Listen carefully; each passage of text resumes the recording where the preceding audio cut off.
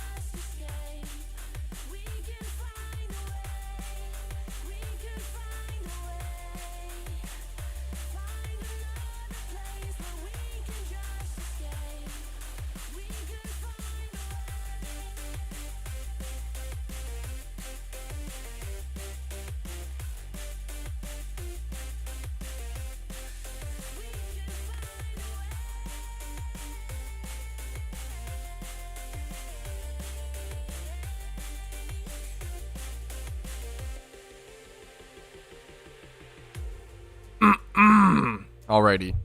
How are we doing, fellas? Yeah, definitely true and real, Vross. I still remember the day that happened. Absolutely correct information. What's up, fellas? How are we doing, guys? What's up? What's up? Kambul? Pedro? Abundance? Let me crack open the... Dude, actually... Breakfast of Champions. Breakfast of Champions. What's up, fellas? 2 hot dogs? Fully loaded ketchup mustard relish plus a Monster Ultra. How could I complain? What's up, fellas? How are we doing?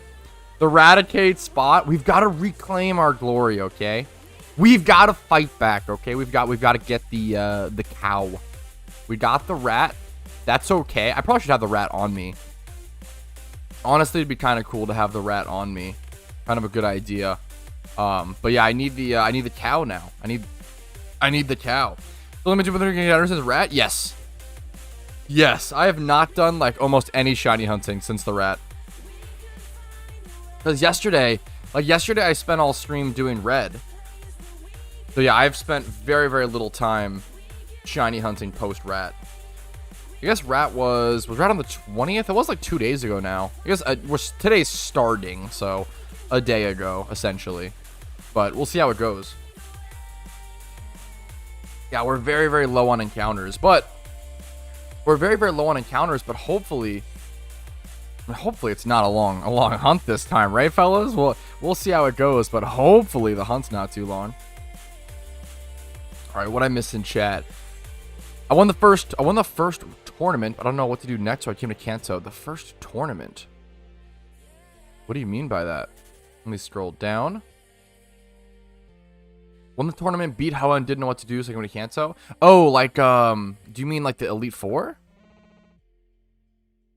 Like you beat the Elite Four and you beat Hoa? You could hunt for Suicune if you haven't done that. There's so much to do, man. Like, there's so much to do, especially right now in PokeMMO, that, I mean, that's just on you to create your goals and do stuff. There's so much, man. Get yourself a Rock Climb Ocarina, get yourself 6 Wobbuffets, go beat Red, unlock Mount Silver, complete Pokedex. With JOHTO, did the gym reruns become better or not? I don't know if anyone has a proper good gym rerun route yet. People are slowly working on it. There's a reason why I haven't put out a gym rerun guide yet. This actually opens me up into a good... Here, one sec. Alrighty, good morning. What is it, day 11 since JOHTO's been out? It's going to be a pretty chill stream. I feel like I'm actually finally done enough of my goals where, like, this stream is just going to be shiny hunting. I'm pretty sure. Unless I want to try something spicy, I'm pretty sure this stream is just going to be shiny hunting. So we'll either get it or we won't. But someone did bring up an interesting question in chat. With JOHTO, does the gym reruns get better or not? So do gym reruns and does the route get better and everything with the addition of JOHTO? Inherently, yes, right? Because we just have more options to choose from. Now, I actually haven't made a new gym rerun guide yet for a ton of reasons. Firstly, it takes a lot of time and effort. Secondly, no one has a perfect strat yet. And what I mean by that is there may be someone out there who threw in 4 extra gyms or whatever into his runner, something like that. But in 2 weeks time, in 2 days, in a week, whatever it may be, it's constantly evolving.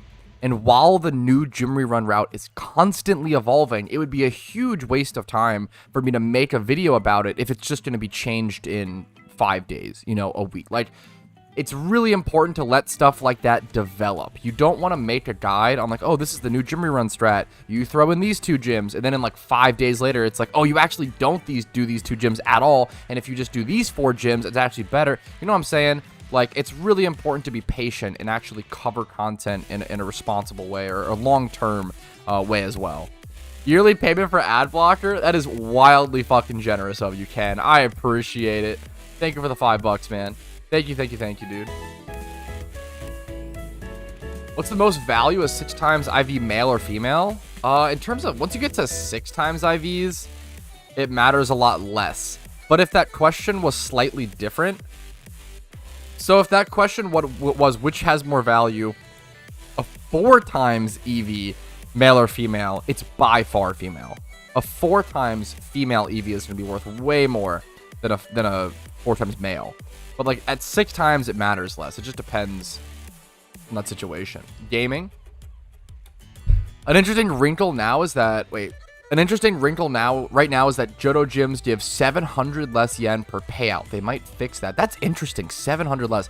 A weird situation where even if some JOHTO gyms are really better, they give slightly less. That actually is really interesting. There's so much stuff like that. Like, I'm sure people didn't realize that day one, or maybe they did. But there's so many constant developments that it's better to wait until stuff fully develops before making a guide on it. Really, really good shout, though. I subbed? What's up, Leon? It would make a lot of sense to have 2 Kantos. Anyone asking for 2 Kantos is, I personally, I don't get it. I think if you think about the game, what's best for the game, you're immediately like, oh yeah, of course, 2 Kantos is ridiculous for a million reasons. But if you ask, oh, I want 2 Kantos for nostalgia, like, that's fine. It's good to separate what I want, you know, what personal wants are versus what's good for the game. My 3x3 sub didn't show up. You should try to refresh, Leon. It absolutely should. Hopefully, sometimes it takes time. I'm really sorry about that. Well, I'll go ahead and thank you for your 3 months in a row. I obviously trust you. I appreciate it, man. Thank you so much. I don't know the exact level range, Hip9, as long as they have enough HP to like be able to retaliate enough damage. Does that make sense? Because you have to take X amount of damage in HP to be able to mirror coat or counter with enough damage. 75 plus is just what I was sent. That seems pretty safe. You could also HP EV train to help out a bit, make it a little bit low. Yeah, probably like level 70s with HP EVs. Give me all the Kantos.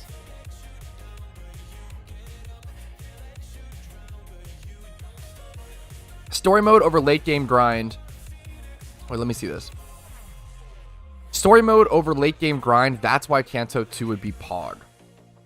So there's a lot of questions, a lot of things I could talk about there. In my opinion, I feel like if you're someone who prefers storylines, you actually can really enjoy PokeMMO and just be a storyline player.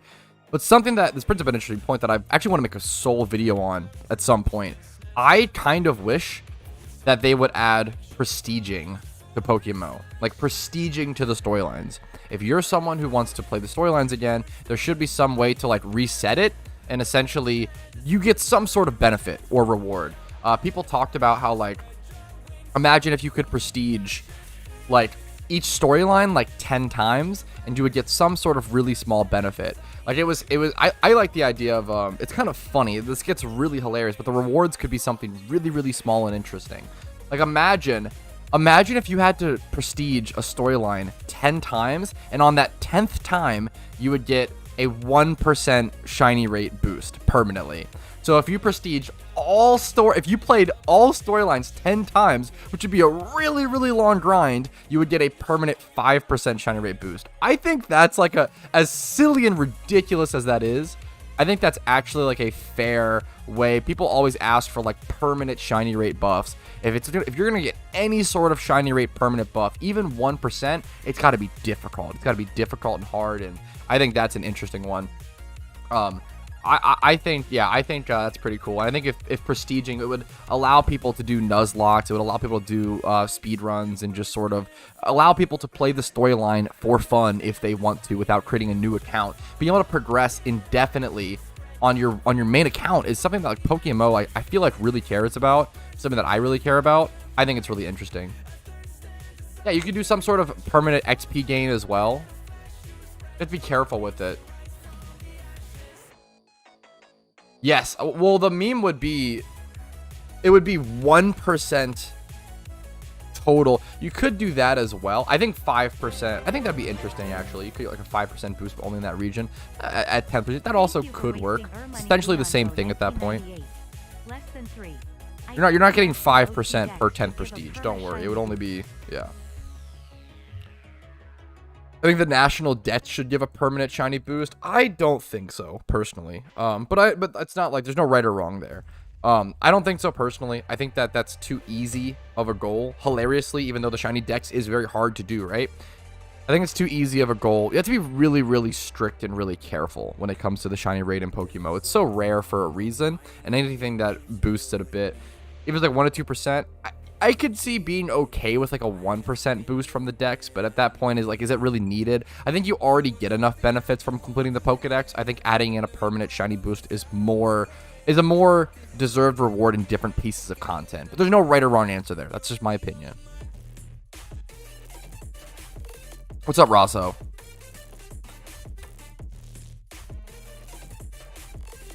Yes, if you accidentally try to run from a shiny Pokemon, you will get a warning. If you try to kill a horde of Pokemon and there is a shiny in it, there will also be a warning.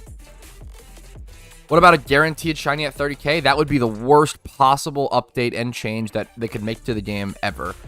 Any game that ever does this, it's almost always bad. Imagine if in RuneScape you got guaranteed a drop at like a certain, it's almost never ever good. It's terrible for the game. You're not meant to always get a shiny at 30k. The point of, well, actually, this math blows a lot of people's minds. There's only like a 60% chance that you get a shiny by 30k encounters. So 4 out of 10 shiny hunts, almost 50%, should go over 30k rate. And that's okay. That's a good thing. You should never be guaranteed a shiny. It should always be a difficult RNG, like, tough hunt. That is, especially guaranteeing at 30k is crazy. If anything, most people will argue at a pity system at 300k, a pity system at 300k just becomes irrelevant. If you want to argue adding a pity system, I don't think, it's just not good. Adding a pity system is almost never good. Pity systems are only added. So pity systems are actually generally only added to gambling games or Gamba games because it's a psychological thing. Games usually don't add pity systems to benefit the player. It's to benefit the company's wallets. So you have to be aware of that as well. The point of a pity system is to make it people feel more comfortable and more okay with spending a bunch of money gambling. Like, oh, you know what? Like, worst case scenario, if I spend this amount of money, like, at least I'll get it eventually. Like, pity systems are literally used to milk your wallets. You don't want that in PokeMMO. It's not a beneficial or good system in most ways. Wish they had a pity system for the lottery. Yeah, a lot of Gamba games will do pity systems like that, where if you go like double rate, you just get it. Or there's actually a thing in I think this is in Japan. I could be wrong. At claw machine places in Japan, which claw machines are huge in Japan. I love claw machines. If you spend enough money at a claw machine, a lot of employees will just walk over and be like, oh, what you going for? And they'll just like give you the thing. If you've spent enough money at a claw machine to warrant it, a lot of times they'll just give you like a pity prize from the claw machine. And that kind of encourages you to like spend more money, be more comfortable about it, be more safe about it, right?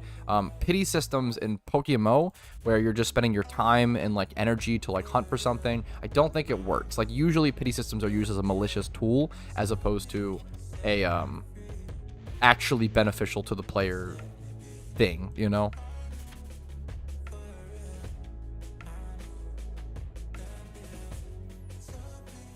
I will say, you do not get a warning. Quick note to the person who asked about these shiny warnings. You do not get a warning if you encounter a single encounter shiny and try to kill it. So at Payday, for example, if you're payday farming, while shiny hunting or whatever, and you encounter a shiny Dratini, and you go to payday, it will just kill it. So you have to be careful if you're single encountering. But with hordes, if you're using like discharge or something at hordes, you will get a warning. They should do a pity system for Voltorb flip. Okay, now I'm on board. You got me, Comb. That's actually true. Now that's a genius idea. How many shinies do you have? I think 28 or 29. I think 28. An exponential system where the odds are higher odds. I think exponential systems, how you are, that's kind of like a pity system, right, Tom? I think exponential systems are interesting in certain games. I don't think I'm trying to think. It would wildly depend. I don't know if I really want that, but it depends.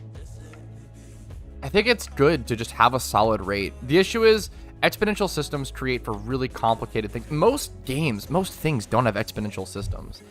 They're interesting, but they're just often not needed. Like, I think having to just rely on the RNG is a beautiful thing. It can be a frustrating thing, but it teaches you patience. I think a lot of people just want these systems, these pity systems, and exponential systems to just kind of get around the point of shiny hunting, which is the lack of control, right? You control what you can control, and then you just kind of roll with it and hope for the best. But if you want these systems, you want more control over your shunt, which is kind of not the point of it. You want to have patience. It's about just going for it until you get it.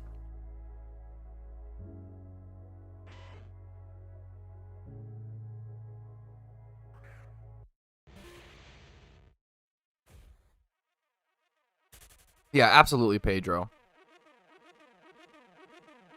Yeah, I think it's really scary to touch the system right now. Yeah, absolutely. That's absolutely Jump. I think it's really scary to try to touch the system right now because it is in such a good state. I have a video scheduled. Oh man, this video is like scheduled really far out, I think.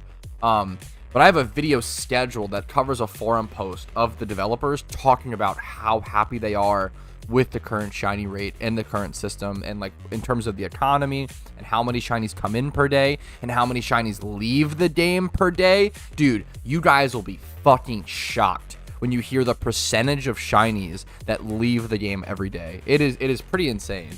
But that video will come out eventually. Yo, what's up, Razel? How you doing, gamer? Yo, Joe Ott, how you doing, man? Yes, I've had the decks completed for a little bit now. I was able to do the red fight, which you need decks completed for. Yo, Box Forts, what's up, man? How do shinies leave the game? Mostly through breeding. What do you mean by leave the game? I'm glad you guys asked that. Usually breeding. Breeding, or I think the two ways that... It's what's called a sync. So every game, every MMO, any game with an economy needs syncs for things. And that is some sort of effective or efficient way where something leaves the game for a benefit for the player. So shinies leave the game through breeding and through prismatic pearls. Those are the two ways. Prismatic pearls and breeding. And man, you'll be surprised. Shiny sync, unironically, yeah. The same way you need gold syncs. The most common one you hear about in terms of syncs is gold syncs. So my egg hunt, you have some tips for me? I really recommend checking out my video if you haven't seen it, man. I am not proud of every single video that I put out, but I have a video. If you Google how to hunt rare shinies in PokeMMO, man, that video is like probably one of the ones I'm most proud of. It was like I made it during the middle of my Cranidos hunt, and I feel like I had a lot of knowledge on it. All the tips and tricks, and there's a lot of like deeper mechanic stuff. So a lot of common questions that people ask, like, oh, is shiny decided upon egg creation or upon egg hatch? That's an important question. Like, there are so many good pieces of information in that video. Yo, what's up, Cindy? Yo, of course, congrats on all the shmoney you've been making. That's awesome. Basically, they have access to the shiny numbers. They're the developers. The developers have access to every piece of information, usually. Not everything, but like the developers have a lot of stats they see, guys.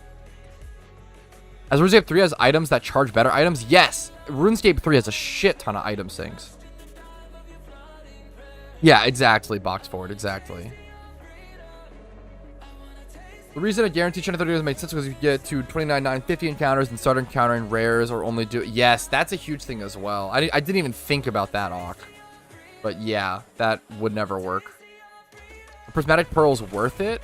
I mean, what do you mean? Prismatic pearls are like a part of the economy. You need prismatic pearls to put hidden ability access onto shiny Pokemon. Like, prismatic pearls are just, what do you mean worth it, right? Prismatic pearls are needed for certain things. And then prismatic pearls help keep shinies at a base price as well. If you breed... Yeah, no, Hex, don't be sorry. You're asking totally fair questions. I think I do... If you want to... I do have guides. If you want to look up, like, shiny breeding guide Pokemon, I do have some. But essentially, if you breed a shiny with a shiny, it consumes them both, and you get a better shiny, essentially. Breeding in the game at all consumes the Pokemon. It's just the same with shiny. What if the Prismatic Guy gives your shiny back for prismatic to look a lone lender for people who have shiny Pokemon? Gives your shiny back for the prismatic pearls. You can pick a lone lender. What do you mean by that? Blah. That sounds terrible. What do you mean? We got to have those shinies synced, my man. We got to take them out of the game. You can see how many protein intake I have. Protein as in vitamins in game, maybe. You can probably see how much protein's consumed today. I don't fucking know. It'd be funny. We're like gym bros. Dude, it is shocking. Yeah, Quez. It is shocking. Holy shit. It is insanely shocking how mechanical breeding egg hunting is.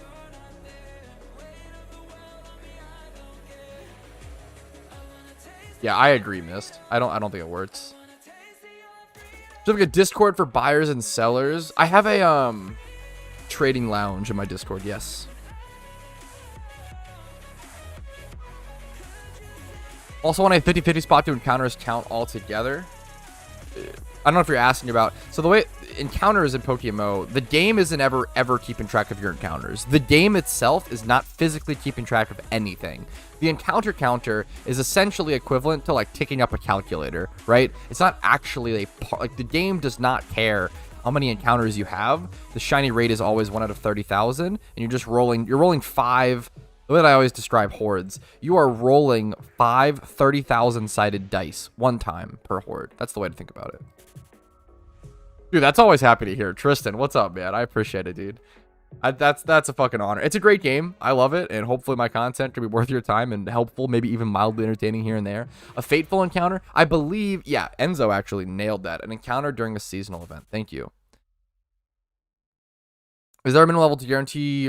It just depends on speed, Kenchua. So you can actually see that I actually have a choice scarf on my Kadabra, and that helps a little bit. It just depends on speed in comparison to your Pokemon, like the wild Pokemon speed and your Pokemon speed. So for example, choice scarf can help. Another good one is like, you want to be careful with synchronized Pokemon because not all synchronized Pokemon are made equally. So for example, a Kadabra synchronized are pretty expensive because they have a really high base stat speed of 105. But like Musharna and like Beheeyem are much cheaper synchronized Pokemon because they have like 29 base stat speed. Like, you're gonna have to train this thing to a much higher level, and then even at level 100 it may not be able to outrun certain Pokemon like Larvitars or like the high level Mons at Mount Silver. It's just all speed based is how running works. Is there any item so rare that there's none left of it anymore in the game? Like, that's a really good question. I think that it's possible. I don't know the answer to it. It's a very, very, very, very good question. Hey, good luck to you, Critty. A new video on new gym runs with JOHTO gyms. I actually just answered this question a couple minutes ago in the stream. The reason I'm not doing that yet is because no strategy is ironed out. Even if there is someone, you know, weaving in 2 to 4 gym reruns in JOHTO, that strategy is going to get changed in a week or two once people find more developments. Like, it's kind of like, what's a good example of this? Imagine like a scientist discovers a new fucking element. I don't know, right? And they're like releasing stuff. And they're like, oh yeah, like, okay, this element is really fucking tasty and good. Everybody should ingest it. And then 2 weeks later, it's like, oh, actually, this element is like causes the most fucking cancer we've ever seen of any element in the whole world. Nobody should eat this. And it's like, whoa, if you just fucking waited 3 weeks to actually do your studies and like actually iron out what the element is before saying shit. Kind of the same with JOHTO gym reruns. What an analogy. I know I'm incredible at analogies. It's kind of the same with JOHTO gym runs. If I go make a guide now, I'll probably just have to remake a guide in 2 weeks once it's actually found a better strategy than that. So there's just no point in making a guide so soon. It's so early, guys. JOHTO's been out for 11 days. What was the last shiny? Eradicate. There should be a, I think there's a command if you type ! last shiny.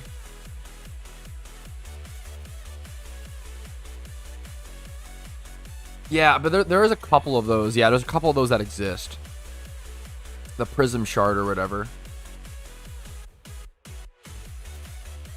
We need to peer review. Unironically, like everybody needs to. Yes, unironically. What's up, Rumel?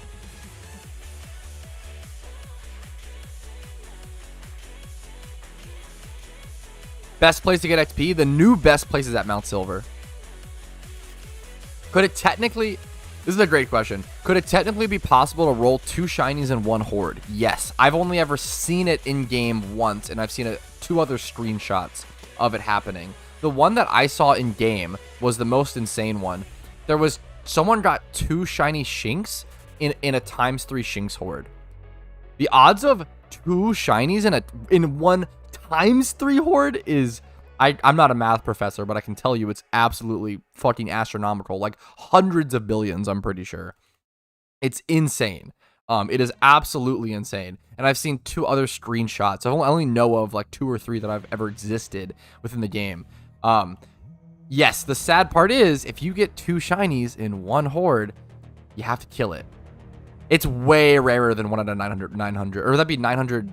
Would 900k be, do you mean that like, it's way rarer than that, Marco? I can promise you it's way rarer than that. But yeah, it is an insanely rare thing to see. Absolutely, for sure. I've seen it happen 2 or 3 times. Maybe I'm wrong, Marco, but that doesn't make any sense. If people are doing that, because people do so many hordes in PokeMMO, I doubt there's only been like 3 seen in 11 years if it's 1 out of 900k. I'd be very, very shocked. At least 50-50? True. I could be wrong. I'm not a math expert. 1 out of 9 billion? Yeah. That makes more sense.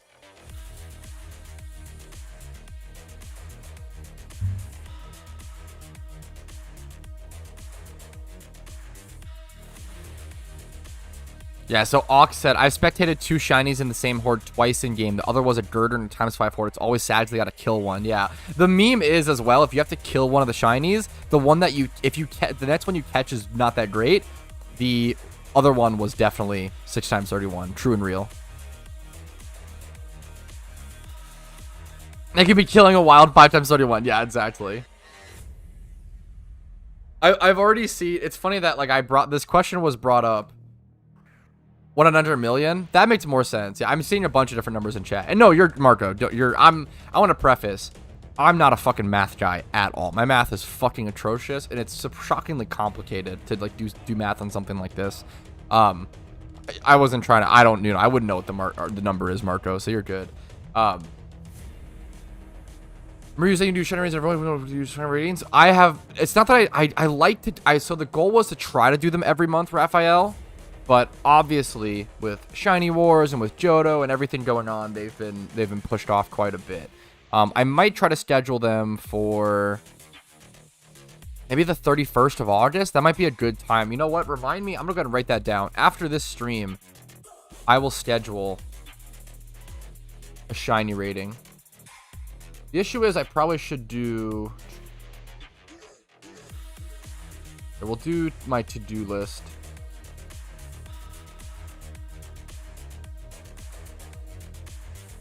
I'll schedule a shiny rating on August 31st. This might not happen for sure, but this will be my goal. I'll do that for August 31st, and I'll probably do an outfit contest, a fashion contest. On like the 7th of September. Fashion contest on 7th of September. I'd honestly be okay.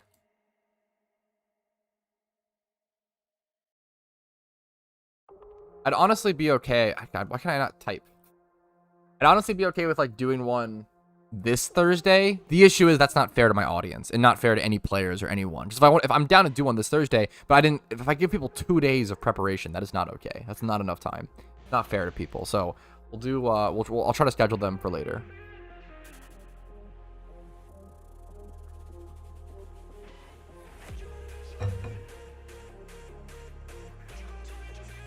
Yeah, I could be wrong, Raphael, but I'll schedule the streams and then pin people and stuff. Yo, much love to you, Aku. Have a great day, man. Appreciate it, dude. I don't know nearly enough about math, Marco. I can't even follow that, dude. I believe you. We'll be scheduling in, hopefully, a shiny contest and a fashion contest. I say contest, but it's mostly just, it's more so ratings. There's no prizes. It's literally me just being like, hey, this is a cool outfit. Hey, this is a cool shiny, yada, yada, yada. I'm dog shit at math, so I literally couldn't tell you guys. I can't even join in on the math fight. Shake my head.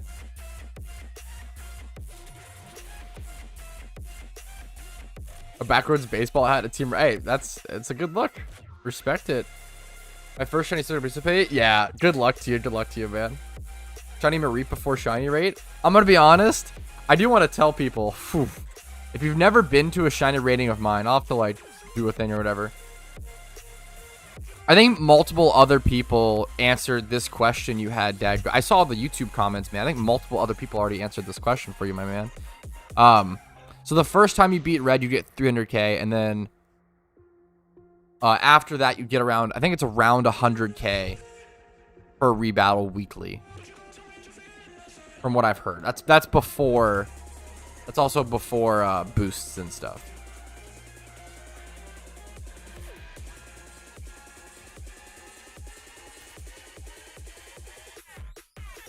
Wobbuffet prices have increased a lot. Have they gone back? I know they went up a shit ton. What are they at right now? I sold a bunch of Wobbuffets for 20k. Yeah, that around 9 or 10k so far. Wobbuffets were 130k base price for a couple minutes. But for 100k, you fight him multiple times a day. Dad Ghosty, I've seen you ask this question multiple times on multiple videos, and I have seen multiple people give you the answer. I hope you're okay, my man. And I just gave you the answer. You can only fight him weekly. I've never seen. Yeah, you can fight Red weekly. The first time you fight Red, you get a 300k base price. You can increase that with charm and stuff. Then after you fight him, you can fight him weekly in PokeMMO, from what it seems. I think IRL time, from what I've heard. But some people have said in-game. It's kind of tough to tell. And then it won't take no for an answer. It's 100k weekly base price. There you go. I love that Cthulhu outfit. I think it's underrated, Paul. I'm glad to hear you like it. What's shiny recently? Eradicate. There should be linked in the description. First thing on YouTube, it's linked in the description. I think, what's it called? On Twitch, if you type ! last shiny, there's a command for it. Thank you. Yeah, that makes sense, Octo. Still waiting for the EV trading guide? True and real.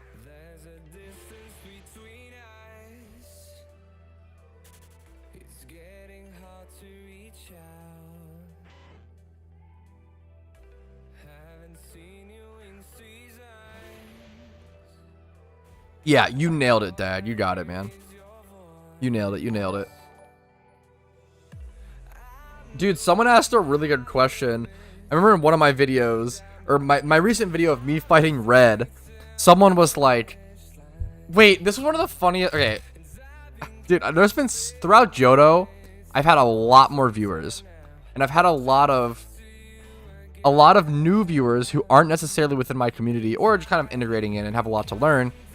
So I've had a lot of funny comments, to say the least.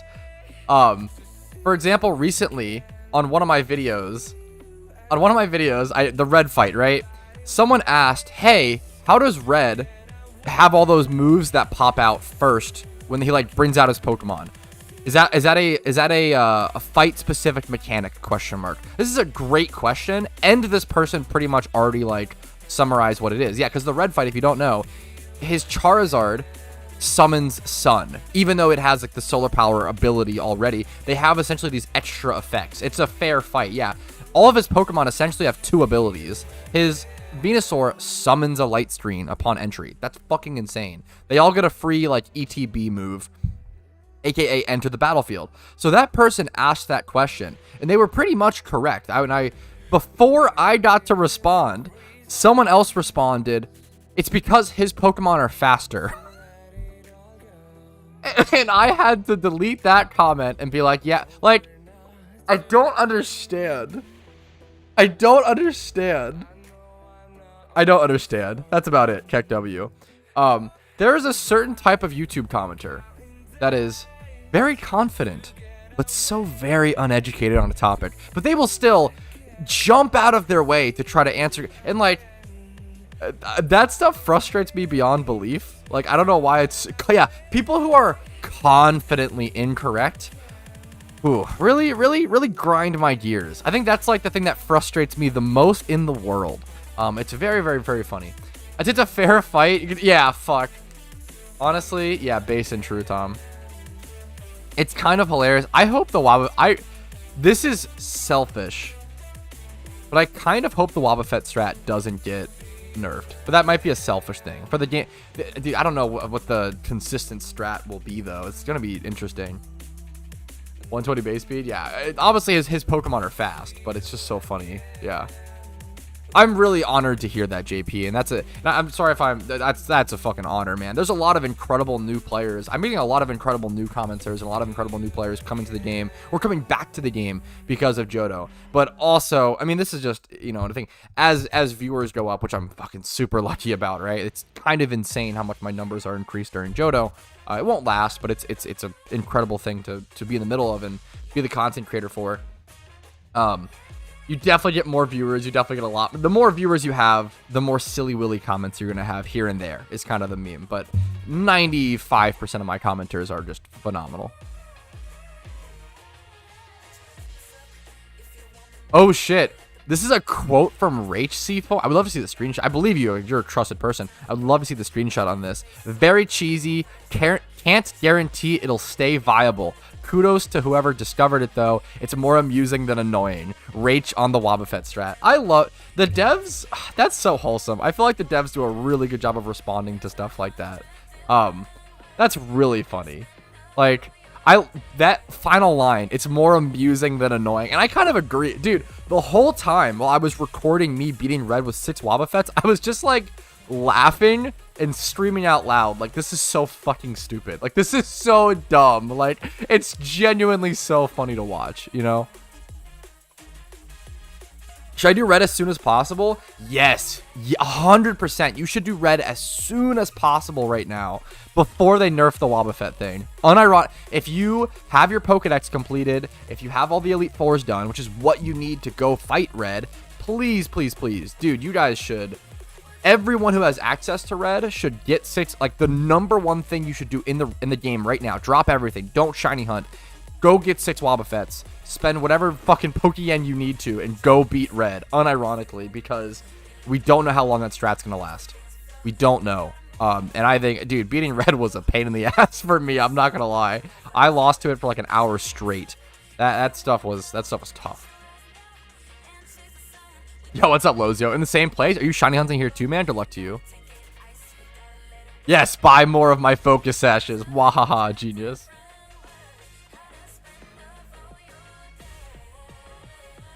Where's a Hattress and a Bisharp? Those can be sickly powerful Pokemon. Nice job.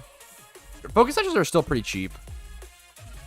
I regret not catching more Mons during playthroughs. Dude, I think to be totally honest, I think it's actually more efficient. I understand the feeling of it, like, you know, obviously like now, I regret not getting my Pokedex done before Johto's release. That would have definitely helped, but in terms of like catching Mons in playthroughs versus without, I think it's, I don't know, I think it's actually probably more efficient. I could be incorrect, 3,000 encounters. I think it's probably more efficient to just speed run the storyline and then come back once you have like a level 100 Breloom, like proper catching Pokemon, soak Pokemon. So like easier, like Ultra Balls. Like I think coming back after you finish the storyline is probably more efficient. But I understand the feeling of like, I wish I had got my Pokedex done before Johto. That would have been wildly helpful, you know? No fucking way, Rumel. You bought 3 mil Pokeyen worth of Focus Ashes? How is that possible? How many did you... Fuck, is it like the new max stack thing? You just bought so much? Dude, that's... Yeah, max stack increase. That's so funny. I almost bought like 3 mil of Leppas. Which I mean is honestly fair-ish, but damn. Time to play comp, Rumel? Fuck.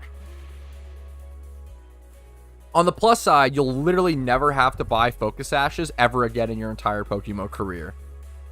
Any tips for the Johto storyline? I have a ton of videos that cover that topic, my man. I'd recommend checking those out. Not to, it sounds really cope, but honestly, those videos are just going to give you better tips versus me giving tips off the top of my head in a live stream format versus videos scripted around answering that question. You're going to get better tips in those videos. You're going to get a more succinct answer, better answers, and probably a quicker answer.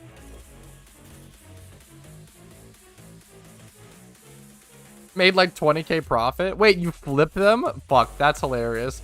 20k profit on a 3 mil buy-in is really funny, but still a really good thing, obviously, since you were able to. That's so funny. Sheesh, fuck, devious licks, fuck. That's so good. The fact that you're able to profit on that's hilarious. Also, kind of a spoiler alert for probably a video coming out tomorrow. We'll see. But for everyone worrying about the Cyndaquil market and whether the Cyndaquil market is like dead or not, I can promise you the Cyndaquil market is still very, very, very, very much alive within Johto, and there's still a lot of money to be made with breeding Cyndaquils and abusing the Cynda market. A lot of people are like, oh, like Cyndaquils have tanked to you know 1k, 2k. Oh, they're so cheap, but dude, they're so. It doesn't matter. Like there's so much. There's still the same breeding profits that existed before. So good. A rare Patrouski, sheesh. I almost never say it because it's fucking Zoomer memes. I mean, I'm a Zoomer, but I stay away from most Zoomer memes. There are some good Zoomer memes. There are some really good ones. I think I just like pick and choose my new slang. Okay, grippers. Grippers is one of the funniest fucking memes ever. We love that shit. What's the other meme? Fucking let him cook. I think let him cook is a good meme. Let him cook. Don't let him cook. Who let him cook? All good memes. Any other like S tier Zoomer memes? I don't like fucking sheesh. Sheesh is cringe. IMO. That's just me. Bruh is one of the cringiest things. Most 99.9% of people sound wildly cringe when they say bruh. There are some people who can pull it off, make it sound okay, but it sounds so unnatural for most people. For real, yeah. For real, on God, should only be said in an ironic sense. Those memes are dog shit. Like, there's some slang that's good, some slang, you know, we got that dog in him. Fuck, dog in him is fine. I respect that. Just say meme for everything. I very much use meme as a catch-all term for pretty much nouns. That's a meme, you're a meme, we're all memes. Meme's just a catch-all term that I use for sure, that I've developed over the years.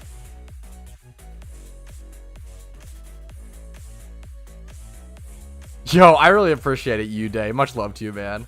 I appreciate it, man. Thank you.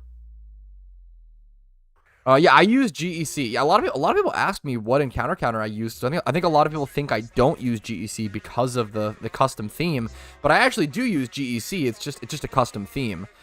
Which you can actually, everybody, if you want to, you can go use this custom theme. If you Google Teenum's encounter counter theme, he has a video covering how to make custom themes, and he links this Shuckle one in the description if you want it. Can you bind any vanity? What do you mean by that? Like on the hotkey bar? Yes. I believe so. To like put it on, even if it doesn't have like an effect. Could you give me a team to sweep through Unova? No. I can't give you any like Pokemon, because if I give one person a free Pokemon, gotta give everybody a free Pokemon. It just ends up being an endless cycle, and I won't ever be able to make videos. However, if you want ideas for a good storyline team, I do have guides for that on my channel. If you look up like best Pokemon in PokeMMO or best storyline mons in PokeMMO, I have multiple guides on that. You should be able to catch, if you Google David, Nas David, if you Google how to catch Suicune in PokeMMO, I have a guide that covers all the details.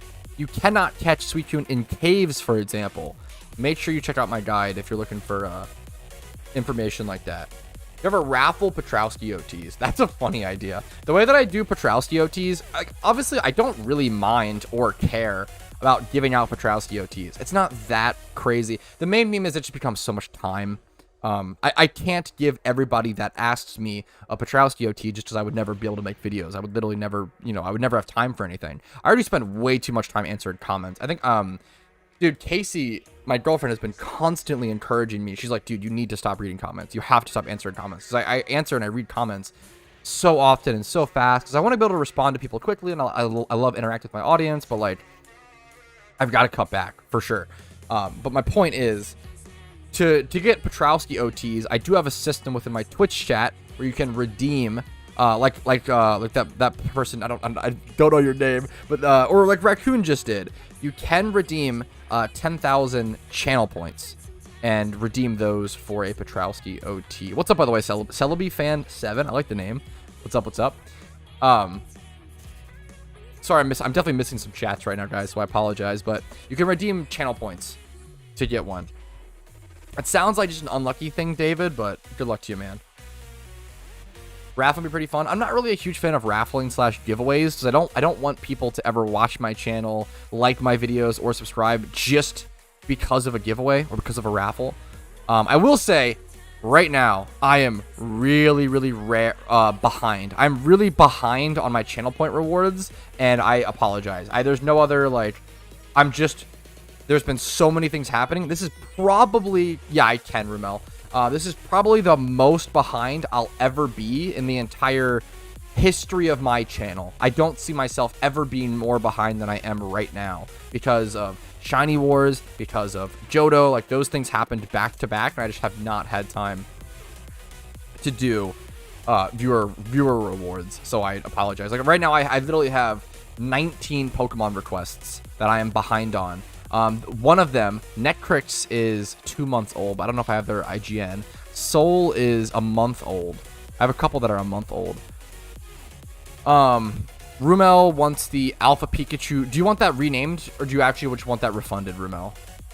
I'm just gonna refund it, and if you do want it renamed, you could always just resubmit it. So it's always an easy one. Fuck, someone. Wait, we got two submissions for Suicune, both 8 days ago, but Raccoon was first, so I think I have to go with that one. Raccoon says, name Suicune Dog Easy. I assume you just want it to be Dog, and then Shreddingly wanted it to be Vaporeon 2.0, but I think Raccoon was first, so I'm gonna refund Shreddingly. You get your 10k points back. And Raccoon, did you want it to... That's an easy one. Renames are super easy. Did you want the Suicune to be named Dog, or did you want it to be named Dog Easy? What's the actual perfect meme there?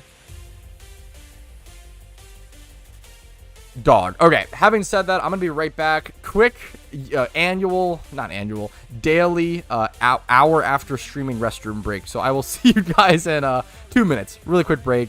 Make sure to grab a drink, grab a snack, use the restroom, stretch your legs for sure. I'll see you guys in 2 minutes. Be right back 1 sec.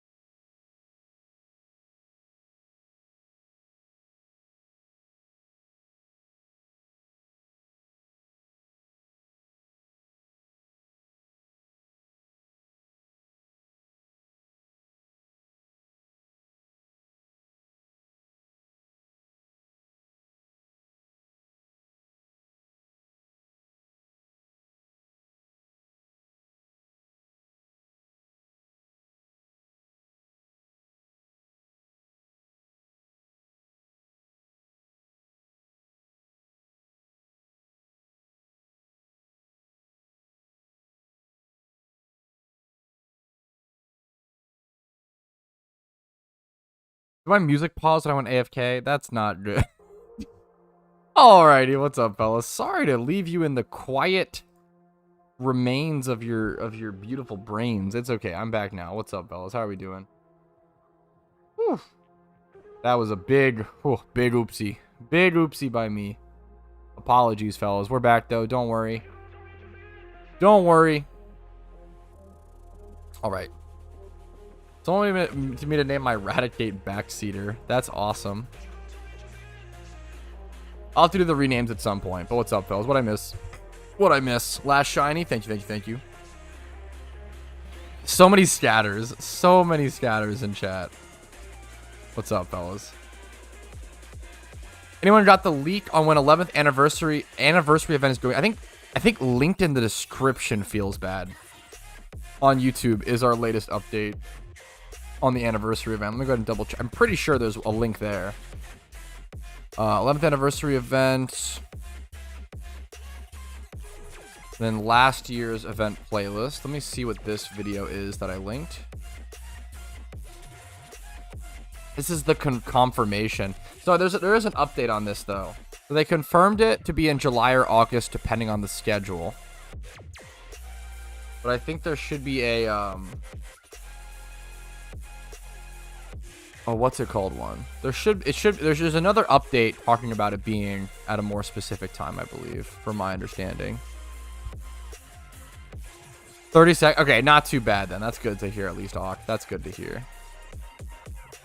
I think they talked about definitely, yeah, early October. That's kind of where I'm at. I think it'll be, well, it could be September. I would guess, this is a total guesstimate, but I would guess that the 11th anniversary event is going to happen sometime in like mid-September to leaning early October. Probably September. I would think that they're going to try to host it in September. They obviously want to separate it from the Halloween event to a decent extent, but they already confirmed and talked about, like, worst case scenario, they'll do it right before the Halloween event, and then also have the Halloween event as scheduled at the time, at the like 31st, you know, on Halloween. So it should happen for sure. Yo, Eboja, what's up? I almost missed you in chat. Hey, boss lady, yeah, what's up? What's up? After a 2-month break, yo, what's up, Rohan? Nice time to come back. What's up, gamer? Halloween mid-November? You think so, Joe? I don't know. I don't think so. But obviously, it's just, you know, it's all speculation. So what do I know? I feel like they'll still be able to have Halloween in October. And then, yeah, we'll see. Hi, Patrouski. Hey, what's up? How you doing? How's your morning going? What's up? What's up? Hopefully work is nice to you. You know how to fix GEC? I can't count single encounters. I would love to do a GEC, what's it called?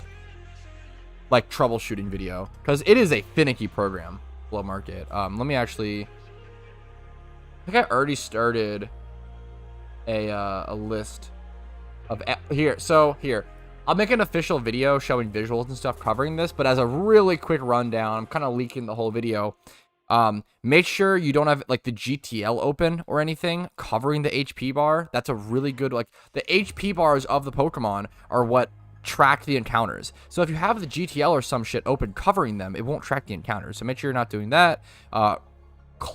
First things first, close and reopen the program. Closing and reopening the program fixes most things. Reinstall if you have to. Adjust your window size and your resolution in game. Make sure you're not in full screen. Make sure you selected a folder upon a fresh reinstallation. Make sure there's not an extra folder within the path, or maybe add an extra folder in the path, because sometimes that works. And there is a debug option in the Pokedex that I've never used.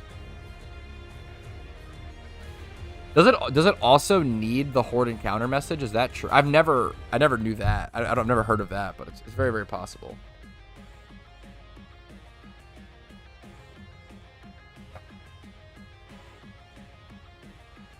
Yes, that's interesting. I never knew that. Once you figure out GEC, do you have any problems? I pretty much never, like, my GEC, once you know how to fix the problems, like, you still have problems, but once you know how to fix them, I feel like it's pretty consistent. Had a nice lunch with the coworkers? That's cute. Do you like Pokemon cards? I used to love collecting Pokemon cards. I actually collected full base set back around Black White release, when like it wasn't, nobody cared about it. I collected a full base set back in what was it? I mean, what, 2011? 2011, 2012, 2013? Around that year, around those years, I had a full base set. And I ended up trading off all of them and selling off all of them around 2012, 2013 for PTCGO codes, which at the time I knew, I even knew at the time, I was like, you know what? I'm trading off a bunch of this retro shit for PTCGO codes, but it's what I want to do. It's enjoyable, it's fun. So I used to collect a shit ton, but no longer do. I mean, I have some, so nowadays I have, I would like to get a full foiled out Night March deck. I would still like to do that at some point, a long-term goal. And then I would like to get a couple graded cards. I really do like the idea of, I love graded cards, I love graded video games, graded stuff in general. I would like to collect some graded stuff. I have 2 graded Shuckles and then a graded Dragon Vault card. I'd love to get the full Dragon Vault set graded. And I'd love to pick up a graded Stunfisk that has the same Stunfisk card that I use the art for my PayPal donation alert. That's so interesting, Miss. Gotcha. Got a shiny after 80k encounters. I was hunting for still got a policy, but still. Day. Congratulations, Azal. That's a big streak to break, man. Congratulations. Dragon, yeah, there's a set called Dragon, so Dragon Vault in the US. It's Dragon Selection in Japanese, and I'm actually collecting the Dragon. If you look up Dragon Selections Pokemon TCG, I'm going for Dragon Selection as opposed to Dragon Vault, the Japanese variant, just because in Japan they have those silver foil borders on that set as opposed to the normal borders on the English set. I loved that set, man. Dragon Vault was such a fucking cool set. I loved that set. Dragon Vault was a very, very, very, very cool Pokemon set.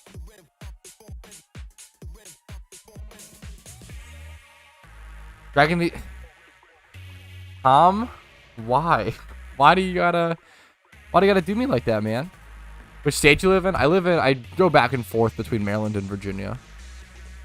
I have a place in Maryland and my girlfriend lives in Virginia. Joel, god damn it.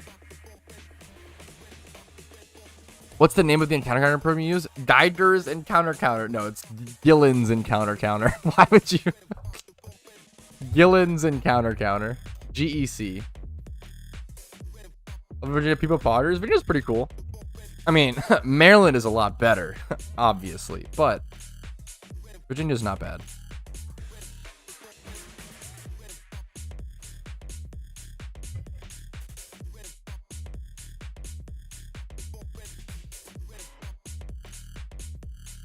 Originally from Ohio, so anything is better than there. Fucking fair enough, King. Actually fair enough. Yo, what's up, Top? I like the name, Top Dog. What's up? Thank you for the Twitch Prime. Hopefully the content's been helpful. Maybe even mildly entertaining in the background while you play JOHTO. Appreciate it, man. I'm actually pretty close to Pat. I live in Germany. True. Actually true and real. Got hit by an ad with my Prime sub? Good question. That's unfortunate, missed. Sorry to hear it. I can't believe you got me there, Tom, but I have to bite my tongue to admit that, yes, you did actually get me. As much as I want to flick you for doing it, you did get me, okay? Fair play, fair play. I live in... I'm not even... This is some stupid meme. You're trolling. What's up, Gio? How you doing? I live next door to Pat, smiley face. True. I live in his wall. I'm surprised no one said that yet. I live actually pretty close to Pat. I'm in his wall, smiley face, as we speak. So dumb. Prime is renewed at the same time my month sub expires. So dumb. Yeah, I appreciate it, missed. Province in Canada, Sag. Yeah, but Canada's not real. So obviously you're just trying to get me on a D's nuts joke. True and real. What's up, Dane? How you doing? I'm in your basement though. I don't even have a basement. Got him. You think I live in a house with a basement? Come on. What am I? 40 years old? Calm down. I live pretty close to Pat. Help, I'm locked in his basement. Smiley face. Nope. Have you heard XP farming? Yes, I farmed a little bit there. Fuck. Speaking of trying to XP farm at Mount Silver, do you guys know what this means? This is a Noctowl Horde, which means it is time to head to Larvitar. Because... Or Dratini? Larvitar, which one do you guys think we should go to? That's actually an interesting question. What do you guys think? Let's let chat decide. Larvitar or Dratini? Dratini? But anyways, the point was that Noctowl means it's actually time to leave this location because nighttime makes this spot a lot worse for Miltank. It becomes 33% Noctowl, 33% Miltank, and 33% Raticate as opposed to 50-50. Close your eyes. I'm feeling Larvitar. Yeah, Casey says Larvitar. I'm feeling Larvitar for a couple reasons because not everybody can hunt Larvitar, so it's kind of cool. I feel like Larvitar is like the, you know, like coolest, like desired shiny right now in Johto, since a lot of people can't access it. I think that's kind of cool. Not everybody can just come to this location and hunt, so it's cool to be able to see that on stream. I think it's a little more exclusive. Let's go for Larvitar. For Spinarak, with Johto added some new locations. I'm sure of that. I don't know. With the addition of Johto, I'm not sure. McCool. Before Johto, I would recommend going to Ariados, that's Sky Pillar, and then breeding it down for a Spinarak. But with the addition of Johto, I'm not sure. I'd have to double check the Pokedex. And then I don't know which is the best. And avoiding your free shiny Dratini again? True. My pathing is really bad right now, but we're learning. We're learning. Eventually, I'll be able to path this without a single bonk. I promise. But right now, I bonk so much. Okay, over the rock, though. Not bad. Not being able to bike out here sucks. Skip that one. Go down. That's pretty quick.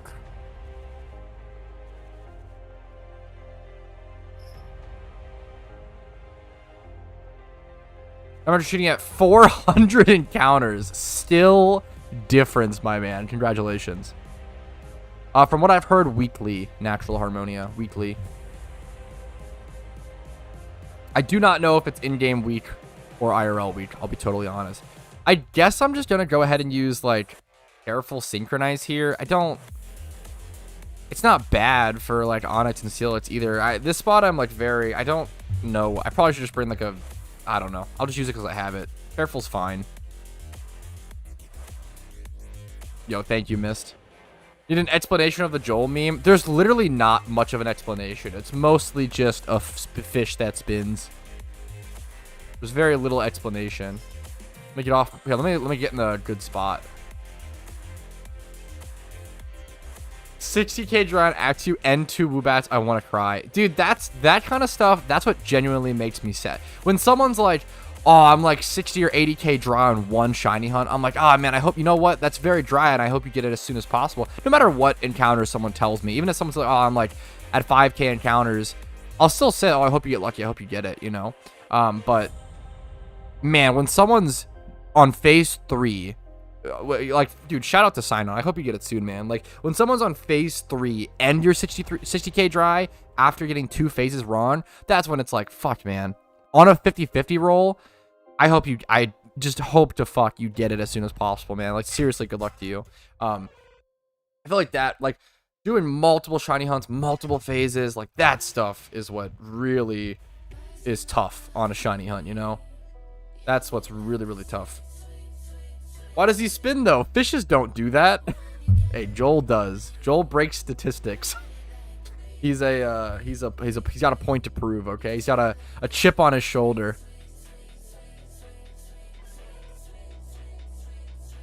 Hey, good luck to you, Cinny. Good luck to you.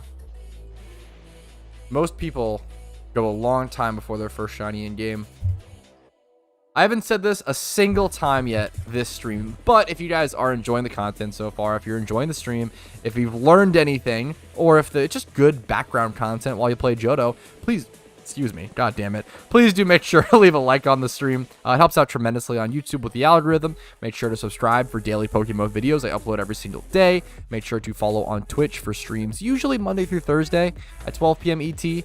Discord's links down below if you're interested in that. And if you want to go above and beyond and support the channel, YouTube memberships, Twitch primes, Twitch subs, and most importantly, PayPal and Venmo donations go a much longer way.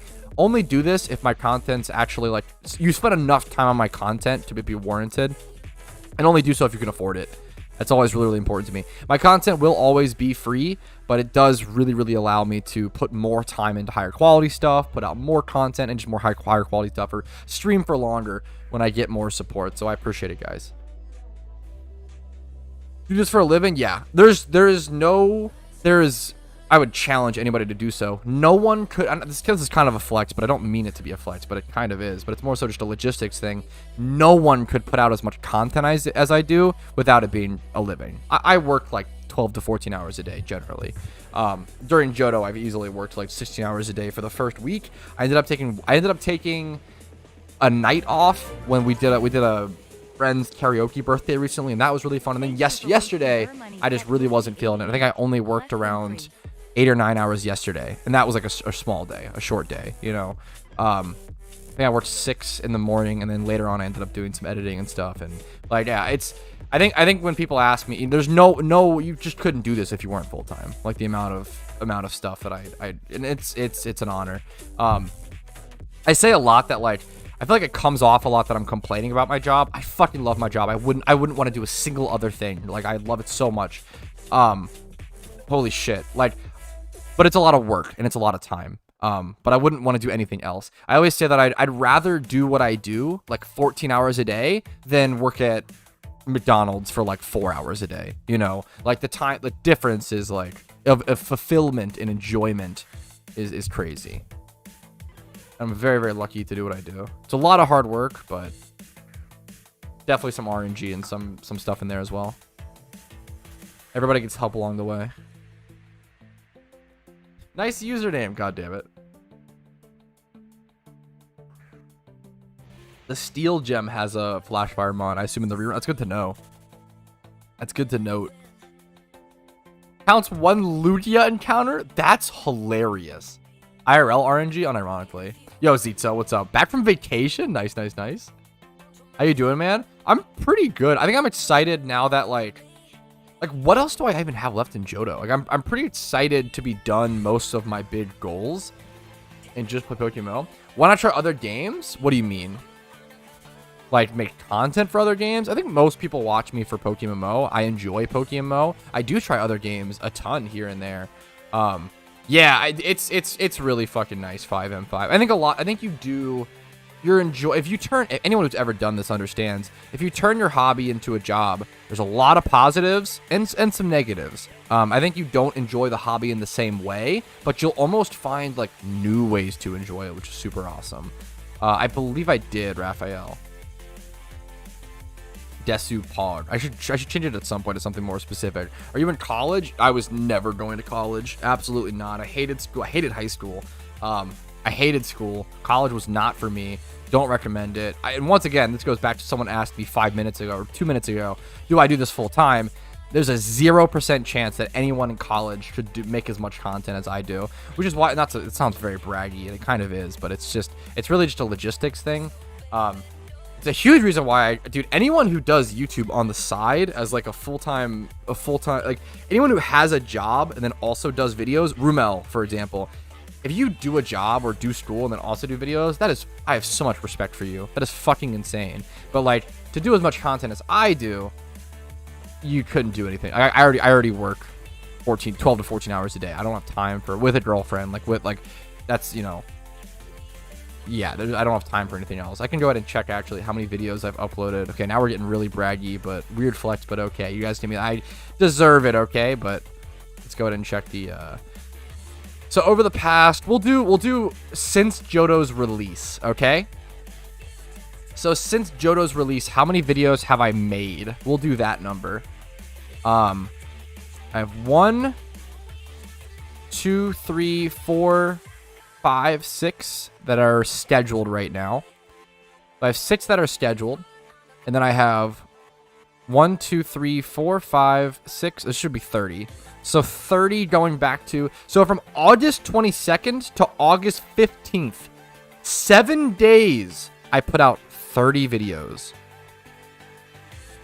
And then August 15th down to August 11th, that is 1, 2, 3, 4, 5, 25 videos. So 25 plus 35. I put out 55 videos since the release of JOHTO. not including streams. 12 to 14 hours plus girlfriend, that's like 30 hours in one day. Unironically, yeah, dude. Like, people, that's a huge thing, is like, dude, I definitely didn't know this for a long time, dude, and I'll totally call that out. Relationships take a lot of time and a lot of work, obviously.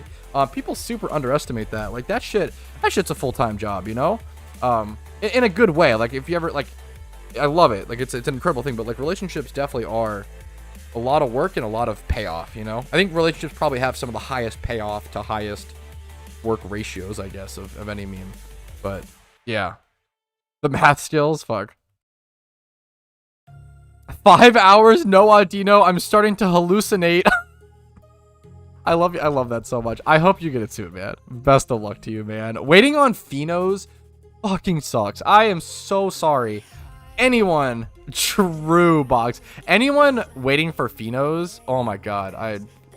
I'm a lot of work. I also want to preface, Casey is the easiest girlfriend to have in the whole world. She is literally so fucking relaxed, chill, like comfy. She's so low maintenance. Like, no, Casey is literally like incredible and helps me so much with my work. And I love her to death. Like, I could sit here and simp all day for her, which I mean, I kind of do sometimes on stream. But she's truly fucking incredible. Imagine Destiny's the nigga shiny true Raphael.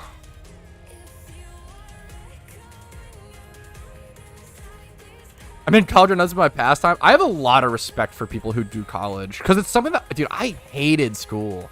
I hated school and I hated college and stuff. Or I hated the idea of it. I never went. There's no fucking way I was ever affording college. There's no way I was ever getting into, I mean, community college. Maybe I was even like cutting it. Like, my grades were really bad in school. Why don't you do a one-time event at 50k or 100k subs? I think I just have cooler stuff to do for those. I think events are kind of overdone. I get this question a lot. If I were to do an event, it would be like a one-off thing for 50k or 100 subs. That's interesting. You know, I do like that idea. But even then, I think there's just other stuff that I'd prefer to do. I want to do like a Q&A or like long streams or shiny hunting and stuff. I play on keyboard. Controller is comfy, especially if you're doing Lepa shunts, man. Controller is really comfy. Box, thank you for the sub, man. Wait, did I miss? Wait a minute. Is that why someone said they liked this name? Now I've got to say it nice and loud and proud because I missed your sub, so that was my fault. Pet Wussy 88. Thank you for the sub. I'm sorry I missed that. You deserve the loud and proud stream since I missed that sub. I apologize. Thank you so much for your sub. I really fucking appreciate it. And Box Forts Rule, I appreciate it. Thank you for the sub. Thank you, man. All right. Anyways, back to it. What's the mean of hours to get a shiny from a horde? On average, you'll get around, if you do ×5 hordes, you'll get a shiny every 30 hours or so. You should be able to get around 1,000 encounters per hour doing ×5 hordes near a PC. You can get around 1,200 if you do Lepas. You can go a bit faster.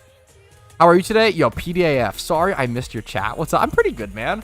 I feel relieved now that the red fight is done. The red fight was really stressful, but then the Wobbuffet was so funny, so it was all worth it. While on topic, think you'd ever do a video on like what program you use to record/edit, how long/hard it was to learn to edit. My editing, if you've watched my channel, is really minimal.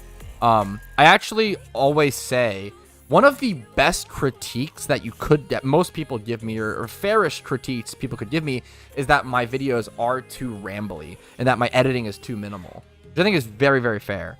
If you're gonna give me any critique, my minimal editing is a super fair one. But I do use OpenShot video editor, and I really don't recommend it. OpenShot crashes so much. Do you make a good income for YouTuber for just PokeMMO? I don't ever tell like specific numbers just because it's just a little too private, and I have a partner and I have like other people in my life where like that affects. I'm a very open person, but once it affects other people to share information, that's where I have to be a little more cautious.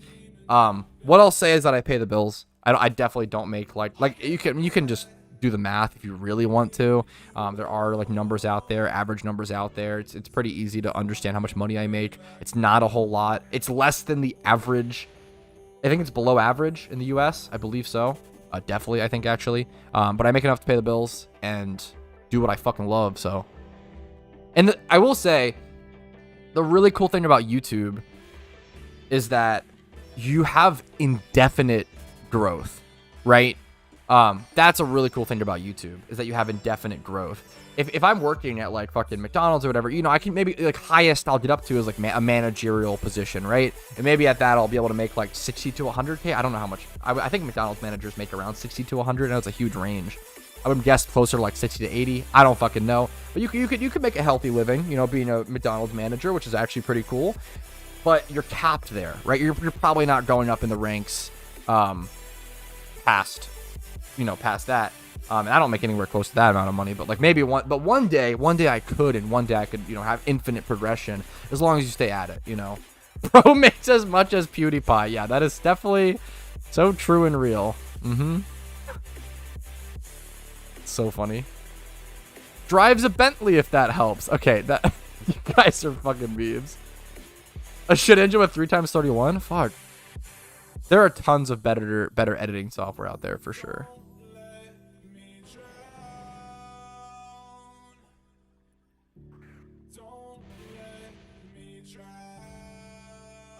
I mean, someone like that is also just fucking huge. Like that's just like a audience size difference for sure as well.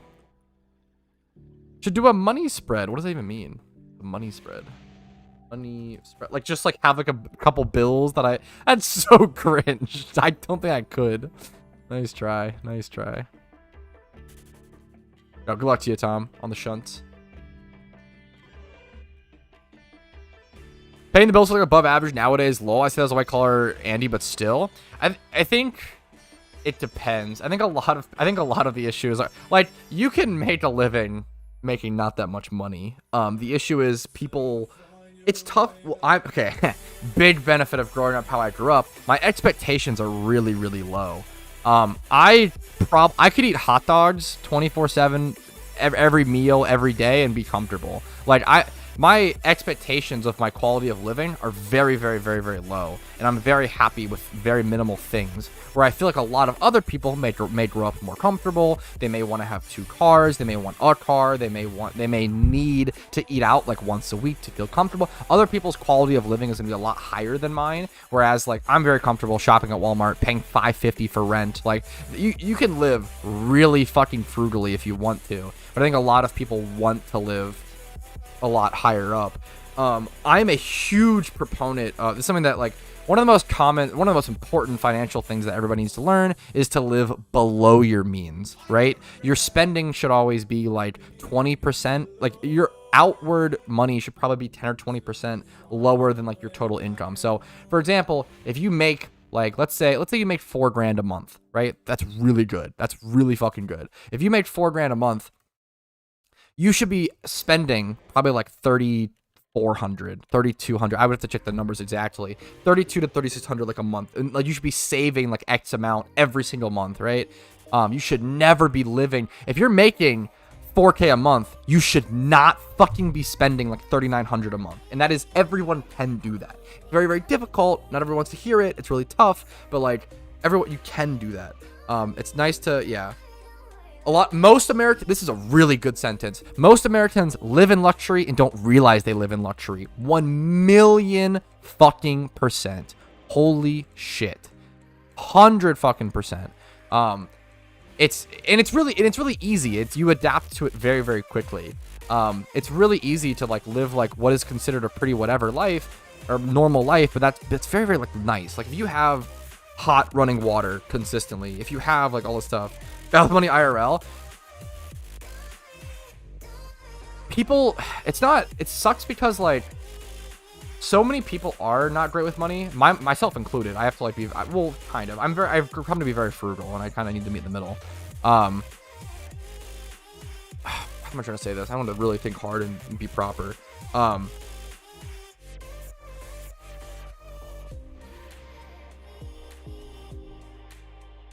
We should be teaching people to be better with money from an earlier age, I think, is the tough meme. And I think there's a lot of reasons which equate to a lot of people being bad with money. Myself, I don't think no one's perfect with money, or very, very, very few people are perfect with money.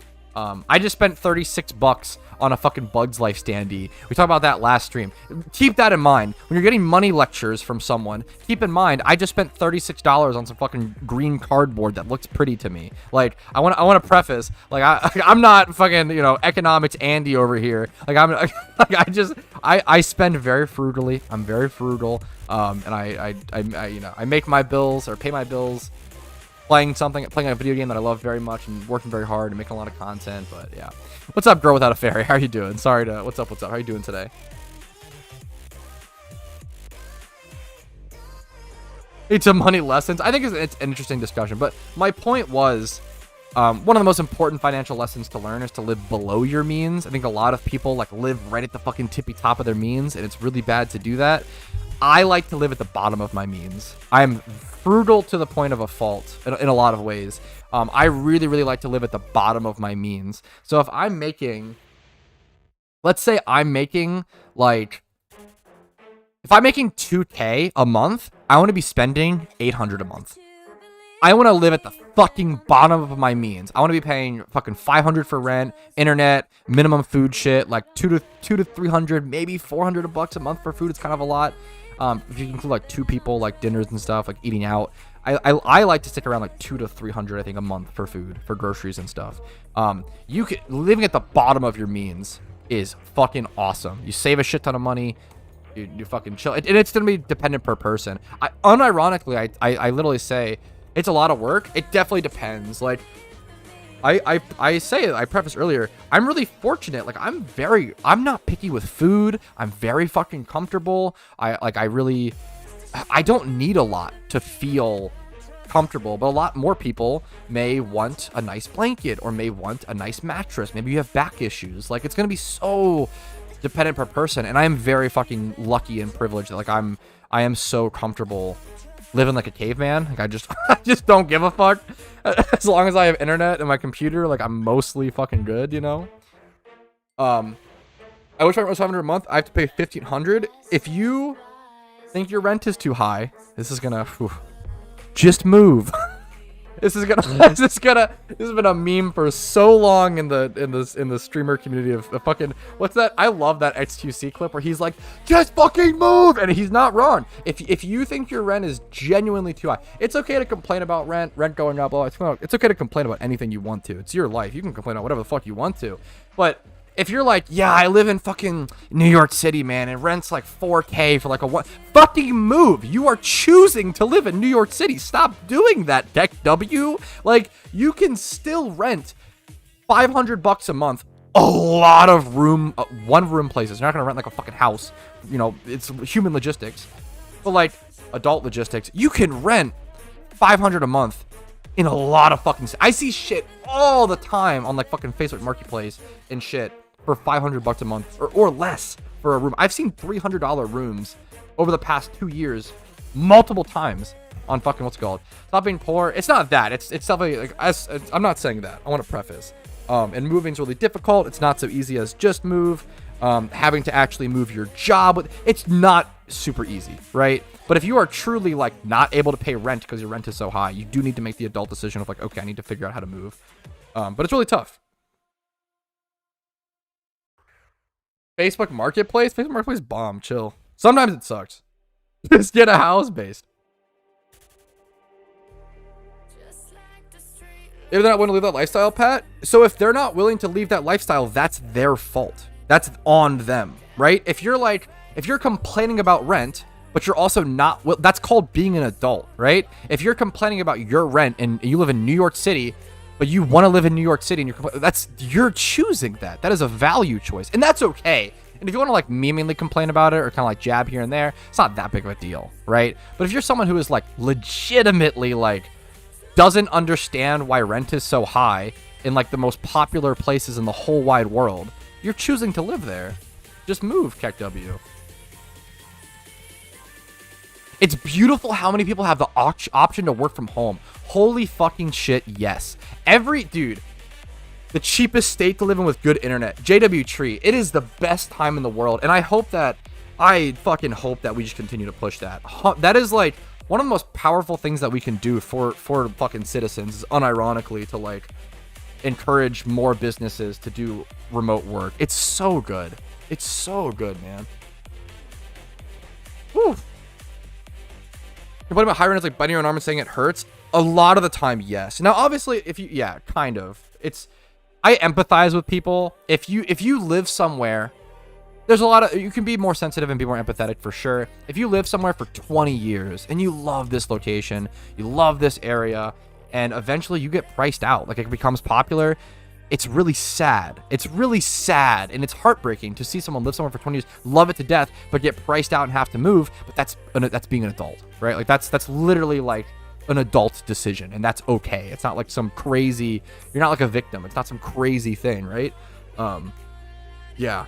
Just buy 2 Typhlosions, best investment of your life, period. Fucking based. Crazy based, even. I want to preface that I'm also only talking about the US. I don't know anything outside of the US.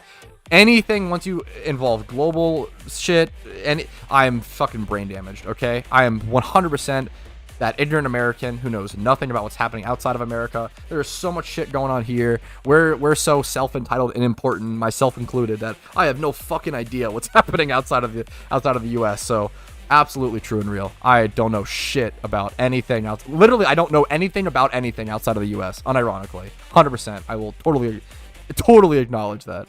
Yo, Ninetales, how you doing? Yeah, absolutely, Con. It's a normal thing. I've worked most of the job. It's the best thing. Yeah, dude, that is. And if you're still getting your work done, K-Nelly, that's fucking awesome. Like, I just love that. I love remote work, man. It's 50-50. Yeah, that's fair, Bo, to win. I love America, baby.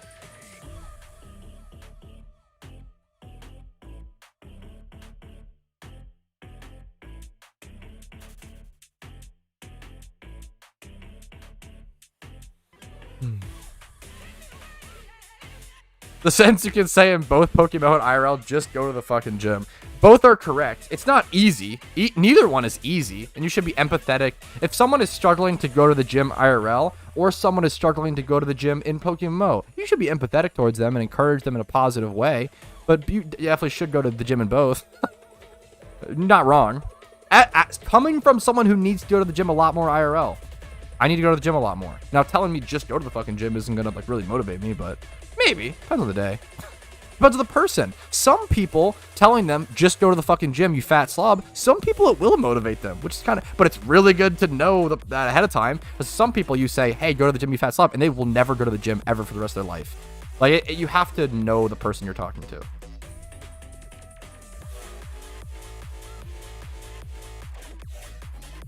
No, I don't know about that, Rohan. Go fight at the gym in real life, based. Seems reasonable, to be honest. Absolutely, Ace. Absolutely. Absolutely. Do 5 push-ups every time you get a non-wanted horde. That would be... Oh my god. I mean, that would be 1,000 push-ups per hour. I can't do that, dude. At my peak, I could do like 42 push-ups in a set, which I was pretty proud of. Just eat less food, forehead. We discovered the technique. Tech W. That's an honor to hear, Bo to win. That's incredible. Out of cash, rock smash, and collect data for Shamo. Wait, what? What was I saying? Yes, absolutely shredding. Dude, at my peak, I could do like 42 push-ups in a set, which I was pretty happy about. Dude, now I feel like if I could do 20 push-ups now in a set, but it would be like the hardest 20 push-ups of my life. You know? That's not good. It shouldn't. Doing 20 push-ups should be like fairly doable, you know?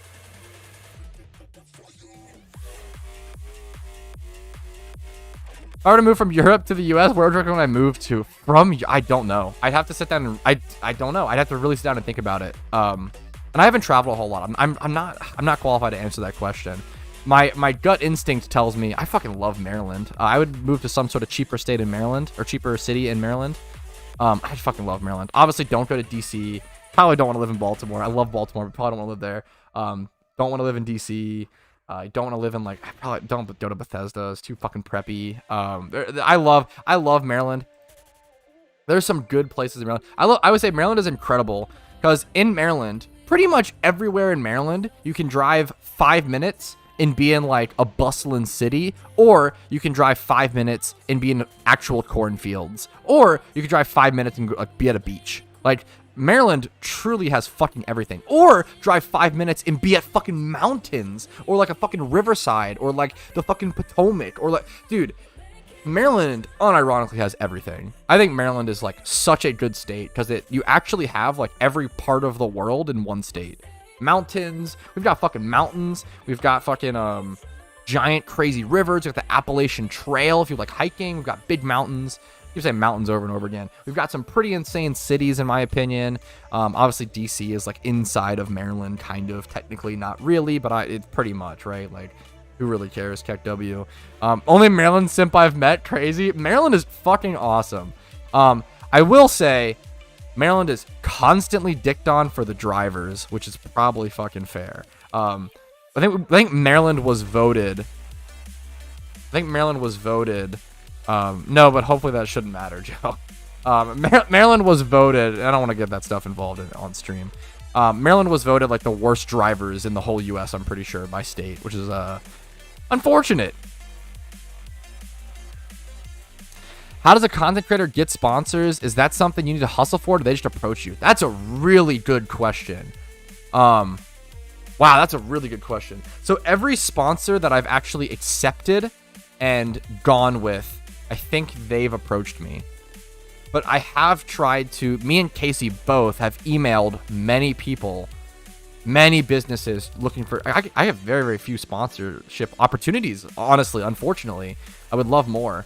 But everyone that we've emailed, it just responds with like the same, like, oh yeah, we have an affiliate thing if you want to do that. Here's like a link, but it's like dog shit, yada, yada. Like, it's been really hard to get sponsorship. We haven't had a single successful sponsorship when reaching out to people, but someone that's reached out to me, it usually is like a successful relationship or whatever. So we've tried to quote unquote hustle for them, but it's tough. You have agents. Yeah. Casey's basically my secretary / agent. Advice on catching Carnivine. I wish I had some better ones, man. Aside from just Sinnoh Safari Zone's the best spot, right? Painfully and unfortunately. Yeah, Great Marsh, Sinnoh. Once you encounter the Carnivine, my only tip is like once you encounter it, the best strat to catch it is just to spam Safari Balls. Don't bait, don't rock, just spam balls and hope for the best. That's your best catch rate. Other than that, I think sometimes it's available during certain days or like certain locations within the Sinnoh Safari, but I'm not even for sure on the mechanics. If someone in chat knows for sure, they could let us know. Hey, Shadow Legends, goddamn it. Never studied Michigan? Fuck. Good meme. I have no idea. JOHTO when? JOHTO is just probably not coming out this year, guys. Yeah, I just don't really think it's probably just not. It's not really done yet. I think the devs will have to spend a couple more months on it. Good question.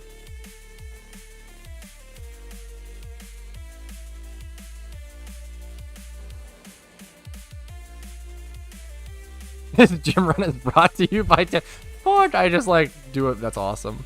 JOHTO canceled. True and real. JOHTO isn't real. True. Advice on catching a shiny mon that has high jump kick. Don't bring a ghost type. That is one of the like bringing a ghost type to normal type attacking moves or like final gambit and stuff helps a shit ton. If a high jump kick kicks into a ghost type,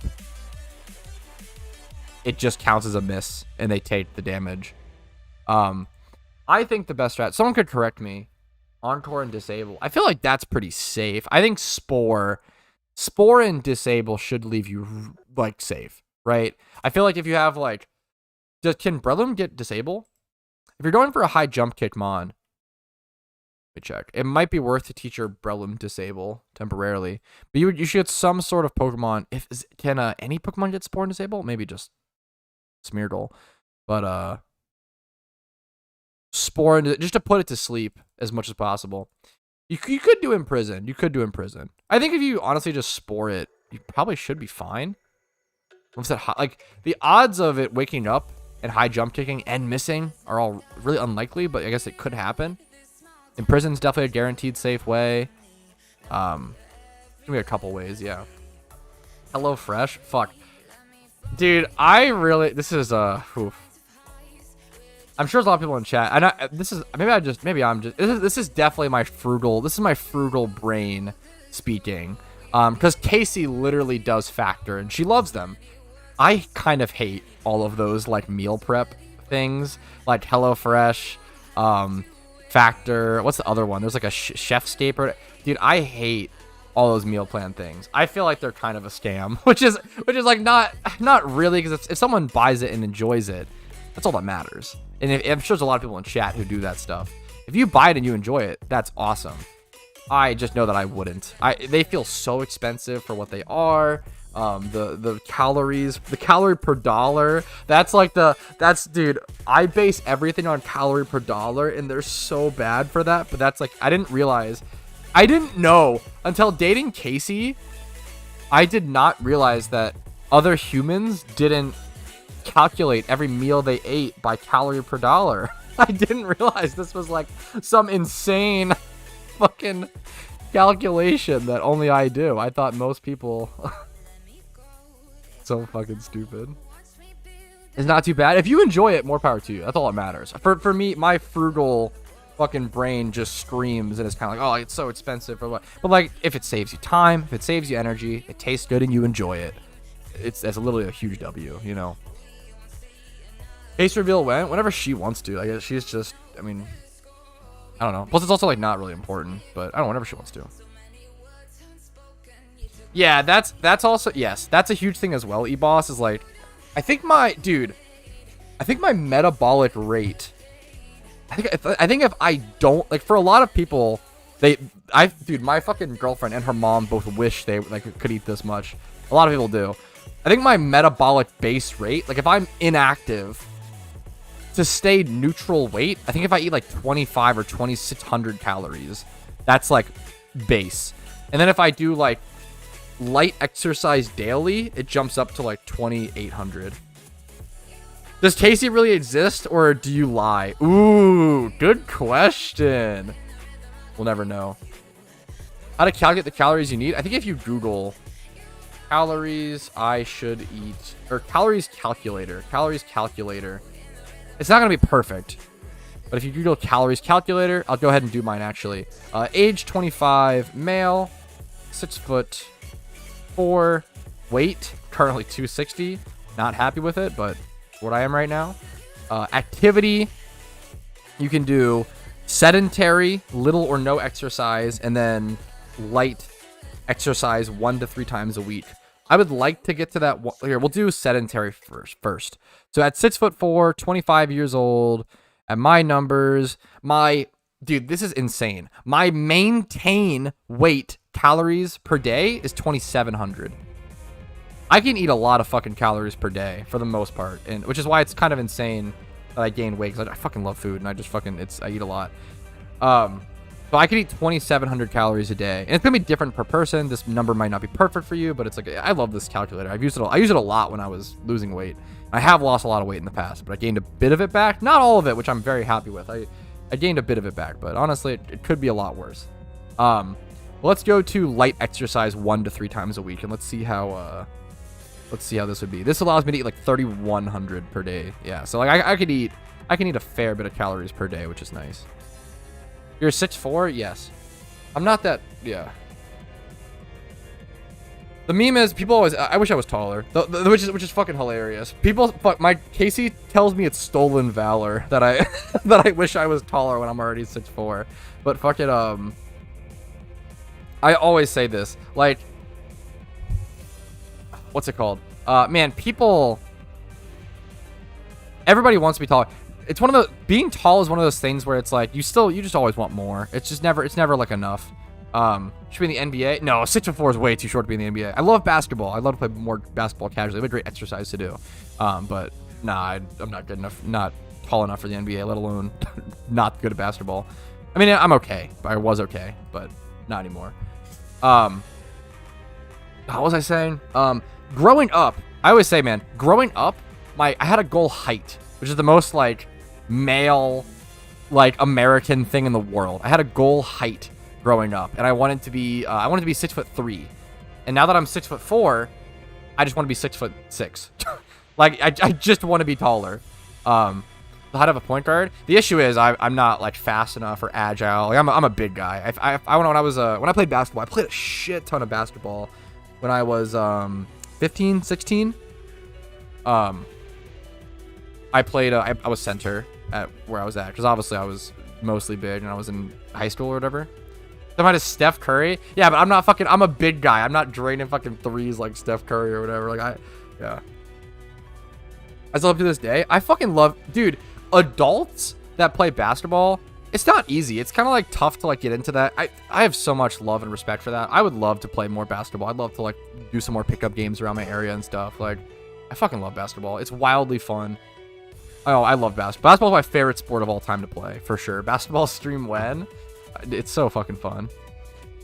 Beard goals, I didn't agree. My beard is also not... I'm with you, JW Tree. It's kind of amazing that I can grow a beard at all, but I have to keep it short. If my beard grows out at all, it gets ridiculous. It's gross looking. Maryland pickup comp? Dude, Maryland probably has a good basketball scene, I would bet. I feel like there's probably some good memes around here. What's up, Mickey? How you doing, man?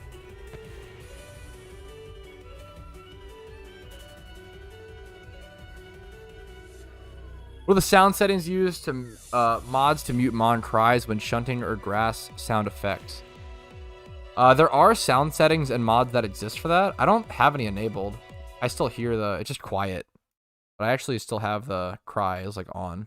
There are mods for that exist. Here, let me. He still makes the noise. It's just hard to hear the music, but I still actually get the sound effects. Speaking of music, go ahead and switch up to this. There we go. Best place to spam Rock Smash for Old Amber. If you want an Old Amber that's going to be a Kanto Rock Smash location, probably Route 1. Or not Route 1. Island 1, excuse me. Island 1, Kindle Road has some really good Rock Smash locations. I'm a skinny European, so it's unfair to compare to y'all. Yeah. Dude, fuck, who is it? Casey was telling me... I don't want to dox any names in case they're uncomfortable with it. But Casey was telling me that someone in my community was like nervous to meet up with people IRL because they're kind of like 5'1" or whatever. They're kind of like quote unquote short, but they're also fucking Venezuelan. And it's like, dude, it's not their fucking fault. Like, what? My God, that's literally like a fucking, like, they're just from that part of the world. Like, they're just like, that's, I don't know. That feels so sad. I feel like it's so lame that, I don't know. And I love being tall, but I don't want anyone to ever be like nervous or uncomfortable. Like, fucking, that's ridiculous. I don't want anyone to feel, yeah, because I fucking, everybody loves you equally no matter how tall you are. There you go. You guys are knuff, as Ken-uff, what's the new saying? What's the that the Zoomers are all saying? You guys are knuff, okay? Don't worry about it.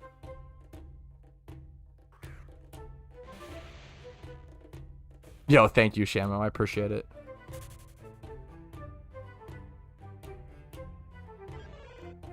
It's only an entry hat. Wait, everyone asking me. You're being asked to meet up. There isn't an issue anymore, but short. Only in the chart, but once you in, I am Knuff. There's Zoomers now. I'm stuck at Gen Z. I'm a Zoomer. But I love to meme on Zoomers, but I'm a Zoomer. That's kind of the catch-22. I feel like I do fit a lot of the Zoomer stereotypes. You're Knuff, haha. Dude, we went to karaoke recently. This guy was awesome. We went to karaoke recently for, and we do karaoke once a year for one of our friends' birthday parties. They love to do that now. We've done that 2 years in a row. It's actually really fun. Karaoke seems like the thing that I would fucking hate. I don't like singing. I'm not good at it. I don't enjoy it. Karaoke with your friends is actually so fun. It seems like something I would fucking hate, but I actually really, really enjoy it. The point was, when we were like heading to our karaoke room, there was a guy, like obviously very like fucking bombastic guy, who was just like, hi Barbie, hi Ken, hi. So like everyone like in our line of people, he was just like referring to all of us as Barbie and Ken or whatever. He was cute. It was a good fucking meme, but I just remember that. Have 3 beers first? Oh yeah, I think I took 6 shots before going to karaoke. Not 6 shots as in not actually 6 like straight shots. I mean like 6 shots of alcohol in mixed drinks. Cause yeah, dude, I was no fucking shot. I was going to karaoke fucking sober. Jeez Louise. It's karaoke is really fun, but yeah, having that energy is a good meme. No, you don't have to be. Dude, I'm honestly happy I got it, Ace. What's up, man? Why is Jab level 59? Just because that's what it is. It doesn't need to be this level specifically. It just needs to be fast enough to be able to run away from Pokemon. Yeah, having some drinks before karaoke, which is why we Ubered. We all Ubered, and that's a great way to do it. Being bad singing would make it fun, absolutely. If you are good and you like sing at karaoke and you like do like a solo and you like try to sing good, probably cringe. I'm sorry to anyone who like that upset. I mean, maybe you're like in like a fucking theater kids group and you guys do really like to try singing at karaoke and like actually be good. More power to you. But I think for most people, whenever that person who's like actually good at karaoke, like or good at singing, steps up on stage and they like want to do a solo and they do like fucking Celine Dion, like My Heart Goes On, like solo, and they like try their heart. It's like, okay, dude, like this isn't the place for this. It comes off so fucking cringe, I feel like. The fucking like go try hard in karaoke with a bunch of people who are just like turbo drunk and memeing. Maybe I'm just jealous. I don't fucking know, but I feel like it's kind of funny. That's a Swablu. What do you? Yeah, the Kadabra being named Swablu is a good meme. I mean, sorry, just the shiny Swablu that I have. It's like not even remotely close to looking like a Swablu. A good meme. That's awesome.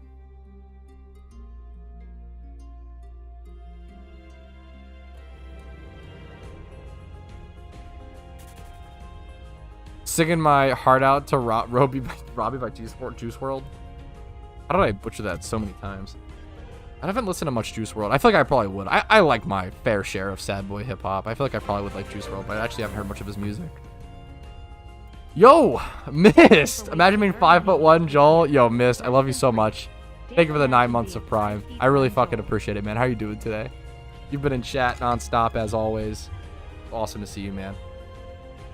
I'm pretty happy with the shiny. I'm not like ecstatic about the shiny rat, but I'm okay about the shiny rat. In the video, dude, I was just grumpy at the time. Like I came off so much grumpier than I actually was, you know. Starting to breed mons. Can you help me on something? Can one Ditto breed multiple times, or is it one Ditto, one A? Whenever you breed two Pokemon together in PokeMMO, it consumes them. If you want to start breeding in PokeMMO, I highly recommend checking out multiple guides. I have a very in-depth guide. Check out forum guides, video guides, whatever it may be on breeding, because it is very specific. Isn't the point of karaoke because you like singing? I don't think so. Maybe I'm wrong. I don't know. Maybe people feel differently. I feel like the point of karaoke, unironically, is to like get drunk and just like scream and like let out energy, and just like it's not really because you like singing. It's more so because it's just like fun. But this is also, I believe I forget if it's Japanese or Korean style, so forgive me. There's some, I think it's really popularized in Japan. I know it's Korean karaoke as well. I think this place specifically is Korean style karaoke, where it's like rooms, and you like go in there with friends, and like you kind of have like your own separate room. It's not like open room at like a bar or something.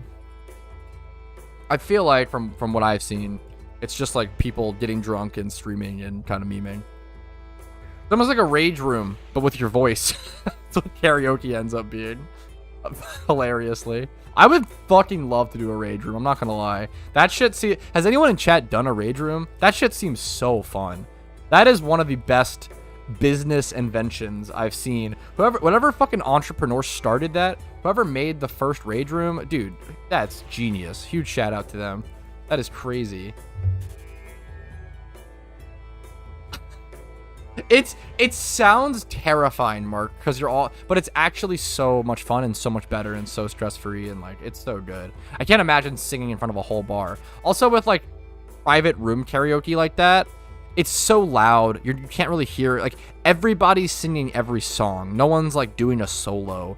Usually two people are up at the same time, like it's like duets or whatever, but like fun duets. Like you play dumb songs. I think the first song of the night was Shots, and that's how like we started off. We set the tone, okay, and it was perfect. It was a good meme. Karaoke was shockingly fun. Sounds like something I would hate. Very fun.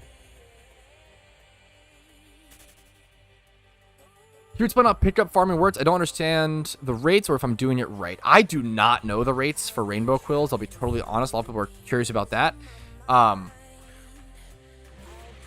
But in terms of how pickup works, it's really just you get a Pokemon with a pickup ability, something like Linoon, something like Meowth.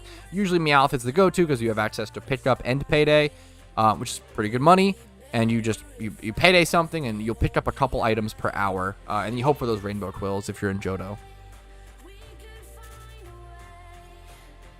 Yeah, that's exactly. Well, that's the whole point, Mark. Because it's kind of like if you're going, if you're like doing karaoke and you're like trying really hard, it's like, oh, come on, man, like what, yeah, exactly.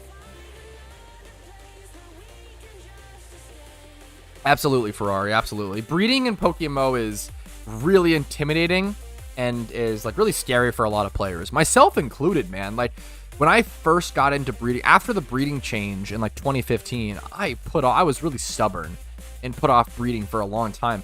One of the biggest mistakes that I made in PokeMMO ever was being stubborn and refusing to learn the new breeding system. You should just definitely try to learn it.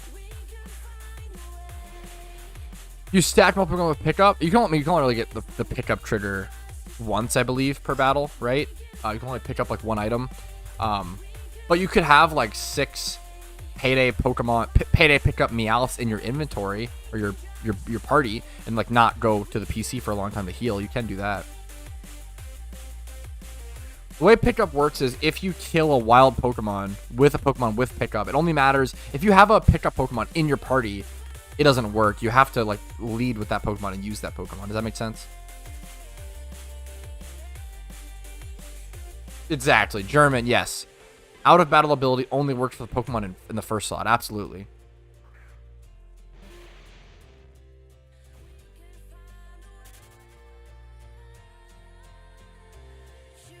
Didn't get a single rainbow quill. I don't know how rare they are. What's up, Don?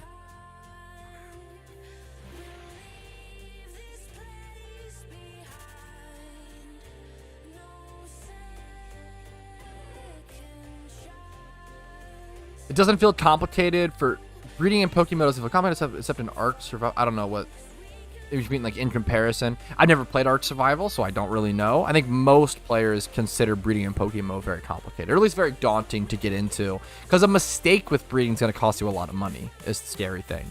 But 5th day no Suicune. Lumi, where are you hunting at, man? Good luck to you.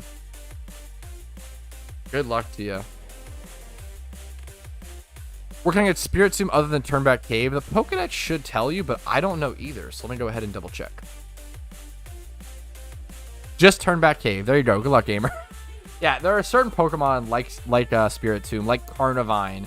We just talked about earlier. Like Carnivine, you literally have to catch. Very rare encounter. Only in the Safari Zone in Sinnoh. Like very difficult. Same with like Spirit Tomb. The other way you could get Spirit Tomb is sometimes, very rarely, there will be like Spirit Tomb hordes or like Spirit Tomb alphas, but those might even be event specific. So for example, I caught my Spirit Tomb during the Halloween event, like stuff like that. Like there are certain situations where very rare shinies may be presented to you in a totally different way. That's awesome, Don. 2.5 hour. I feel like, I mean, that's really up to you. I think nowadays most people enjoy like one big video for projects like that, which kind of sucks for the content creator. It's actually like harder because like for us, we get more benefits, we get paid more, we get more if we get like more views split across multiple videos. But I think viewers enjoy it more, and it's better if you do it in one big video, which is why I did my Nuzlocke was in one video, or I did it all in one video, in one recap. What else? I've done a couple things like that, like the 1 mil Pokeyen in one day, like that was in one video. Yeah, I think it's a tough thing to. I think you give the viewers a much more positive experience, and you kind of say screw the analytics, give the viewers a more positive experience, and they'll come back for more of your videos, and they'll give a more positive impact, you know, even though you technically might be able to get more videos or more views, more payment or whatever, right? More revenue if you split it up into multiple, like a series. But I think, yeah, the viewers really appreciate, or you could even do both if you want. You could do like, split it into like 3 videos and then also do it as one big video. It's up to you. I do that for certain series, but usually I only do that if it's like literally a series that I have to do episodically. So for example, like Road to PokeMMO is an episodic thing. And then like even my JOHTO storyline progress, I was uploading it as I was doing it, right? But then after I was done, I did all of that into like a long, big video. I caught a shiny Dratini in the 2 hours later. No fucking way. That's incredible, PDAF. Congratulations, man. Congratulations. The Dratini and 2 pink shinies back to back like that is also awesome. Any new word on the 11th anniversary? Why am I? Gotta talk clearer. Any new word on the 11th anniversary events? Not since. I'm gonna have a couple videos on it, multiple videos on it. JOHTO's getting old. Where's the 11th anniversary event? I've done a couple videos covering it. If you look up, let me check. 11th anniversary event. PokeMMO. Let me see what videos of mine pop up if I just Google that question. 11th anniversary event confirmed for PokeMMO. 48-second video. Yeah, I've seen that. I know that one. There's another one that I feel like I covered.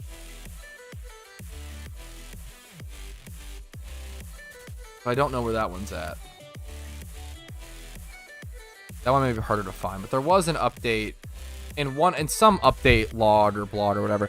They mentioned it being they're gonna definitely have one. They said they would even have one, even if it was as like late as like early October, like a couple weeks before the Halloween event. They still plan to do an anniversary event, so the anniversary event should absolutely happen. Quick reminder that if you guys are enjoying the streams, if you're enjoying the content in general, remembering to like the stream on YouTube does help out a lot with the algorithm. If you're actually liking the stream, if you're not liking the stream, feel free to dislike. Subscribe to the channel for daily videos. I upload every single day. Follow the Twitch for streams, usually Monday through Thursday at 12 p.m. ET. Discord's down below if you care about that. And if you want to go above and beyond and support the content, YouTube memberships, Twitch Primes, and Twitch subs are super appreciated. And PayPal/Venmo. Little YouTube spiel. Never gets old. It's always important. I appreciate you guys listening to it. A lot of good questions today in chat. What's up, Swaggy Strategy? Love the name as always, man. How you doing, dude?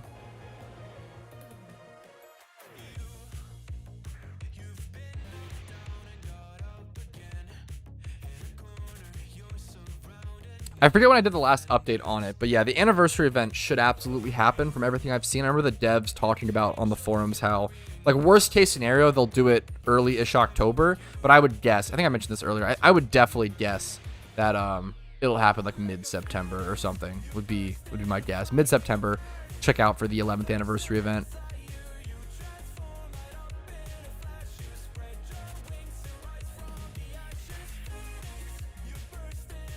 What are Phenos? If you Google PokeMMO Phenos Explained, I think Gixmergen, someone has a really good video on them.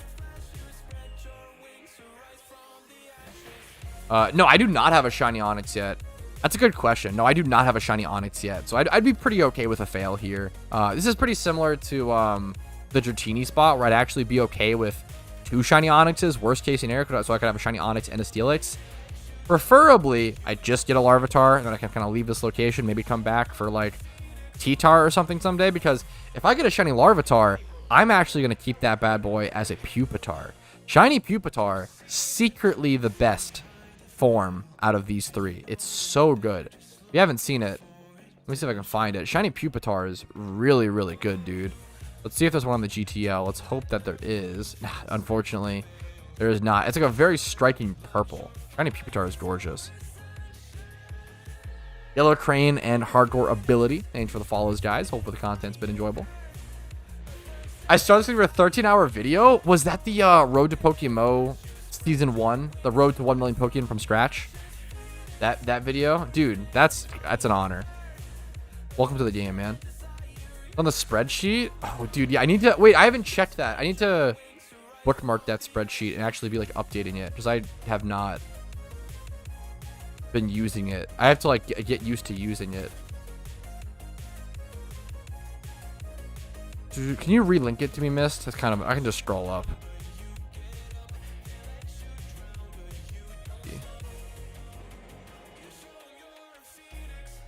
You pinned it faster. I appreciate it, man. Let me see this. Dude, this is awesome. Okay, this is incredible. I'll have to... Fucking Joel. God damn it. I have to get used to using this for sure. I'm just super not used to this for sure.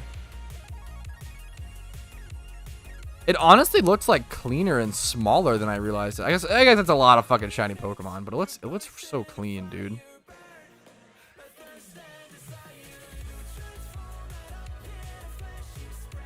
This list is awesome. Search for Pupitar. Yeah, once I get Pupitar, I can just take it off the list.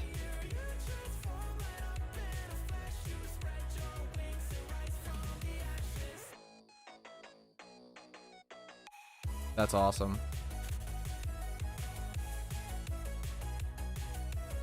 Thank you for adding. You added all the new Johto hordes. Kingdra, Miltank, Snubbull, Pupitar, Delibird, and Tauros, which are all on my list, so that's awesome. It looks so good, dude. You caught two 2x31 pink shinies back to back. You're insane. That is just crazy.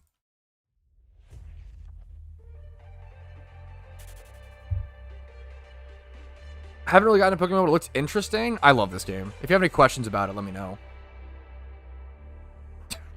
Is that true, Mark? God damn it. Good meme. Yo, thank you, Sai. I appreciate that. Is there a horde spot for Machamp? There's definitely one for Machoke. There's definitely one for Machoke.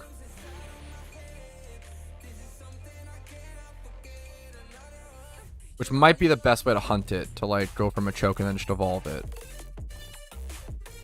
Yeah, there's multiple ×5 horde spots for Machoke. Now, which one is the best? I'm not sure. There's multiple locations you can check out.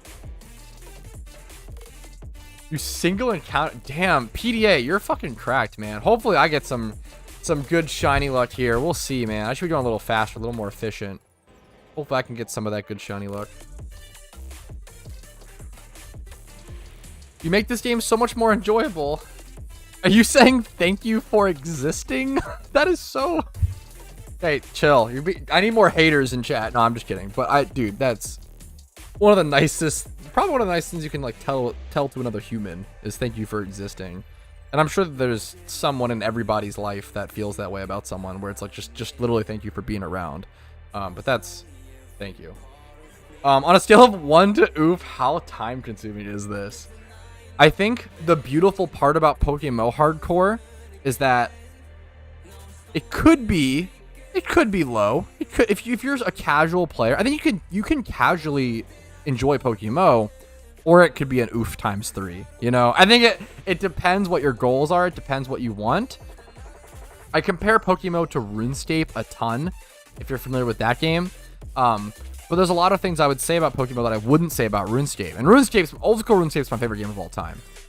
You suck, true based. We can do bullying if you want to, sometimes. I don't often do things casually. If you're a bit of a hardcore gamer, hardcore ability, I mean, I have around 7,000 hours in this game, and I find that to be pretty small. And I feel like I have so much to do that I've barely touched on. PokeMMO is very comparable to RuneScape. It's very comparable to Minecraft in the terms of it's like a sandbox, and then you set goals and stuff and go hard. There are, like, to give you an idea of goals that exist in PokeMMO, my shiny Rampardos was almost the last shiny hunt that I did. I actually just got Eradicate, but prior to that shiny Eradicate, this shiny Rampardos took me 17 months, and I spent 150 mil doing it, which you have to calculate the time to make that Pokeyen in there as well. But this was a 17-month long hunt. Now, that's the rarest like type of shiny, generally, is like that 6 to 18 month, 120 to 150 million Pokeyen spent sort of hunt. Do you defeat the Ender Dragon PokeMMO? I feel like, well, I guess Mount Silver is kind of the new Ender Dragon. Yeah, that's a hilarious thing to think about. The new red fight at Mount Silver is kind of the Ender Dragon of PokeMMO. I compare PokeMMO to Minecraft a lot, and to old school RuneScape, because PokeMMO is very much a sandbox where they give you the Pokemon games, they give you the resources, the mechanics, the shiny existence, the rate, the hunting, the hordes. Like, they give you all these things to do, but you have to set your own goals before you actually care about doing them, right? So it's very much like Minecraft, where you have the Nether, you have all these things, like early stages of Minecraft, but there's not really any goal in Minecraft. Well, later they added the Ender Dragon, but prior to the Ender Dragon, there wasn't really an end game goal. You just played to progress and have fun and do whatever you want to do. I think PokeMMO is very, very similar in that aspect. And I think with the addition of the red fight in Mount Silver, that's kind of the Ender Dragon, quote unquote, of PokeMMO, where even that isn't like the one. It's one thing you can do, but it's not the one thing to do.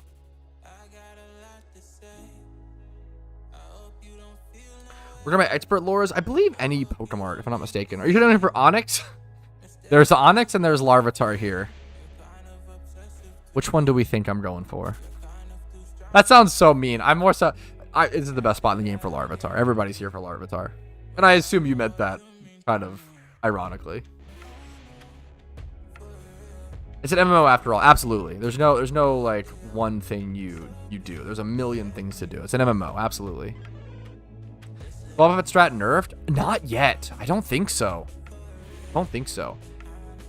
Has anyone ever speedrun PokeMMO? Some people have casually, but dude, I would fucking love more people to speedrun this game. I think that the speed running community within PokeMMO is wildly undertapped. Like, that part of the game is wildly underutilized. I think the speedruns would be so interesting, so unique, and so different from traditional Pokemon. You have access to trade evolutions earlier on. You have access to a GTL. If you want to include that, you probably get that out of the rule set, but it kind of depends.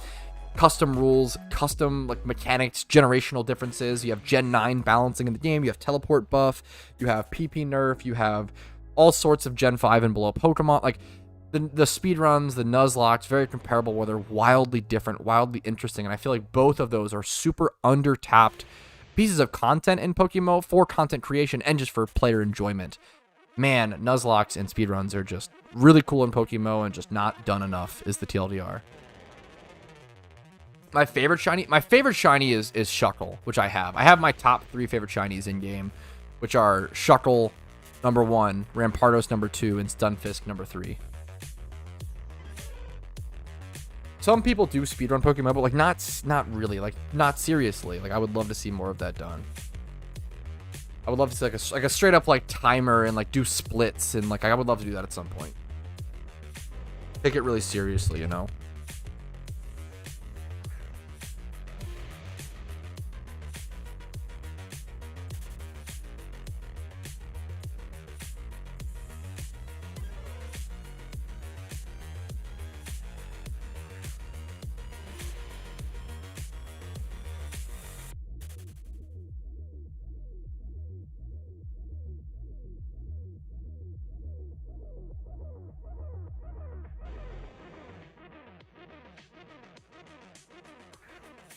Shiny Steelix is pretty cool. I mean, Shiny Onix / Steelix would not be a bad fail or a bad phase by any means. Yo, Benson, what's up? What's up? How you doing today? Why do you always bring that Spirit Tomb around? That's a good question. Just curious, why do you always bring that Spirit Tomb around? Good question. This Spirit Tomb, or just Spirit Tomb in general, very tanky, high-level, ghost-type Pokemon. Now, I bring this... I kind of just have a bunch of Pokemon I grabbed for shunts. I actually should have brought a Damp Quagsire. I forgot to bring that, but bringing a high-level Ghost-type Pokemon and a Damp Pokemon to, like, just shunts in case I want to switch locations or I may need it in certain spots is really good. The reason why Ghost types don't allow things like Final Gambit, which are like self-KOing moves, to go off. You're able to dodge Double Edge and takedown damage. That's a huge one as well. So, for example, if you're EV training or XP training at Rapidash, which a lot of people do, a lot of people lose shiny Rapidashes because it has takedown. And if you want to avoid losing a shiny in that way, having a high-level Ghost-type Pokemon on you is really important. Allows you to let them dodge that recoil damage. Just another utility safety mon for shunting, essentially. Yeah, what's up, Buttered? How you doing, man?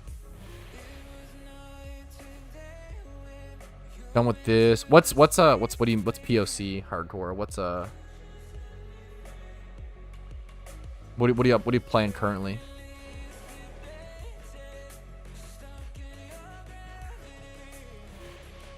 Professor Oak's challenge. I've never heard of that. What is it? It's cool. Is it like a Pokedex type thing?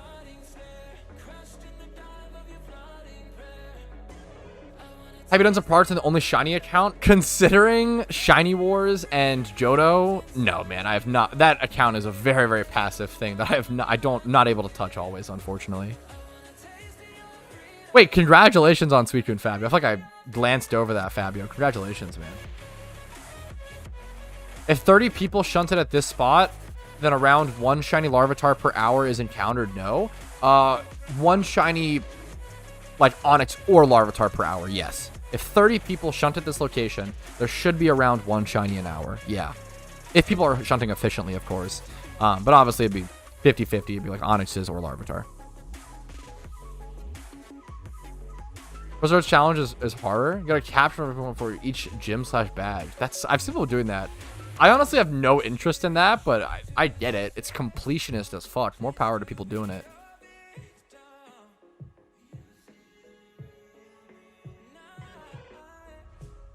I actually don't know the answer to that question, Tom. Like, will they go to Kalos, or if like Alolan or something will actually be secretly easier to implement? I actually don't know. It's a good question. Other than finding a shiny, what gives you the more dopamine playing?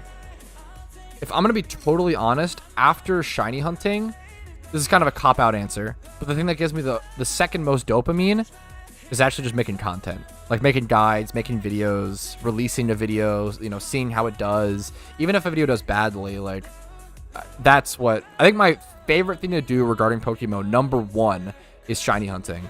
But number 2 is making content. I really, really do enjoy that. Whether it's streaming, whether it's making videos, whatever it may be. Number 3 beyond that,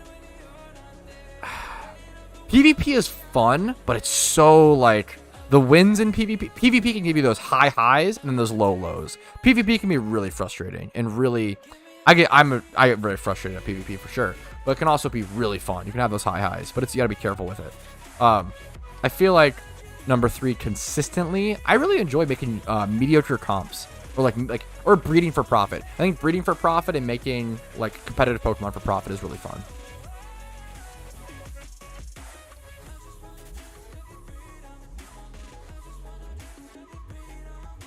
You need to evolve your starter to max evolution before the first gym. Fuck, that's really funny. Yes, I got a shiny the other day, Chris. There's a reaction video up on. It should be linked first thing in the description, I believe.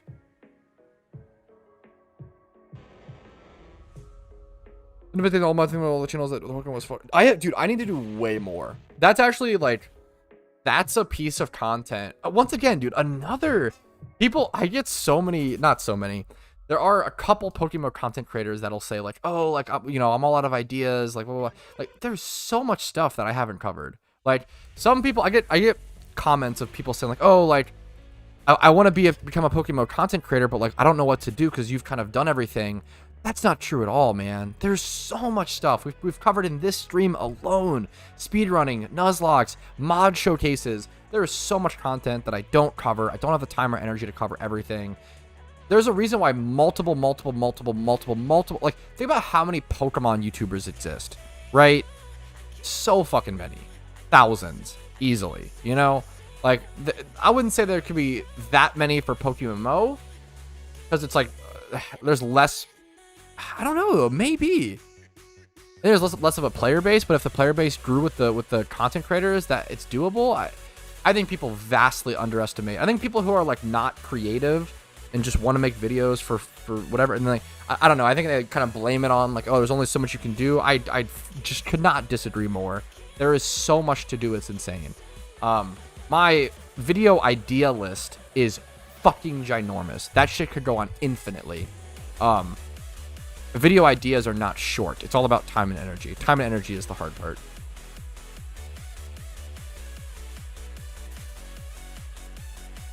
Great goal, Captain Bones.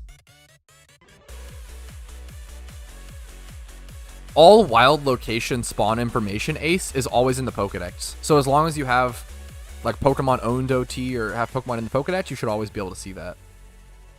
The Pokedex is a wildly helpful piece of information in-game that everybody should abuse. Unlike the traditional Pokemon games where the Pokedex is like literally useless, you know, which is really funny. Make a video of you could make a video of shiny breeding for hours and people would watch breed shunting. Dude, I don't know. I don't know. I definitely don't think people will watch any type of video. I don't think that's true. I think you do have to keep it entertaining to some extent, and the pacing has to be good. But shunting as gambling, I love it. I don't know. I've never thought of shunting as gambling, but a lot of people do. Which if that, I don't know if that's fun for you. If shunting replaces gambling for you, it's probably a good thing. You know, so more power to you. I think shunting in a lot of ways is just like, it teaches patience. I wouldn't say it's gambling, because I think gambling encourages a lot of impatience. But I feel like shunting is like a patience and like a mental game, which I think is really, really cool. Listening to your stream in the background is saving my life at work right now. Vex. I'm not joking you when I say that this is like my favorite compliment that I receive is what you just said. If someone says that they watch my content in the background while at work, or like while on a commute, or like maybe they're having a tough time in life, like that is like the most real impact like my content will ever have. I obviously love helping people in game. I love helping people learn how to make Pokeyen, helping people learn how to shiny hunt, whatever. But damn, like the most real fucking impact my content will ever have is helping someone through a day at work, helping them through a commute, helping them through like burning time and entertaining someone through a tough time in life is the most impactful sentence any entertainer wants to hear. You know, like that's peak. I appreciate it.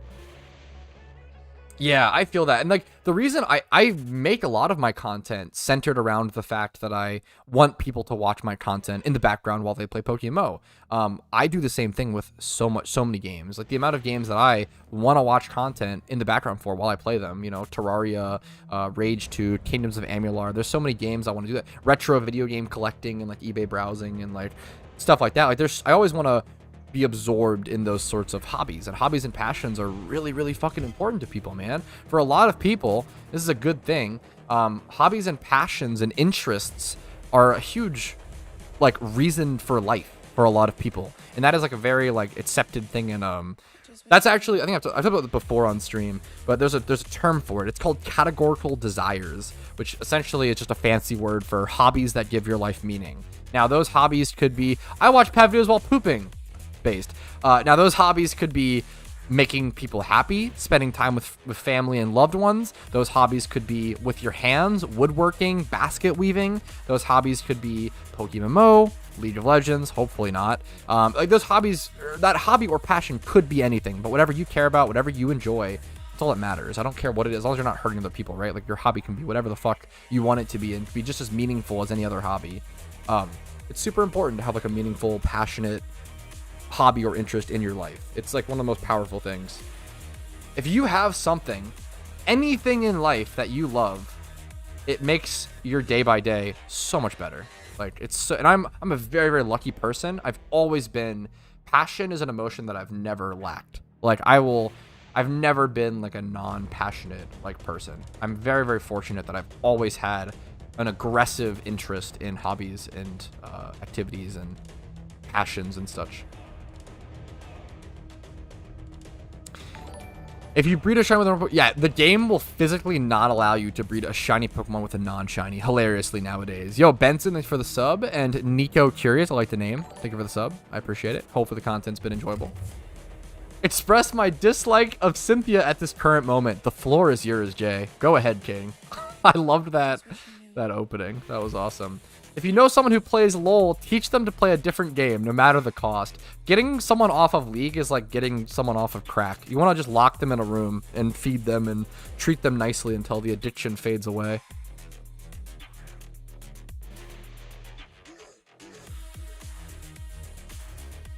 Yes, it helps. I super feel that hardcore. I super feel that. It's one of the superpowers that ADHD people have for sure, is like you get fucking sucked into a hobby. You can become really, really good at a skill and get really, yeah, it's honestly like a huge benefit in that regard, obviously. Doesn't Aboja play LOL? Yeah, we don't talk about it. Love her to death. Love of my life. Adore her more than anything on this planet. But yes, she plays League of Legends. Sad. It's a sad reality. Whew.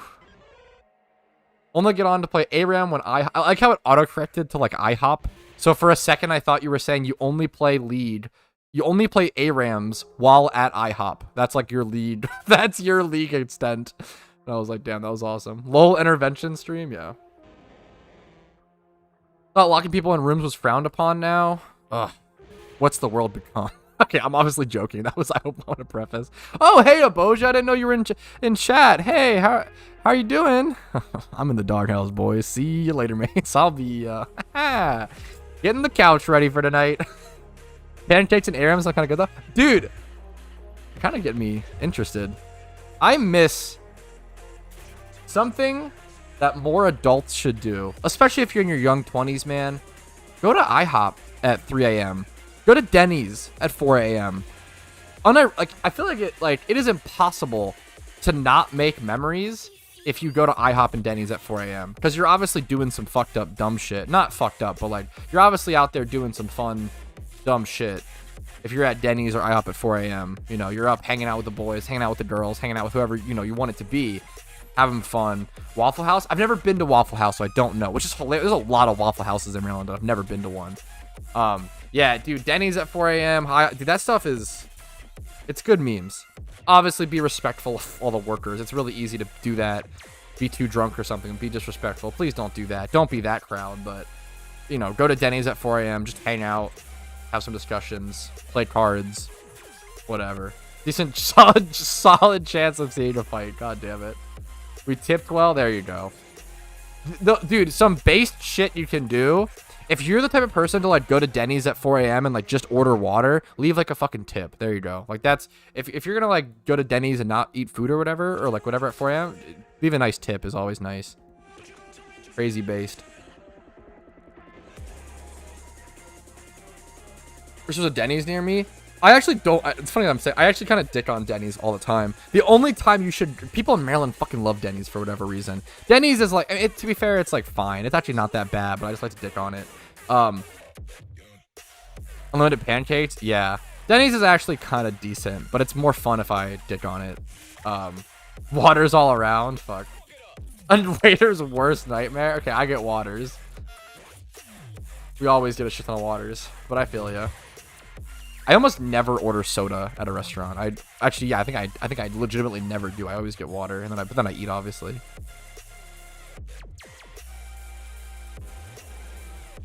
Bring your own syrup. That's how they get you on those pancakes? What are you talking about? They literally have those fucking syrup canisters. That's awesome. Bring your own syrup is so funny. They have those like free, like infinite syrup canisters. I should do a 3 a.m. Denny's or IHOP stream sometime. That'd be really fun. Denny's, IHOP, Wi-Fi. Any point even have Sweet Tune? The only reason to keep them would be to speculate, either via like investing them. I think they're just gonna go down in price over time. But you could it fills you up as a corn syrup. Hey, it's delicious though. Dude, okay, the best part about... Now I'm getting distracted. Someone asked an actually good in-game question, and I'm getting distracted by fucking maple syrup. Okay, Denny's syrup. But the point is, you could keep rainbow quills if you want to keep them in case of like Raikou or Entei's release. That's the real reason to keep them. But in my opinion, I would just sell them. They're going to go down in price. I would sell them, and then once they go down in price, buy them back up, sort of situation. They have nano robots in the syrup. Okay. Jesus. The fucking copium. Dude, the best part about Denny's and IHOP and shit is like the syrup flavors. Strawberry syrup, blueberry syrup is so good. They'll have like the butter pecan syrup or like butterscotch syrup. Oh man, dude. So good. So good. Pancakes over French toast. I feel like pancakes are... I think pancakes have a low... It's one of those things with a low ceiling and a low floor. I think most pancakes are all going to be pretty fine. French toast can have an insanely high ceiling. Like, it's kind of crazy. And I would have never thought this. I would have never cared about this until my friend, who's my girlfriend's roommate, she made us French toast. She's like... unironically, like, it's not even close the best chef I've ever met in my entire life. I have known multiple friends who are chefs and cook for a living. They're not even remotely close to her. I don't know where the fuck I think she just learned it from like online and like practice. She's like by far the best chef I've ever met in my entire, it's like actually blows my mind anytime I eat anything that she makes. It's insane. It's crazy. Like I actually, it's nuts. She's like incredibly fucking talented. But she made French toast and that shit blew my mind. Like that shit, like she made some like strawberry French toast or something like that. It was, dude, yeah, French toast has an insanely high ceiling, I feel like. So it has potential to be really, really fucking good. But I'd say like if my mom's making French toast, she's a dog. I love her to death, dog shit cook. Okay, I'm sorry, mom. I know you don't watch my streams. Don't worry. But holy, if she's making French toast, I'll pass. I'll eat whatever. I'll go get some Slim Jims or I eat anything else. But if my friend is making French toast, I'll eat her French toast forever because that shit is so good.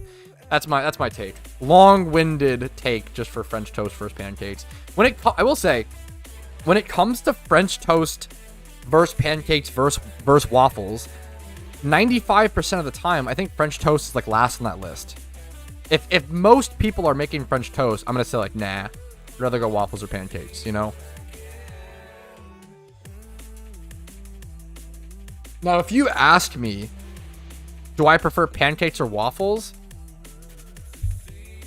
I don't really know. I guess I don't have a hard stance on this. One of the few food takes I don't have a hard stance on. I think I slightly lean pancakes because I love me a nice like wet sloppy meal as opposed to like that texture. I like the texture on waffles, obviously, the crisp waffle with it being soaked in syrup. You know, it has some good, there's a lot more texture on it. I think I prefer the sopping pancake, but I think it depends. Pancakes versus waffles is like I don't really care on that. I'm not a huge breakfast guy. I like breakfast burritos. That's the best breakfast food. I mean, there are some good, now I'm just rambling about breakfast foods. There are some good breakfast foods. Breakfast burritos are very good. Okay, this shit is fucked up and so bad for you.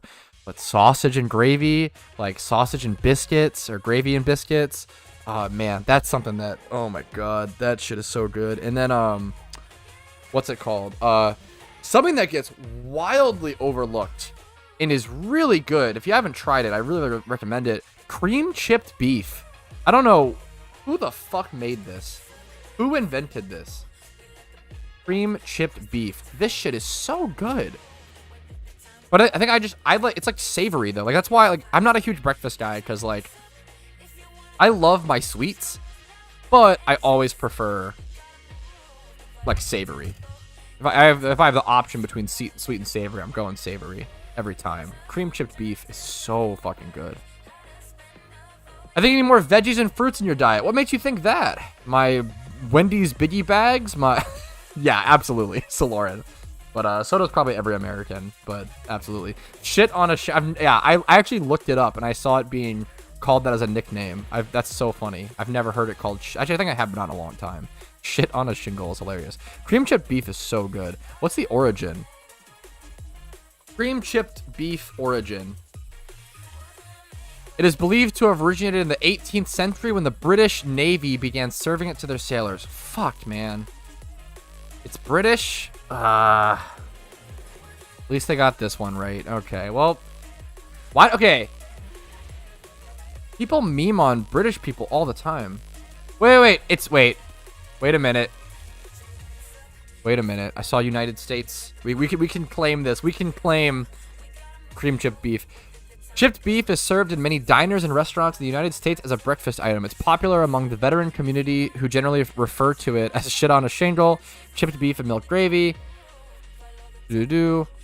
Common traditional meal served in all branches of the United States Armed Forces. This makes me want to join the military. Okay, I'm just kidding. It's reasonable nutritional profile. Okay, I'm nutritious. Pog, true and real. In United States, chipped beef toast was commonly served to service members of the United States Armed Forces from World War I through Vietnam. Damn, are you telling me I could, if I just joined the military, I would get free cream chipped beef every morning? Well, sign me up. Where's the local recruiter? God damn it. Cream chipped beef. It's so fucking good. It's shit on toast. Of course it's British. God damn it. Some wartime poor food. The fucked up thing is, like, cream chipped beef is, like, expensive. If I go try to get a bag of cream chipped beef, which is gonna be like, okay, enough cream chipped beef for like 2 pieces of toast. It's like 1 breakfast, right? It's gonna be like $6, like $5-6 per bag of, like, small little bag of cream chipped beef. Like, it's not that cheap. Come on, man. I need to be able to buy it in bulk. I need cream chipped beef in bulk. Gonna end stream soon to cook breakfast. No. I had my 2 hot dogs and Monster Ultra. I'm good for the day. Okay, not the day, but I'm good for breakfast / lunch.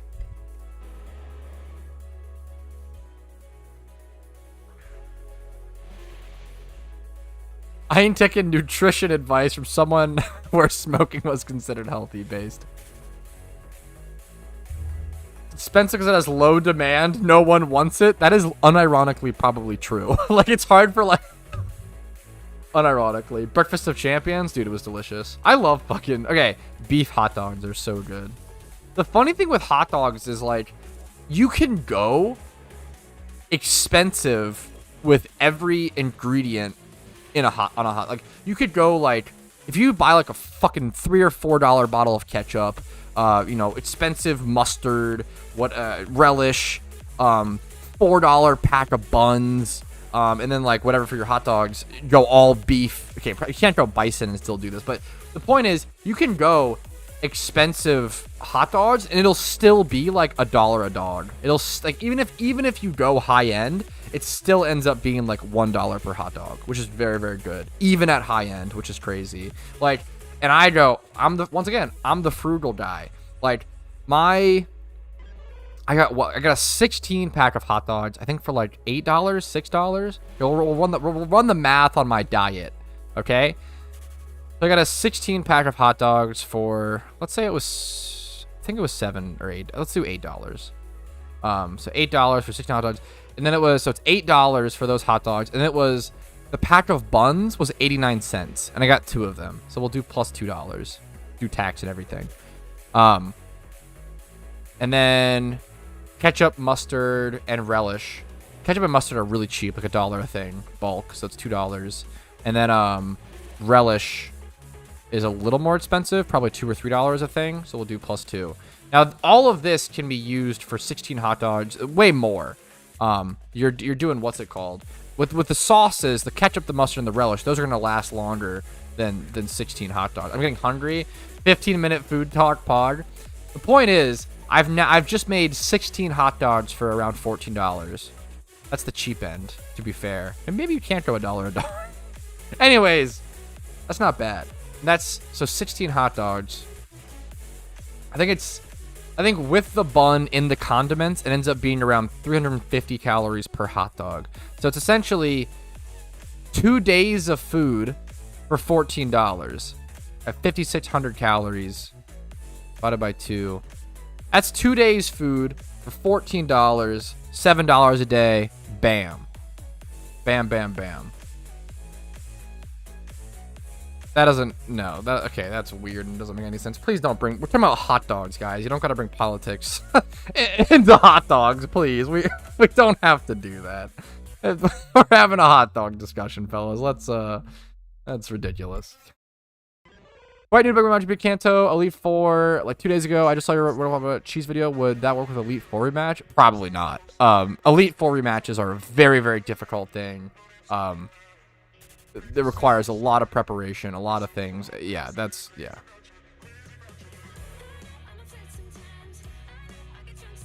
Six-pack noodles for $2. If you want to go turbo cheap, yeah, go get your ramen. There you go. Did you explain relish? I don't really know what it is. Relish is just like chopped up pickles, essentially. Sometimes they may throw in some like sauce or like sugar, like sweet relish.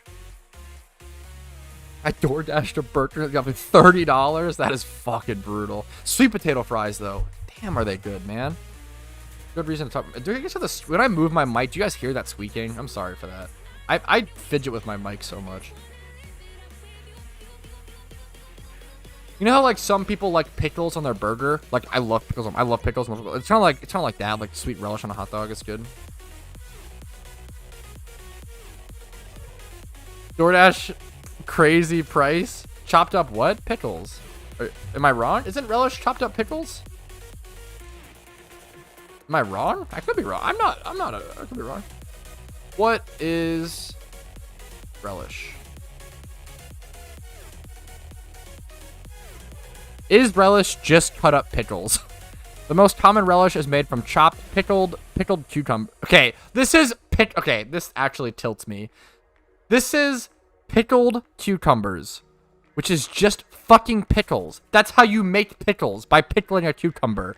What the fuck is that sentence? I hate that sentence.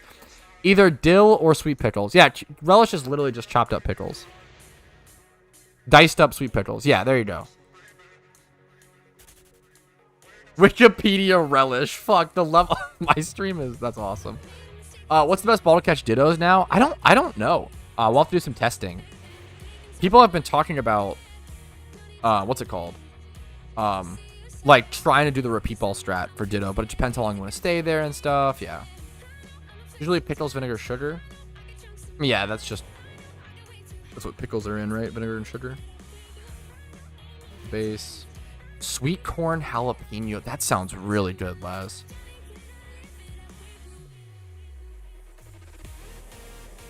Getting gaslit by your audience base. I don't like sweet pickles. I love sweet pickles, but I get it.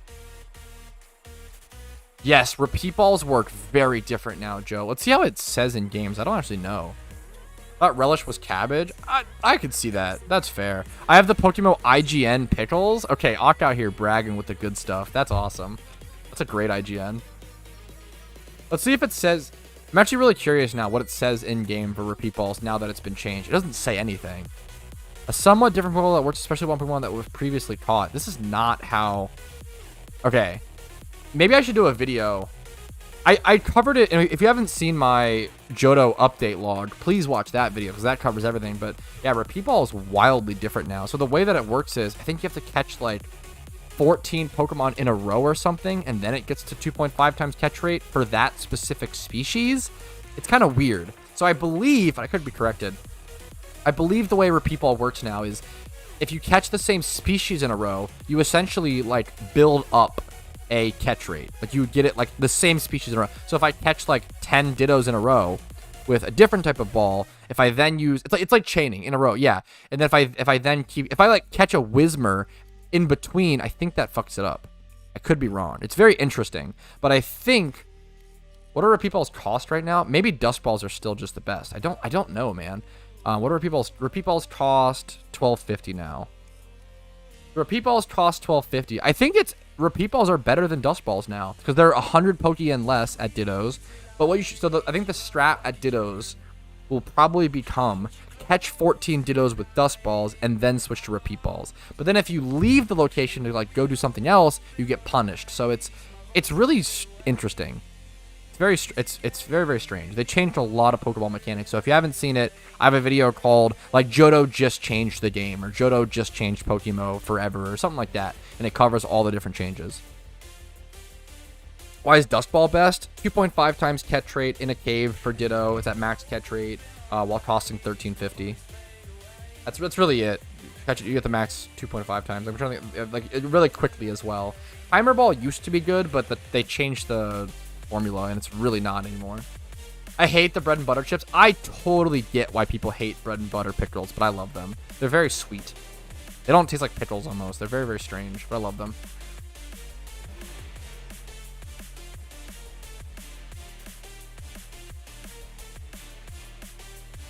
A specific Ditto catching alt now? Fuck. Story run with that would be bad. That would be an interesting. That's an interesting challenge, Captain Bones. Doing a story run with 6 Dittos in a party. It would be bad. It'd be hard. But it'd be interesting. Also 5k encounters, Pog. It'd be interesting. What's up, Sunny Days? What hurts, man? No, dude, Wild Spa. Please never apologize for asking questions. You're totally good, man. Yeah, I think the best way to play PokeMMO is really to, like, just play it like you would any normal Pokemon game, and then whenever questions pop up, just Google them, and usually there'll be a video of mine that pops up. Wild Spa. Yeah, I don't know why. Really added some twang on that one. My bad. Yeah, that wouldn't you get soft locked at trainers with just Metapod? Wouldn't you get soft locked at trainers with just Metapod with Harden? I think the way you'd have to beat it would be to struggle against them, right? You technically could beat it, but it'd be like a really, really long battle. That'd be a good, funny challenge video. 6 dittos. My first alpha today? Nice, dude. Nice. Ever had a Tijuana hot dog? Bacon wrapped with... Oh my... That sounds just like perfection. Yeah, dude, pickles end up being like 0 calorie, essentially. I think it's technically not, but it's like, yeah, pickles are an incredible diet food. Yeah, pickles are an incredible diet food, and it's really good for your... Okay, I'm not a fucking educated person. I'm not a scientist. This is just what I've read from the few articles that I've researched, quote-unquote, researched on it. Pickles are very good for your gut health biome. I don't know much about it. That's yeah. You could easily sound very confident and say, ah, yes, pickles are very, very good for your gut health. But I don't actually know a whole lot about it. So yeah, I love, dude. Noted. I fucking love you, Jimmy Run. Saying that all stream over good memes. Pickles are awesome. Pickles are like hilariously healthy for you, which is funny. Now, some pickles I'm sure could have a bunch of sugar in it and it could get unhealthy, but yeah, I don't know. Obviously check each pickle. Dude, Voltorb flip is brutal. It only took me 10 minutes. Sounds like a skill difference. There you go, mate. Congratulations. I think even with peak, like even if you do every move correctly, I think average RNG, it ends up being around 45 minutes. From what I've seen, from anecdotal observations, so there's no data on that.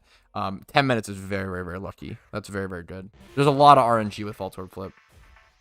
Dude, Upshaw, I'll be totally honest with you. This massive amount of Leppas was a donation. I cannot claim any fucking hard work over these things at all. This was the largest donation that I've ever received on stream, was someone giving me like 15k Leppas. Easily the largest I've ever seen in game, or gotten, you know, in game. That was nuts. It was like 10 mil worth of Leppas.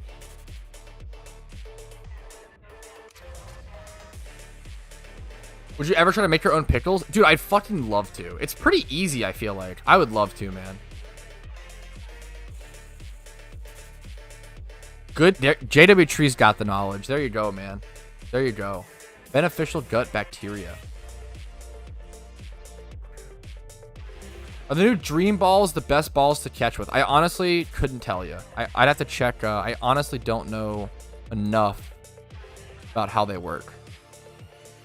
I'd have to check the JOHTO blog, the update, and see it. I've to check it out. I don't know.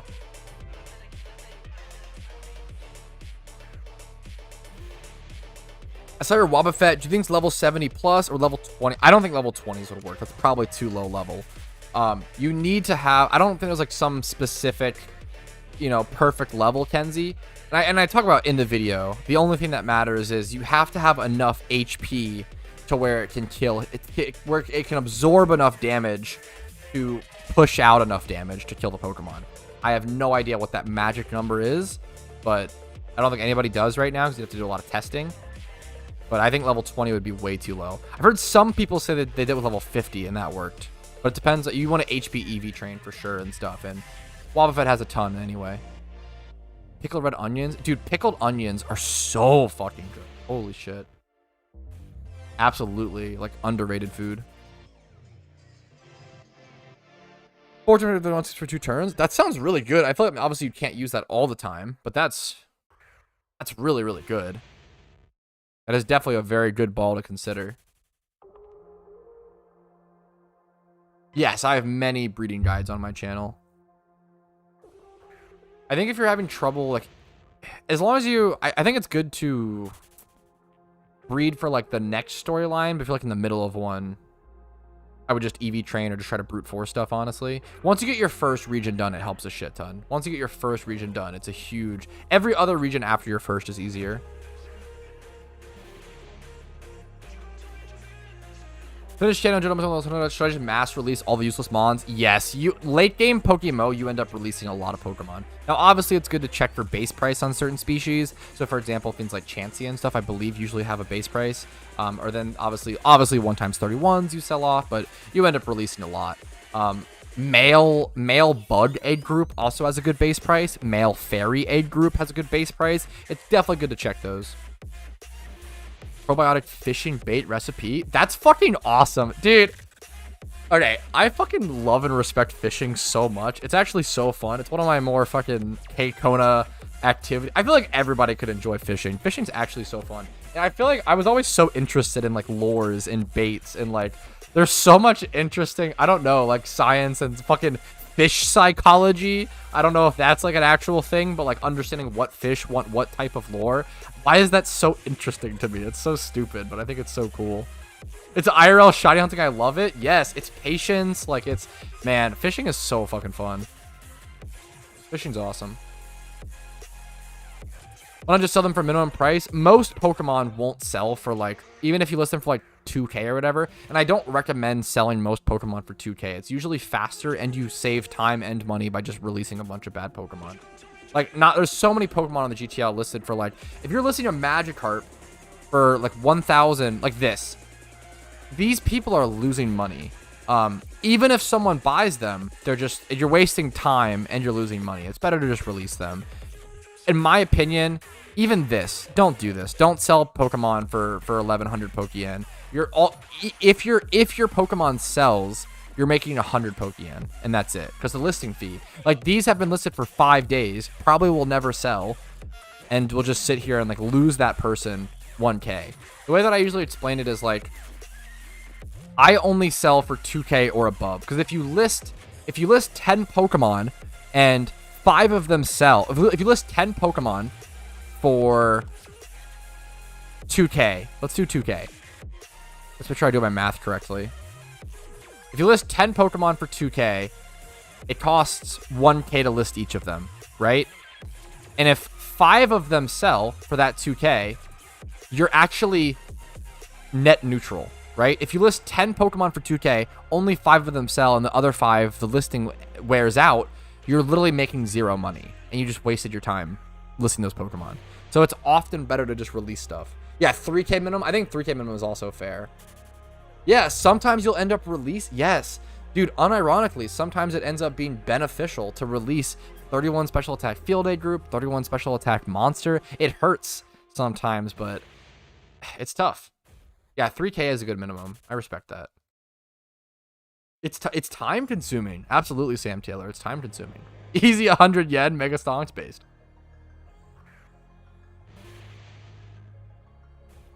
New Pokemon player here, enjoying the vids, learning a lot. Thoughts on the new updated reamplifier? It is shocking how that little change on the reamplifier actually made it so much of a better item. Yeah, it's much better now. I did a little video talking about it, like a 2-minute video, and it's also like implemented in some of the progress stuff. But I did a little clip talking about it. But yeah, man, the XP reamplifier change is really good. Like the fact that you're splitting 25% of the XP and 75 versus the 50-50. It helps a lot. It's actually like there's actually a huge reason to get it over 5 or 6 XP shares now, which didn't really exist before, in my opinion. I feel so rich. Nice. Sold my first Ditto box. Dude, it's a good feeling. Nice work, Daniel. Nice job, dude. Dude, good on you for playing and going hard, man. Nice work. Which do you think is faster, catching the Evo line or evolving yourself for OT decks? It really depends on the Pokemon, right? Like some Pokemon are going to take a long time. Some Pokemon, it depends on the lore. It depends. It depends. I think for a lot of cases, it actually ends up being faster to just catch the whole Evo line out in the wild. But also, I did a lot of XP training, for example, and I liked it because it's fun. It's AFK. It's brain dead. Like, it's a lot more work to go single encounter, like mentally more work to go single encounter everything and catch everything versus AFKing XP training is like, oh, so much easier, you know? Corn versus bait is a more nutritionally lower corn with less catch, less smaller average over time. A fish like a carp have very simple stomachs, so maximize the nutrition they can absorb makes the bait more attractive. That oh, it's so cool. It's so interesting. I love it's. Why is that so interesting to me? It's so funny. I like to release shit females, but keep shit males in case I want to keep them for shiny breeding. Yeah, you can do that. Keep males that are like shit usually have a little more inherent value, but it depends. Like female EVs have a lot more inherent value, so it depends on the species and shit for sure. For sure. Wish Zorua had a warning. You just have to pay attention. Yeah. Well, if you're 55k dry for a shiny at that location is pretty. It's gonna sound harsh, Hazy, but it's pretty low. How many I think what's the average phases you should statistically go for a shiny Zorua? I think it's something like 6 to 10. I think the math is you should statistically get like 6 to 10 shinies before getting a Zorua at that location. Something like that. I think I wish Karoshi was here. Karoshi went a bunch of phases. Like Zorua is very fucking rare at that location for a reason. You're supposed to get a bunch of other shinies before the Zorua. It's pretty brutal. Yeah, all you can really do is pay attention, and I hope you get it, man. Good luck to you. Obviously, it sucks to be 55k dry on any shiny, so I hope you get some sort of shiny soon. Good luck, good luck. I've always wondered when you are doing edge shinies, what do you do about the IVs for the parents each time? When you are edge hunting, you just don't worry about the IVs. You essentially just can't worry about it, don't care. Just breed for the IVs later. Like for me, I'm really lucky that my Rampardos I got from a fossil and it came out really pretty dang good, right? But even if I got a Cranidos with like, you know, if it was 6x0 for whatever reason, and I wanted to breed it up to 6x31, that's okay. Like the hard part is getting the shiny, you know? The hard part is getting the shiny. You don't like spending 150 mil or whatever to get the shiny is the tough part. Spending the extra 10 mil or so to breed it 2 or 3 times is going to be like nothing compared to the money it actually costs to get it. So definitely just worry about IVs after you get the shiny with egg hunting, with rare hunting. I'm at phase 3. Fucking fair. Okay, apologies for talking out of my depth or assuming too much, Hazy. Good luck to you, man. Limit level. Yes, that's fair, man. If you're, yeah, it's shocking the amount of Leppas it can end up costing, especially at a ×3 spot per shiny, man. Okay, more power to you, man. Good luck to you, Hazy. Phase 3 is definitely solidly hunted, man. Good luck to you, dude.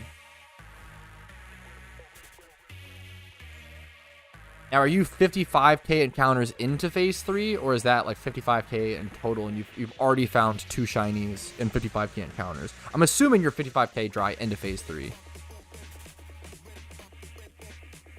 Will you breed Rampardos to be a secret shiny? That's actually a really good question.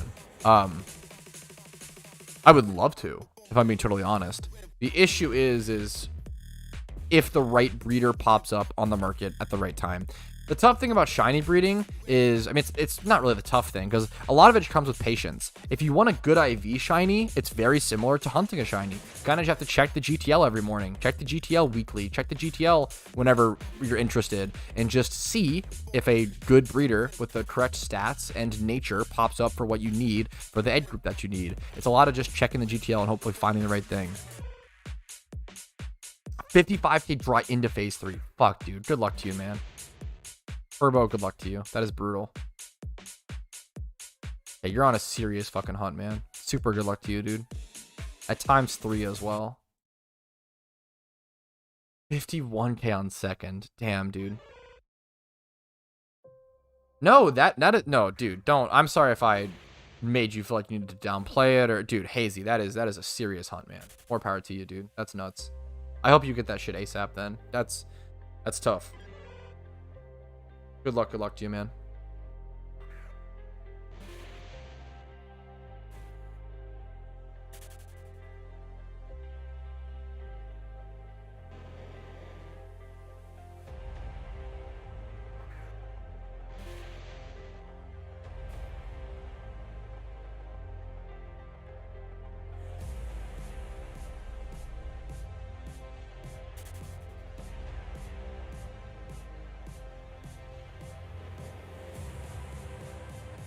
Can we not talk about being dry and shunting? Yeah, based. At 45k no shiny, good luck to you. Close your eyes. Love all. Yeah, dude, this cave is easily one of the best locations to go in game to like see a bunch of rare and incredible cool shinies. I love that people come here to not only hunt for a new rare shiny like in Larvitar, right? But like show off your already earned shinies. It's a really cool location. I love endgame stuff like this, and any MMO, it's awesome to see people flex that stuff. Cool outfits, cool shinies, cool shunting spot, just a great location. I'm gonna go Pupitar. That's a good question, AZ. Pupitar, secretly in my opinion, the best shiny form of the Larvitar line. Pupitar is so good. Pupitar is super underrated. Same with Fracture in the dude, in the like Axew, Fracture, Haxorus line. Now, obviously, shiny Haxorus is also awesome, but Fracture, wildly underrated shiny.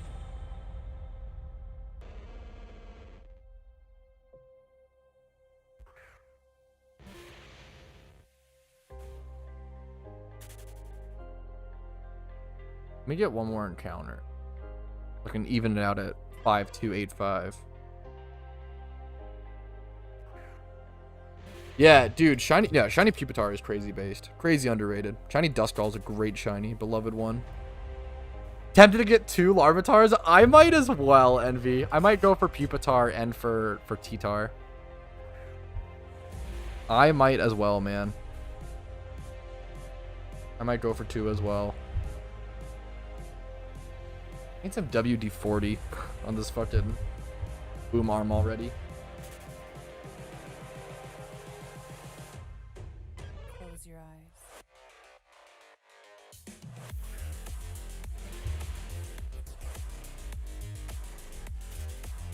Currently at Zubat and Machop. Nice. Yeah, if you're happy with those shinies, hell yeah, dude. Good luck to you. 2 cool green shinies. If you want the pink Crobat, you can go for it. Do you know if beating the E4 refreshes red like in the original? I highly doubt it. I would say 99.9% chance no on that Trollvano, but I don't technically know because I haven't tested it, so possible. Can Sweet Suicune? No, you cannot use Sweet Scent to encounter Suicune. It's single encounter only. If you want any more tips or stuff on Suicune, if you Google how to hunt Suicune Pokemon, I do have a guide on it that covers all those questions and details. Ever hunted a starter? No, I'm not really a huge fan of a lot of the. There are a lot of great shiny starters, but they're just not that high up on my prioritization list. Like the rarest shiny that I hunted was Rampardos, which was an egg hunt and fossil hunt, but which is the same exact hunt as a starter, an egg hunt or whatever. But I mean, you still have access to fossils, which is a little better to have options. But Emboar is cool. Emboar is a great shiny. I'd probably go for like Squirtle, Emboar, or like Superior, something like that. Pro ending Larvitar. Yeah, what's up, Attila?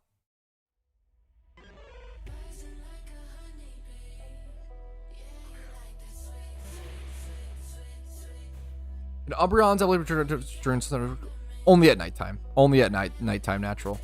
From my understanding. Could be wrong.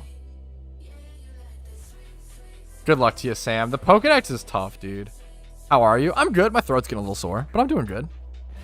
A lot of talking on stream. A lot of good questions today. I've had more good questions today on stream than I have in the past week or so. So shout outs to all the good questions in chat today.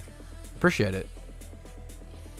It genuinely makes me so much happier. Like I genuinely love when people ask good questions. And it's hard to ask a quote unquote bad question. Usually bad questions are ones that they're not really bad. It's more so just like questions that you could just easily Google and get a better answer than asking me on stream, sort of thing. And for those, I'll usually, go watch a video or whatever, right?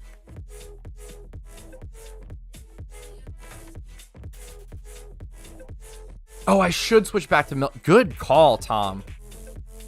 Good fucking call, Tom. I should switch back to Miltank now that it's daytime. Yeah, I come to Larvitar / Dratini at nighttime and usually will be at Miltank during the daytime. Good call.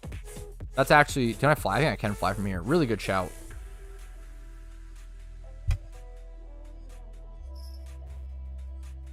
Yeah, absolutely, Sam. Absolutely.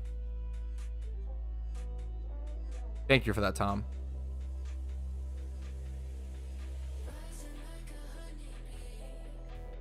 I need 24 mons to finish my Pokedex in Kanto. Can I get something for completing the dex? Yes, you get an ability patch for completing each regional dex, and then you get access to Mount Silver, which is where I was just at, if you complete all the national dex. Yo, I appreciate it, Haze. I appreciate it, Hazy.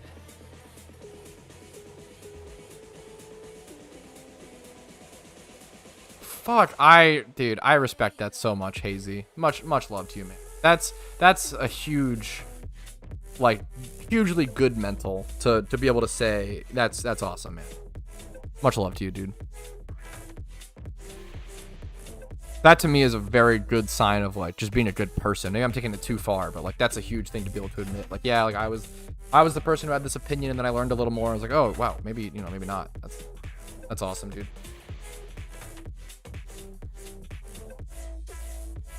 Miltank during the day and Larvitar at night? Yeah, pretty much.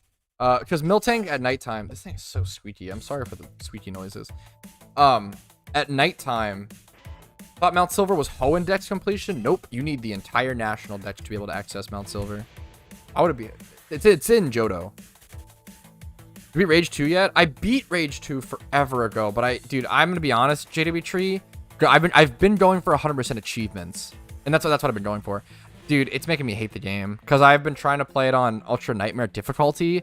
I am not someone who enjoys playing games at harder difficulties most of the time. I feel like it's just like frustrating for no reason. I have way less fun. Like, I'm the type of guy to like, I always played like Skyrim, for example, on the easiest difficulty because I had the most fun that way. I explored every nook and cranny. I would open every chest. I would like loot everything. Like, I really enjoy games when I feel like that, have that freedom and stuff. Being the completionist, dude, yeah, I never was really one to go for 100% achievements in games until like semi-recently. I really have a lot more interest in going for it. Yeah, I really want to go for all achievements in Rage 2, but I've had to take a break because I literally, like, playing that game in Ultra Nightmare is just, it's making me hate the game, which is really sad because I love the game so much, but I do not enjoy a difficult game for the sake of difficulty. Some games can be great challenges where it feels really good and satisfying to complete, and yeah, I don't know.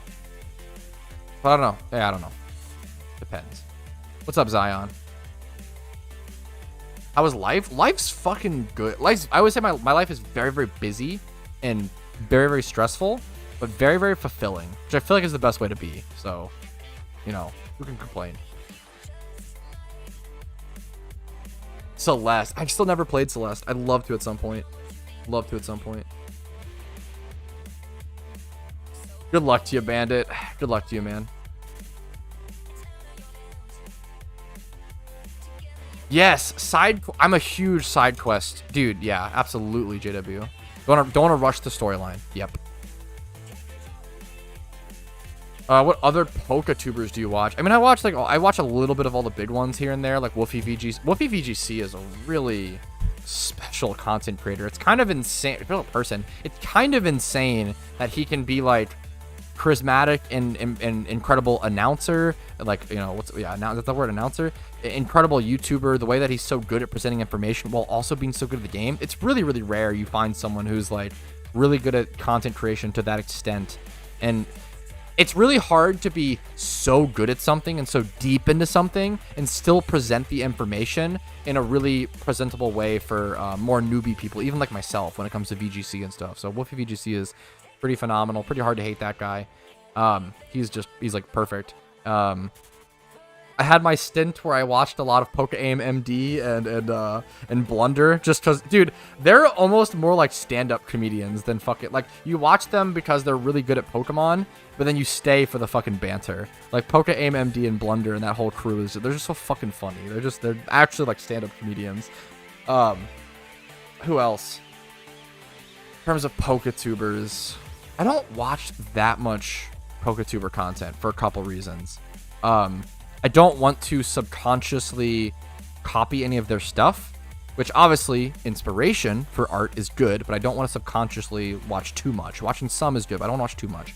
And then secondly, I really have been enjoying my kind of hobby outside of PokeMMO and Pokemon. I love retro video games, and I love retro video game collecting, and I love that. Yeah, that's kind of like my secondary. And like playing other games. I take a break from playing Pokemon. I take a break from my job, aka video games, by playing other video games. That's the Gigabrain technique. There you go. You're too nice to me, Vex. Shiny Dratini? Wait, for you? Wait, JW Tree, did you get one? W Chorm. Wait, Dratini? Oh, I'm on the way. I gotta go. Dude, did JW Tree actually get Dratini? Dude, I'm on the way. I'm on the way. Dude, everybody's saying don't move. I want to come see it. Congratulations, man. That is awesome. Huge congrats to JW Tree. Great shunter. Getting himself a Dratini. Karoshi on the way. I'm on the way. Everybody's on the way. We're rushing down. Hawk went out. I went through the same thing. Where's he at? JW Tree. Ugh, it's so good looking. Fuck, you're leading with low punny. God damn it. Dude, it looks so good. Now I want to stay here and shunt this instead. We'll switch up locations or something. Dude, congratulations, JW.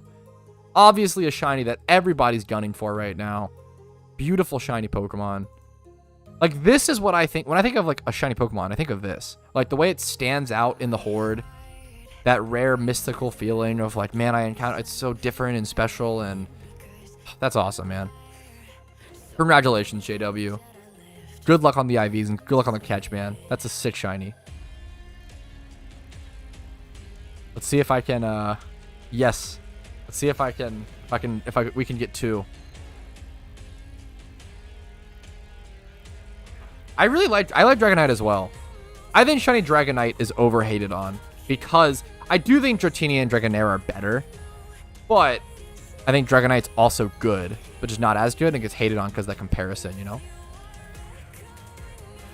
No, you don't have to apologize, Vex. I started playing again about a year ago. I was wondering how you recommend getting back into it. Really, what I always tell people is just to like play through a storyline, and as questions pop up in your head, just Google them, as dumb as that sounds. But like, let's say you're playing like a storyline and you'll often see stuff like this, where in like global chat, you'll see someone type like, oh, Alpha Swarm, Dragonite Alpha Swarm XX location. And you'll be like, what the fuck's an Alpha Swarm? And if you just Google like PokeMMO Alpha Swarm explained, you'll find videos on it. So I think just like playing the game and naturally discovering stuff. Yeah, we were just checking it out, Karoshi. We saw you on the way to it as well. That's why I came. I was at Miltank and I came here to check out I'm gonna check out when he goes to actually catch it. I'll check it out. Here we go. What was I saying? I'm the Dragonite overhater. Fuck based. I think just playing the game like you would any Pokemon game, and then just like slowly Googling questions and obviously watching my videos and checking out the forums and maybe trying to join a team. A lot of stuff, you know. Getting all regions done is a great start to the game, as dumb as that sounds, a quote-unquote start, you know. Being mentally farmed by Cynthia, base J. Quick question. Do you edit all your videos short of editor that you project? I edit everything. I think that like as a content creator, you probably shouldn't be outsourcing stuff to an editor unless you like can afford it and like get bigger for it. But I don't know. It depends. There's a really good argument to like just start if you want to like dump money into it. It's going to be expensive. You're going to be like losing money for a very, very, very long time. But if you're comfortable with doing so, it might be worth to outsource or pay for a video editor. It's up to you.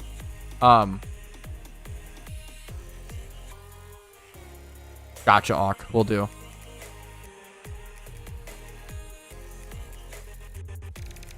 How do you alpha Miltank? I don't think you have to just wait. If you Google alpha Pokemon explained, a video will pop up. You can't make a normal Pokemon an alpha. You have to wait for alpha swarms. I won't open chat in general. The team chat will pop up.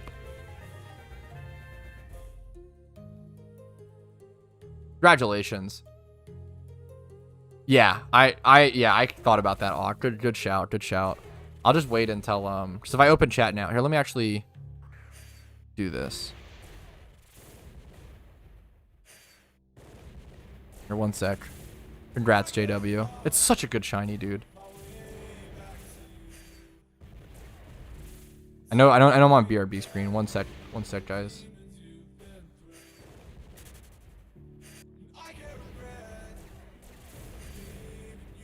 Want to look now? Okay. All right, there's the link. Congratulations, JW. It's Wait, this is so good. Dude, wait, Jolly Nature plus 20 plus in almost every single... This is incredible.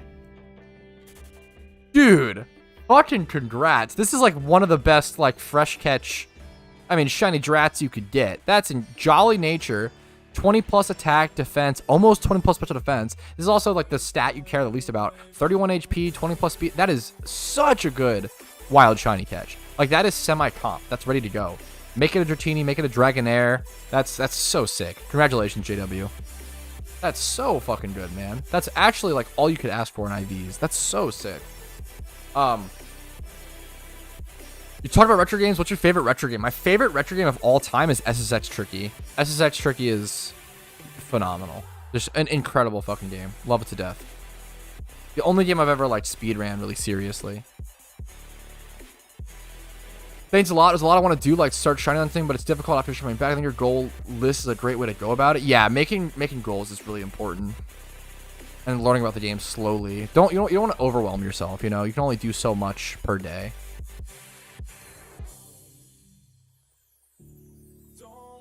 You got a shiny Mankey? Yeah, good, nice. I like Mankey. Primate Bond is kind of underrated. I use GEC or Gillen's Encounter Counter, but it does have a custom theme made by T-Nums, which you can actually use.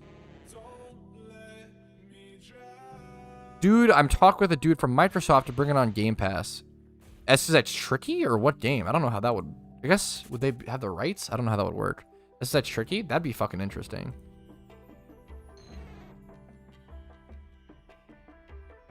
The GBA SSX Tricky? I don't know if you know this, Hemorrhoids. I own 2 copies of GBA SSX Tricky complete in box. I got a really good deal on one, and the other one I wanted for the collection. That game is dog shit. SSX Tricky on GBA is so fucking bad. SSX Tricky is the one game that I want to like have a proper like shrine dedicated to. I have an old like advert of SSX Tricky that I have like framed kind of or like propped up in a thing. I have SSX Tricky on PS2, Black Label. I have GBA.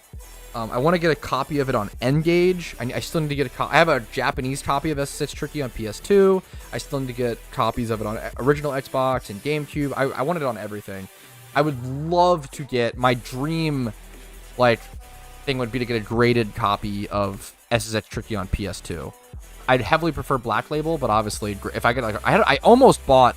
Or I did buy a sealed copy recently for 35 bucks. For a sealed copy, PS2 greatest hits on SSX Tricky. That was a very good price. Unfortunately, the seller backed out, so that was unfortunate. Is this better than Poke1? In my opinion, yeah, absolutely by far. I do think Poke1 is actually the second best Pokemon MMO. A lot of people come from Pro or Pokemon Revolution Online, which I don't think is that great. I think it's probably like the 4th best. But I do have a first impressions video of me covering Poke1. Now, I do think PokeMMO is way better, but... yeah, Poke1 is a solid alternative. Dude, PokeMMO is way bigger than people realize. And there's no... We just don't have exact numbers. I would love if the devs could give us some numbers on that someday. That would be truly incredible. For now, we don't really have any exact numbers, but this game is bigger than people realize, I'd say. A lot bigger than people realize. I never played Skate. I always wanted to. I've always heard incredible things. Yo, good luck to you, Retso.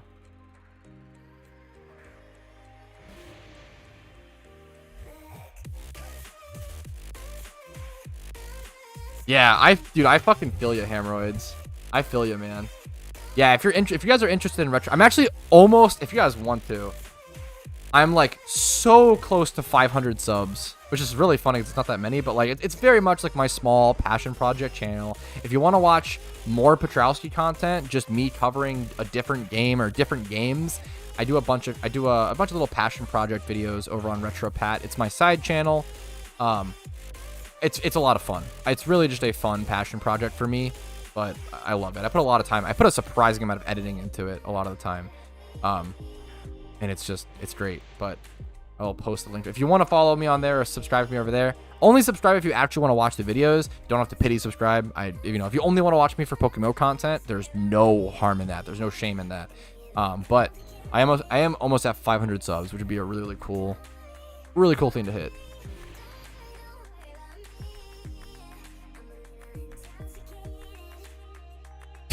God damn it, Mark. Okay, it's hamroids. God damn it. Yeah. Live player count in game. I would love if you could type like /players and see something like that. Yeah. I didn't hear what you said. Is Pokemon better than Pokemon? I went on a little bit of a long tangent about it, but essentially, yes, Pokemon is in my opinion, much better than Pokemon. But obviously, it's because I play the game. I'm probably very biased, right? But as someone who has played a fair bit of, pretty much touched on every Pokemon MMO, I think Poke1 is a fair option. I think Poke1 is probably the second best, but PokeMMO is, the difference between the first and the second best is pretty drastic in my opinion. I would love to do a video on Torum Online. I loved that game, dude. I would love to, unironically.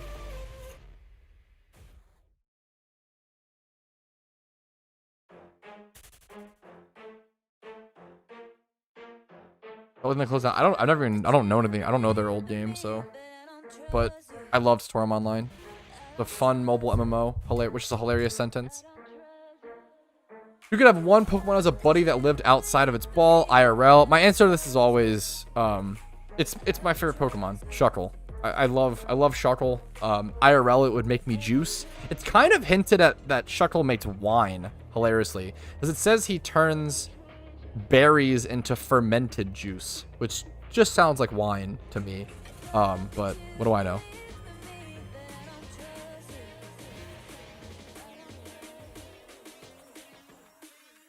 Shuckle's legs freaked me out, not gonna lie. Fuck, I love them, but I get it.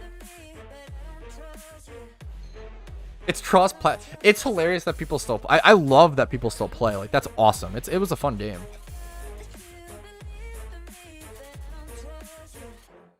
I was homie. I feel like he would, man. I actually agree. I feel like he really would. What is he doing his shell?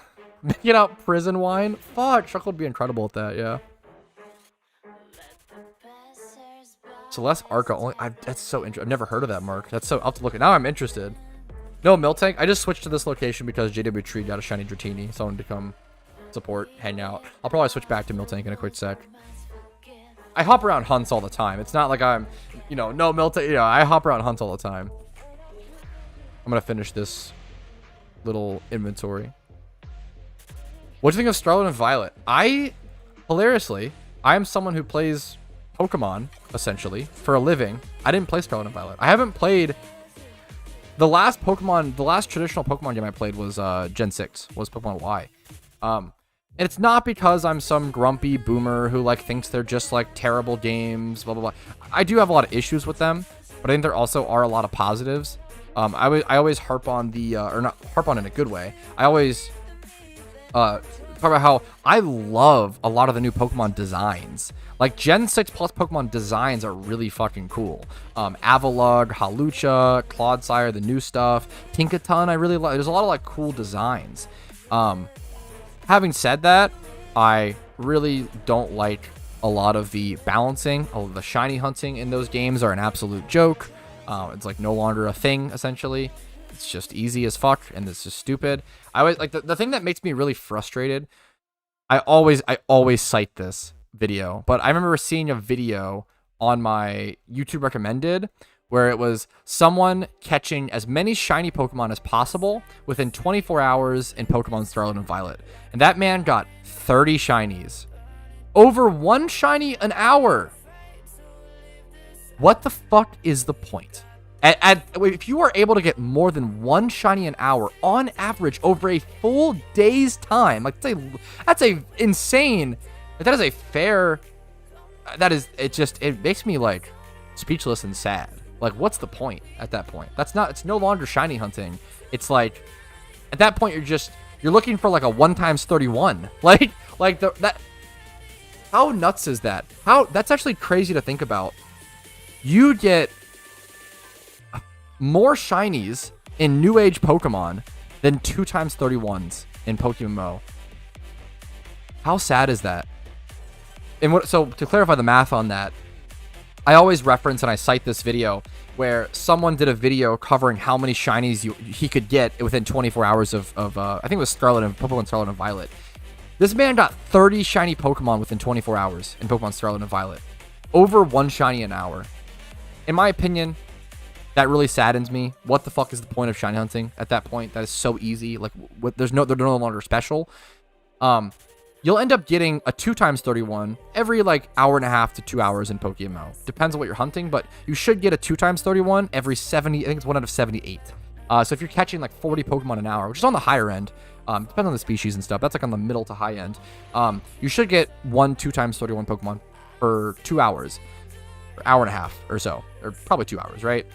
You literally can get more shinies per hour than 2x31 Pokemon in comparison from Scarlet and Violet to PokeMMO. That just makes it's flabbergasting. It's fucking sad and crazy. I don't know. It's just interesting.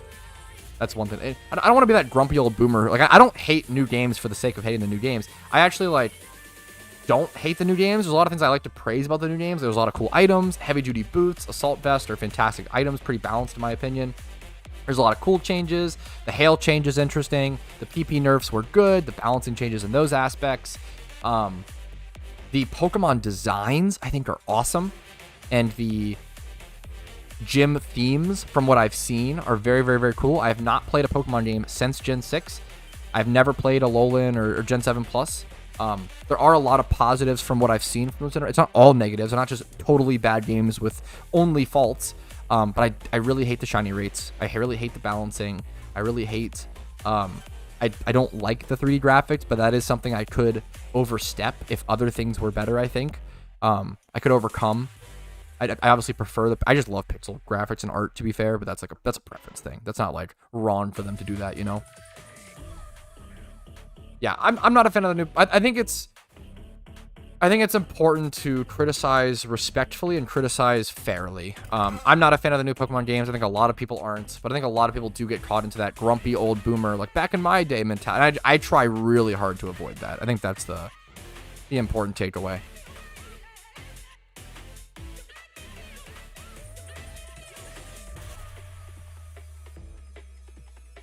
Okay, let me do a quick water break. Let me grab some water, a little stretch. Let's all take a little breather. I will see you guys in 2 minutes or so. Okay, so I'll be right back. Give me 1 second. Hopefully we'll get a little cow today, or at least make a lot of progress towards that cow. Give me 1 sec.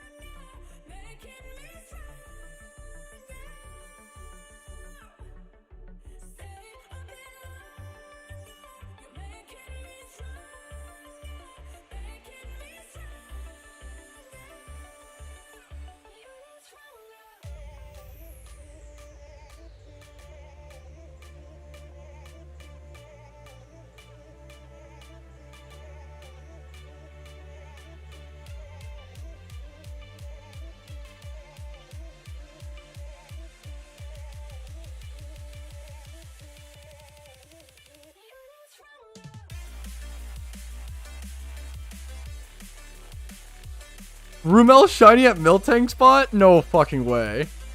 I just came back. No, Rumel, I'm so sorry. He also got Eradicate, dude. Oh. Rhyme also just found one? What the fuck is happening? What? We just get 2 Mr. Shinies again?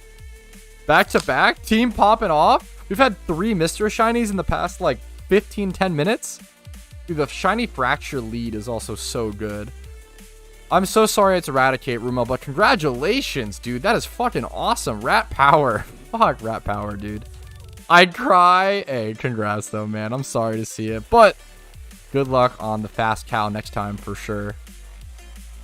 Fuck, I was gonna come back and say, I forgot. I went on BRB for BRB for a sec. I was gonna come back and say I was reading a comment while I was getting a drink really quick, and the comment said, "Man, 60 hours for a shiny, for one shiny, is masochism at its peak." And all I could think to myself is, who's gonna tell him it's, you know, who's gonna tell him? Who's gonna tell him that that's one of the easiest hunts in PokeMMO? 60 hours? That's nothing. That's one of the easy ones. Who's gonna be the one to let him know that that's an easy shiny hunt in PokeMMO? Man, good luck, man. Good luck with your hunts. And it just sounds like PokeMMO shiny hunting's not gonna be for him, which is super fair. This may shock a lot of people, but most people don't enjoy sitting at the same location looking for a different colored virtual monster for 30, 60 hours, 100 hours. And that makes a lot of sense. Now, we shouldn't make fun of people who do enjoy that. There's nothing wrong with that. They're having fun. They're do whatever they want to do, right? But that's kind of what he was kind of hinting at. But I don't know. It makes sense when people don't like it, obviously. So I don't know. Heck W, TLDR. I do smiley face. True. Who's talking about the what? Yeah, it's so.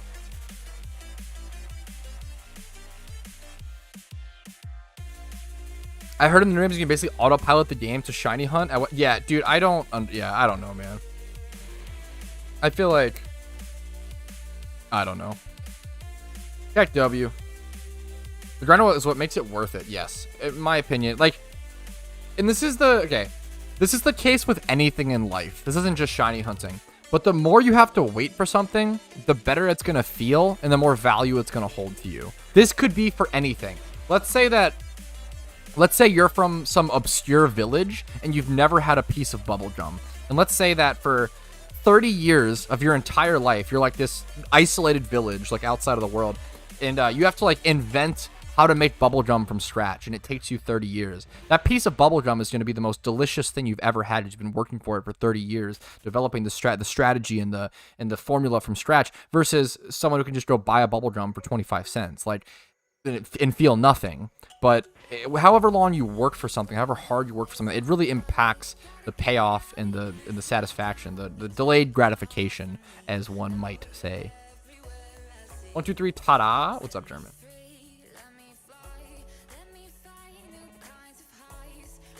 It doesn't matter what you're working towards, but as long as it's like a long thing, it could be anything, you know? I dislike shunting, but I like the feeling when I get one. Fuck! That's awesome. I like the process.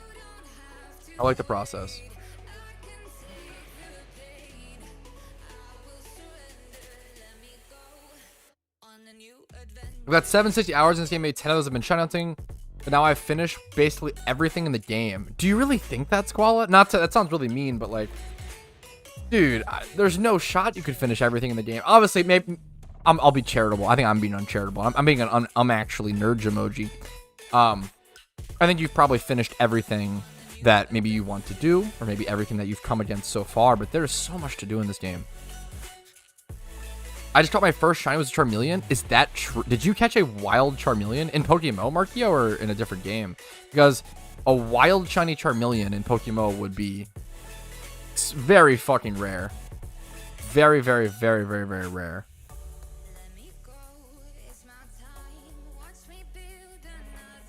Yo, Graham, what's up, man? I've been pretty good, man. Just working really hard, which I love to do. It's like I really like, yeah. If I ever like complain about working hard, always know there's like a tinge of like satisfaction, and I'd rather be someone who works really fucking hard and is like really stressed all the time, but like have that really fulfilling life versus boring. And I don't want a boring or easy life. It's not something I enjoy.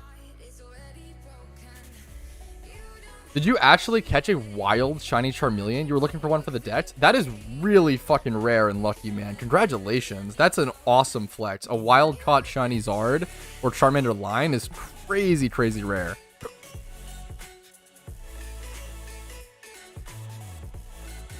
We have bots in the GTL. I'm starting to use it, and some of my listings are selling instantly while other monsters have more expensive or mine are listed for days. Some people, I think there are almost zero bots that exist in the GTL. People always claim this, and it's kind of copium. People buy things for different reasons. Understanding how to price stuff is really difficult and kind of important. I have an ultimate price checking guide. I think sometimes people just misbuy something for more. Fuck, unironically, Awk, yeah.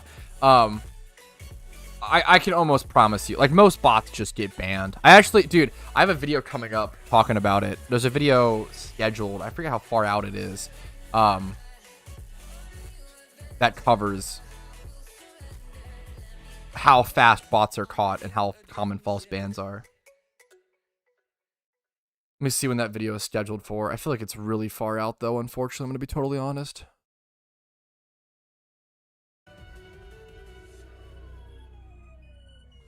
Let me see.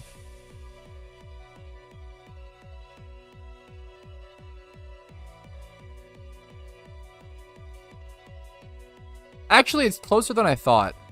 I have a video called How Bad is Botting in PokeMMO and Are False Bans Common? That's coming out September 1st. That's actually closer than I expected. That's Pog. It's a cool video. Actually, an honest question? Yeah, no, dude, no, I wasn't trying to, hope I didn't come off as, no, of course I thought it was an honest question. Yeah, absolutely. I think a lot of people's minds turn to like, oh, it must be possible. No, I think, certain Pokemon are just more desired. Certain Pokemon sell for more. Like, it just depends, you know? It depends on a lot of factors. Like, I'd have to, like, see what Pokemon you're listing to really give you a proper answer. Some of my listings sell instantly while other mons are just 100 more expensive than mine are listed for days. It just depends. It depends on a lot of things. Usually, like, depends. It depends on a lot of things. I want to see your face. What's up, Extra Bug? How are you doing? New Mortal Kombat or Spider-Man game? No. I for huge reasons. I don't play almost any new games, and if I were to play any new games, those definitely wouldn't be. I'm not really a huge Mortal Kombat guy. No fucking, what's it called? No shade. I don't dislike Mortal Kombat or Spider-Man. They're just not really games I play. But like I played like Ultimate Spider-Man back on like PS2 like forever ago. But I mostly just, the reason why I don't play a lot of new games, and I haven't played Baldur's Gate 3, even though it seems like a fucking phenomenal game. I'm probably not gonna play Starfield. Like the last time I bought a new game on release was SSX 2012, released on Xbox 360. And like PS3 and some other consoles, but the SSX remake essentially was the last game I bought on release. And I just don't really do it because I don't like gambling 60 to 70 bucks on what might be a good game when I'm also so behind on other games. I'm so behind on like so many games that are guaranteed masterpieces that I just haven't played yet. For example, I haven't played The Witcher 3 yet. I haven't played the Mass Effect series. I haven't played the Vampires Masquerade series. I haven't played, like, all these games I'm naming are like 10 out of 10 guaranteed bangers. I haven't played Gears of War 2 or 3. I have played Gears 1 and I love Gears 1, but I haven't played Gears 2 or 3. Haven't played Dead Space 2. Recently beat Dead Space 1. Like, there's just so many incredible games, masterpiece level games that I haven't played yet that I'd like to play before. And like, if I can buy those games, all of the games I just listed, also, I think almost every game I just listed is like $5. There are so many $5 masterpiece games. It's just, you know, how could I, I'd rather just wait 10 years until Starfield's is $5 and then get it for that. I don't really have any rush to play new games, essentially. Dude, look. Wait, I just saw him. He showed up. Mario Link. He has a wild shiny Charmeleon behind him. He actually got it and actually came to prove it. That's nuts. I respect that a ton. It's hiding under this other shiny Charizard now. Hopefully he walks out in a sec. But that is... Congratulations, Markio. That is nuts, dude. Play GTA 6? Like, I'm probably not going to play GTA 6 on release, you know? Like, I just won't. If there was any game I'd play on release, I might play Elder Scrolls 6 on release. That is the only game. That is the... Yeah. If... I think Elder Scrolls 6 is going to be the... I probably will play that on release. That is the only game I'll play on release, is Elder Scrolls 6. I care about that so much. The Zard and Charmeleon are friends. I don't care enough about GTA to play GTA 6 on release. I'm sorry. I like GTA. But, yeah.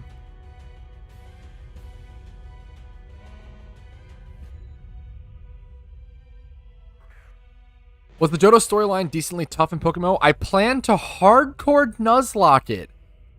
Dude. Good luck to you. I think... Oh my god, good luck to you. I think Johto is the hardest region to Nuzlocke. Like, by far, in PokeMMO. Let alone hardcore Nuzlocke. That is insane. That is actually insane. I tried Black and White over a month ago, but kept wiping to N. The issue with... and I've said this over so many times now.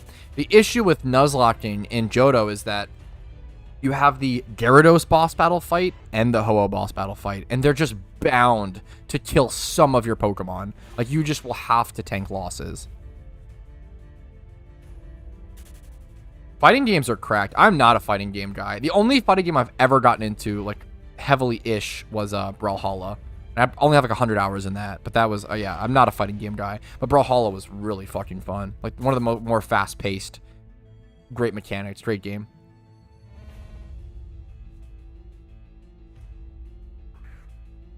We're gonna play Elder Scrolls 6 together? We'll see. When it releases in 2040, based Bethesda understander. Elder Scrolls is my biggest vice. Yeah, dude, I loved... man. Skyrim is definitely the... It's gonna hurt a lot of like people. Skyrim is definitely the best in my opinion. Like as someone who I started the series with Morrowind, and I love Morrowind. I actually like Morrowind much more than Oblivion. I do not like Oblivion that much. I know it's gonna tilt a lot of people. I want to try to get more into Oblivion. I've beaten the main storyline once, and I couldn't. I don't like the look of Oblivion. I don't like the aesthetic. I don't. It's very. I don't know why. Oblivion is so dark, and I don't like it. Everything looks like washed out and drab and like dark. I don't like the look of Oblivion at all. But Skyrim is incredible. I've never tried Skyrim VR. No. The homies playing in a nursing home. Who'd you play in Brawlhalla? Mostly Taros. I was a huge Taros player. I loved Taros. I feel like I did okay in ranked. Loved Taros, and then yeah, you can get encounters pretty fast, thankfully, with ×5 hordes. What's up, Goku? Taros, and then I tried to learn the, like, orc guy. I forget his name. I tried to learn him a little bit with the cannon. The cannon's such an interesting weapon. I was not great at it, but it was interesting. So I never played World of Warcraft prior to Classic. I played WoW for the first time with Classic, and Classic WoW took my breath away.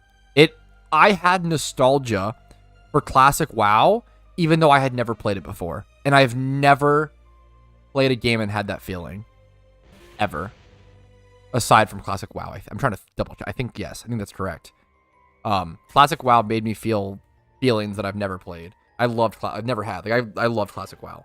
I got really fucking into it. Having said that, I only played Classic WoW for a total of like 2 months. I played Classic WoW 16 hours a day, non-stop, on release. I experienced the release of Classic WoW, which was so fun. And then I played a year later. I played like right before the Burning Crusade expansion dropped or whatever. I played a shit ton again, and my plan was to prepare for the Burning Crusade, but then I ended up just getting bored and dropping it. So I played Classic WoW 16 hours a day for 2 months across 2 different time periods, and I fucking loved it. Got my epic mount. I was a warlock. I feel like my leveling speed was pretty solid for like a first time player. I think I got level 40 in like 5 days, which felt pretty good for like a literal first time ever playing World of Warcraft ever. I was pretty happy with that. I played a shit ton. I loved it to death. I went into like, I hated but liked World PvP. Like, World PvP fucking sucks, man. It's kind of cringe. It's all about, like, World PvP is literally just people ganking you. But it's just, in, like, 2 to 3 people, like, the most satisfying thing was winning, like, 1v2s or 1v3s. As a Warlock, like, that shit was very possible for me. I was a Succubus Warlock main, and I got really fucking good. I had like 56 keybinds. I only played WoW for 2 months, and it was a game that I got really good at really fast, which usually I don't do. I'm a very slow learner, generally. But I got pretty fucking good at WoW, like World PvP, really fast. I remember I joined a guild, and they had like a weekly PvP tournament. And I remember the first one, I was so nervous that I was like shaking, and I like just could not play well. And then I literally won the second tournament that I entered in because I was so bent on improving. I was so fucking hell bent at getting good at Classic WoW, and I was like full on on engineer. I was singly holding down Ungoro Crater on my server. Like, so my guild wouldn't be with me. I would solo hold down Ungoro Crater. The amount of times I would 1v3 fucking rogues and warriors and shit. It was so fucking fun. I loved it, man. I genuinely love Classic WoW, but I don't know. It's so expensive per month, and I just don't have time for it is the main thing. But it's so good. It's so fun.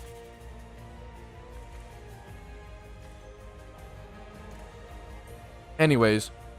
But I went for, like, every little niche, like, PvP thing. I had so many trinkets in my inventories I would cycle through. Like, I had the Gnomish Death Laser. I had, like, the Net Trap. I would do some cool things. I had some cool fucking memes. I had trinkets I would cycle out off cooldowns to be able to keep PvPing. Like, it was fun, man. It was so fun. I really enjoyed Classic. The main issue with Classic is the people, man. The people just blow dick. I think the average people that are inclined to play Classic, it feels like they're stuck like 20 years in the past. The people that play Classic suck dick, unfortunately. So, as someone who loves Classic, and like, my guild was pretty cool, but yeah. You play LOL? No, and I never encourage it. I hate League of Legends is probably the worst game out on the market right now, unironically. Unironically. Anyways, any Lepa sellers in chat? Good question. Good question.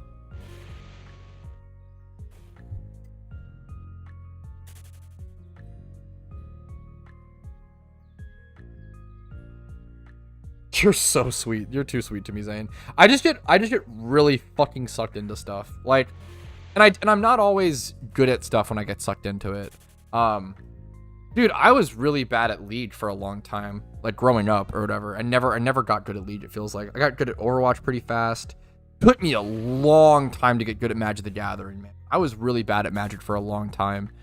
There's so much stuff. I've never been like a super fast learner. I just get obsessed and work really hard, and I'm just hell-bent on improving at certain times, at certain games. And it's hard to control. Like, a lot of motivation is largely out of your control.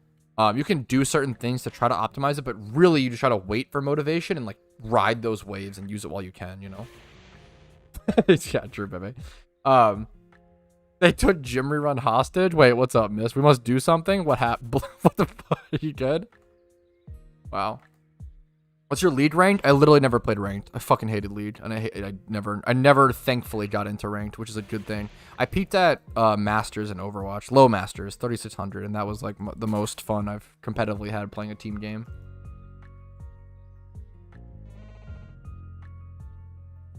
Challenger on LAN, is that like, are you saying like local, like LAN, or like oceanic?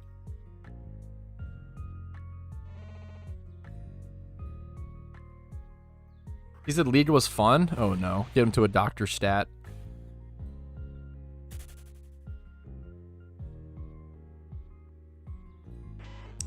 Grit and determination to push through and get good over time is way more valuable. Yes. Absolutely. Absolutely, Gears. 100%.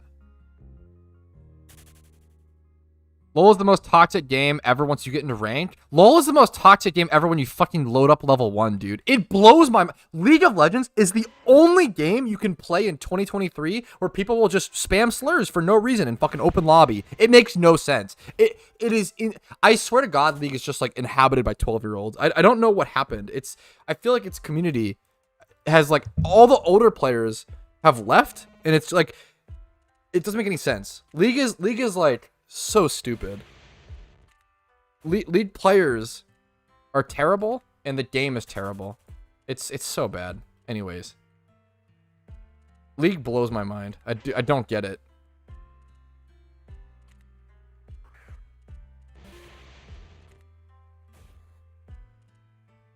That's a wasteland. It's like actually our worst citizens are just hiding out in League lobbies. It's so fucking crazy, dude. I don't understand. Yeah, I don't play Valorant at all, so I have no idea. /mute all? Yeah, based. Dude, fuck. Back before... Dude, I used to do this. This is really funny. So, thankfully, now League has added a... They updated the game to where you can, turn off your, like, chat. This is how... Because I get... So I have a problem with getting toxic, but I promise you I'm always in the right, okay, chat? Don't worry. I'm obviously just kidding. But I will type a lot, okay? My APM is very fast. I am able to play, like, I'm the person who can play faster than everyone in the lobby while typing paragraphs. But that just tilts me and I just get upset.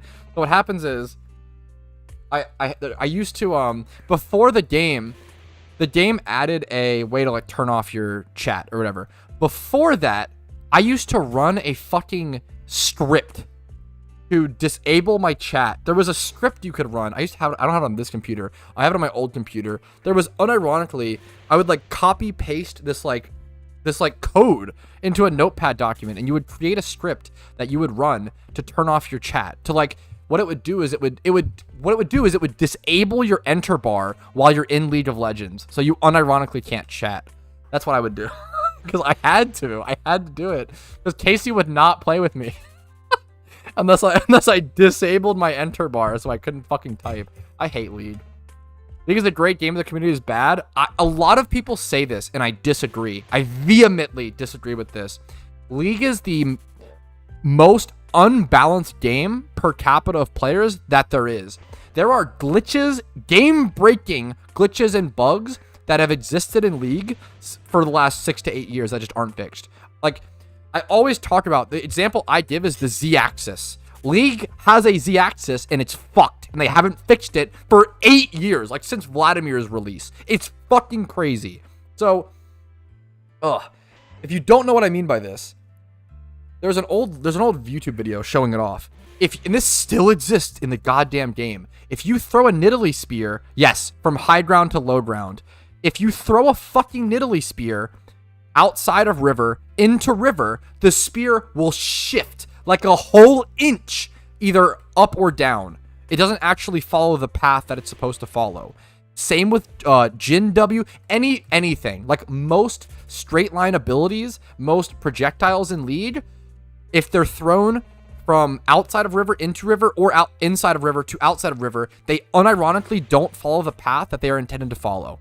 It is a game-breaking, insane bug that has been in the game for 8 years. They just don't acknowledge and don't fix. But otherwise, I'd say no, dude. I think League's balance is unironically the worst. But that's obviously gonna be a personal opinion. So feel free. I encourage people to disagree with me.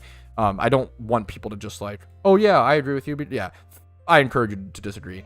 I think League is the worst balanced game per capita I've ever seen in my entire life. True hemorrhoids. Dude, I will rant and rage. I hate League. It's so bad.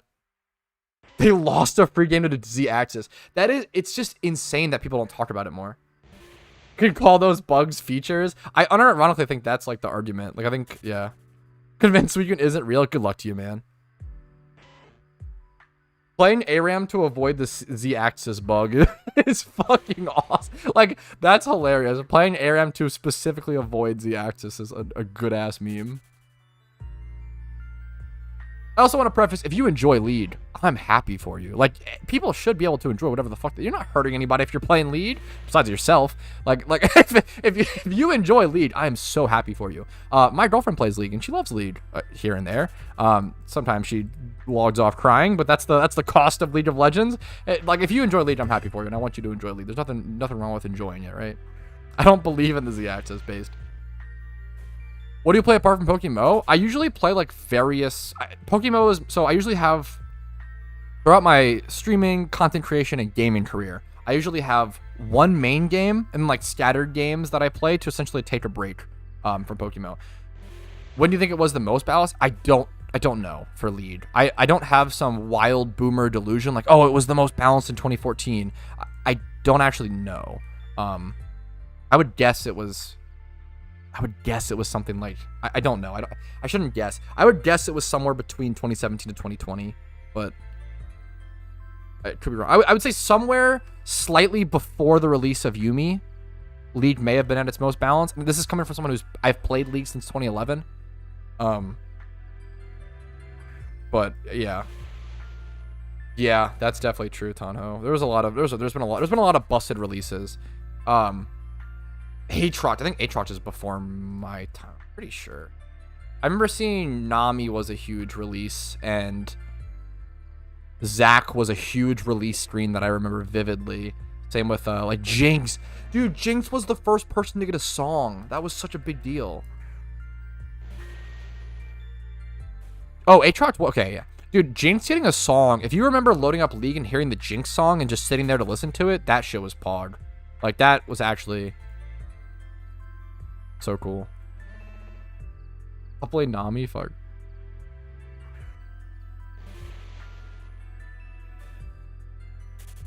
If you can play League non-seriously, I love Zack. There's some great champs in League.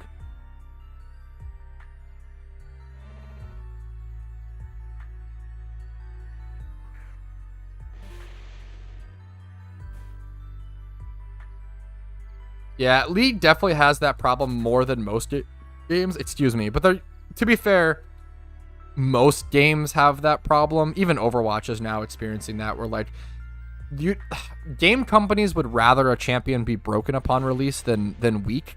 It's just better for statistics and numbers and analytics and players and stuff. It's not best for the game, but it's best for analytics and numbers and money. But it's tough. You want it to be. They'd rather it be over strong than weak or even balanced, so they kind of just do that for money. And skins, or like obviously Lead, Unremarkable does a lot for skins though.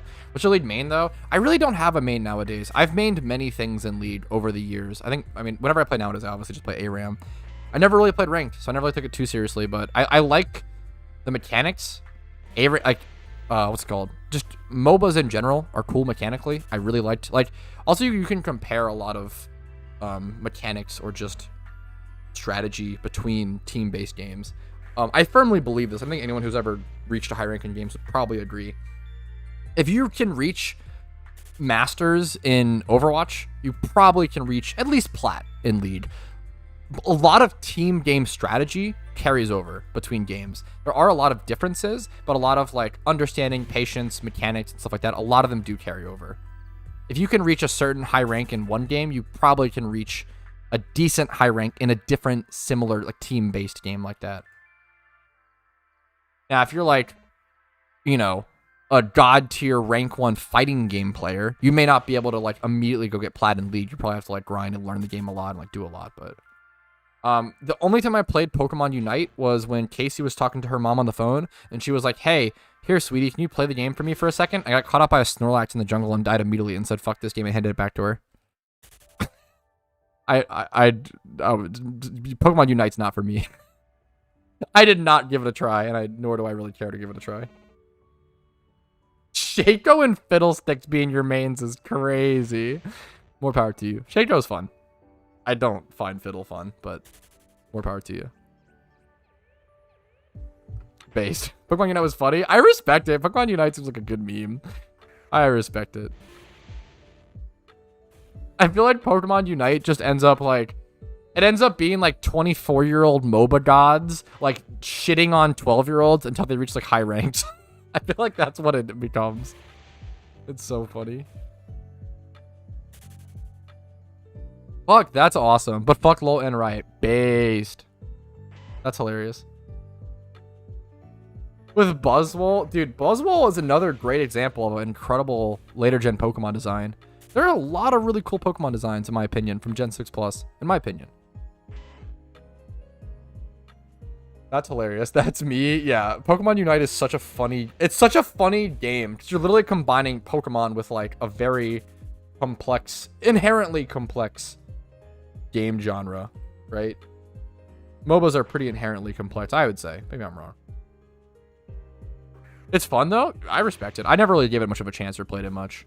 I think I just stay away from MOBAs nowadays. I taught Casey Dota a little bit the other day, and her brain was exploding. My brain was exploding too. I've never been a good Dota player. I have around 300 hours in Dota, and I still feel like I just fucking know nothing about it. It's such an that game is like, when people say Dota 2 is League on crack, they're 100%. It's actually insane how in depth Dota is such a fucking wildly deep game. I feel like Dota can't be solved. Like, it's impossible to play the game perfect because of how deep it is. But I feel like League can be solved. Or at least get really close. It probably can't be. And I hate League, but I would say it probably can't be solved. Even though if a game can be solved, that's an issue. I want to preface. That means it's probably too simple of a game. I always dick on Hearthstone. Hearthstone is like, when people ask me, hey, like, how do you feel about like Hearthstone versus Magic the Gathering? That's like comparable to asking like, hey, how do you feel about Leapfrog versus like the PSP? And it's like, dude, like these are like not the same thing. Hearthstone is a joke of a card game compared to like Magic the Gathering or even like Pokemon or Yu-Gi-Oh or like any other deep fleshed out TCG. I don't know enough about fighting games to understand. I didn't know Tekken was like super. I love Tekken. I always love the aesthetic, but I don't know much enough about the mechanics and stuff. That's really, yeah, that's an interesting idea, Macomb. I don't know enough about it, but I respect it. I'm very like neutral on Pokemon Unite, yeah. But what's it called?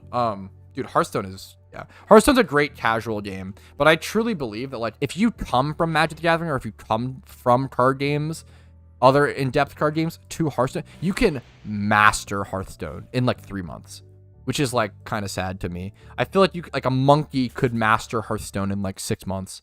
I feel like Hearthstone is like a very solved game. It's really, really sad. I feel like that game is like so simple comparatively to every other card game I've ever played. The lacking of instance, but it's funny because Pokemon doesn't have instance, but it's still a much more complicated game than Hearthstone.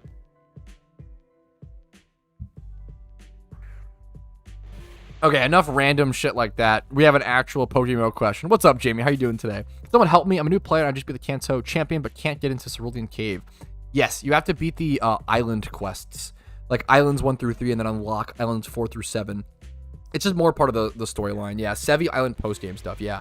As a kid, I literally never got into Cerulean Cave because I didn't know how to. I didn't know you needed to beat the islands. So I actually never got in until PokeMMO, I think, hilariously. Dude, Yu-Gi-Oh! Has become a wildly complex game. Yu-Gi-Oh! Is actually a crazy deep game, and it's so fast, and there's so many chains and like effects, and every card has 3 paragraphs on it. And everybody knows this. Pendulum Zone, XCs, fucking synchronized fusions, it's negate abilities, lockout zones. Dude, Yu-Gi-Oh! Has become insane. And that's not like a bad thing necessarily, but it's just interesting. I love me a complex game. That's so interesting. I would have never guessed that, Nerman. I don't know much about fighting games really at all. It's always interesting to hear from the fighting game community and like hear about that. Isn't there a format in Yu-Gi-Oh called Goats or Goat, which is like old Yu-Gi-Oh essentially?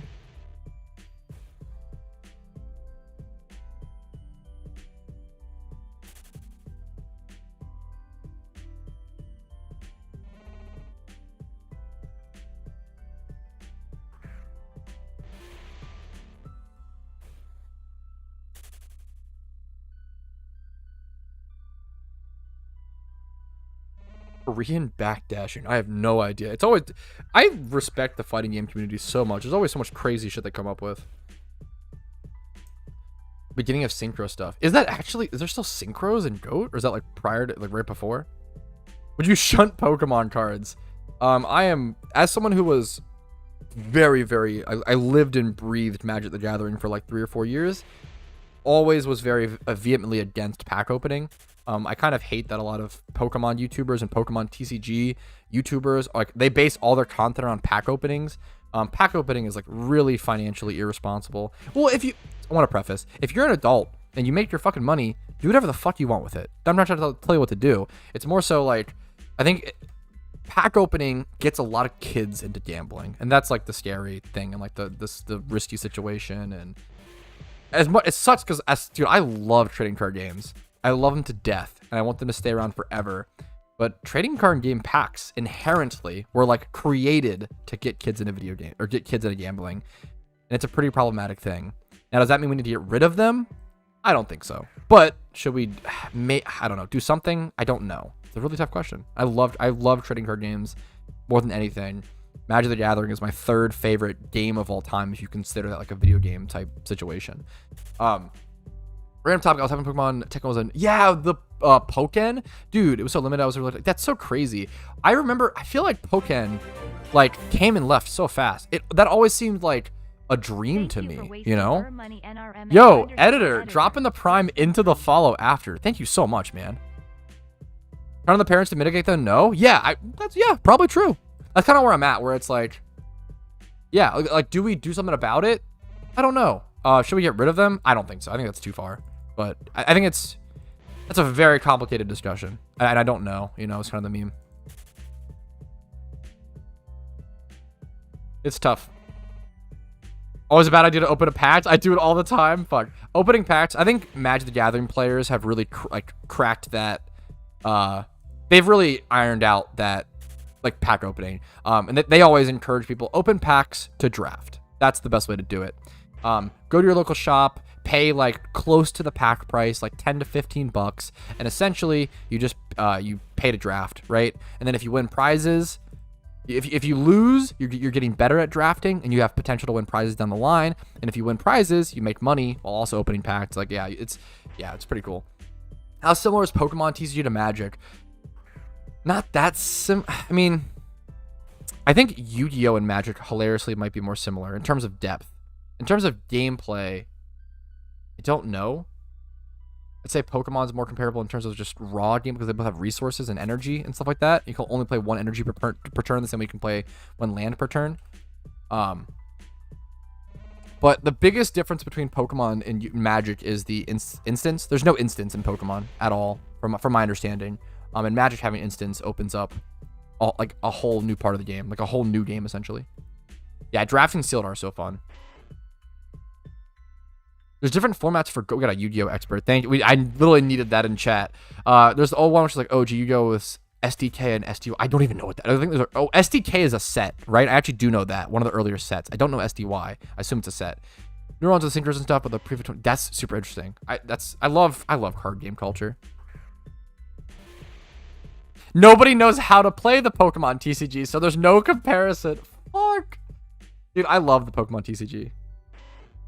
I loved Night March. Such a fun deck. But yeah, no kids growing up knew how to play the Pokemon TCG. Dude, one of the funniest things, this is a huge emerging topic. Starter deck Kaiba. It's just so interesting.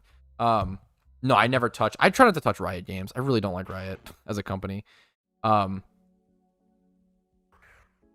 deck Kaiba, starter deck Yu-Gi-Oh. That's so interesting. Gotcha. That's so cool.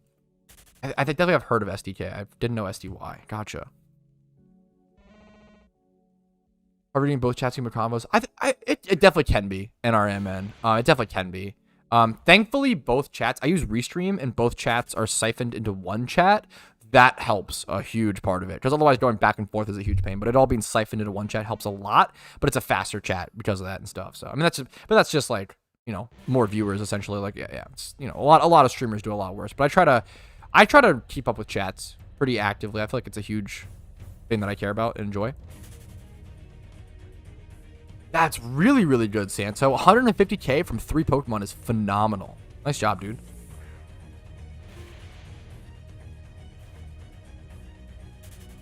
This is so quiet.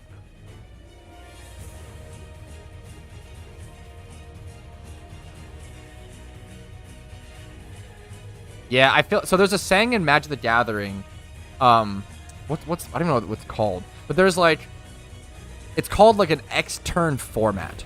So for example, in Magic the Gathering, in the modern format, it's called a 3-turn format. Just like 3-turn format. Which essentially means like, you know a deck is good, or like a good benchmark for a deck is if your deck can win in 3 turns. Yu-Gi-Oh! It feels like everything's like a one turn format.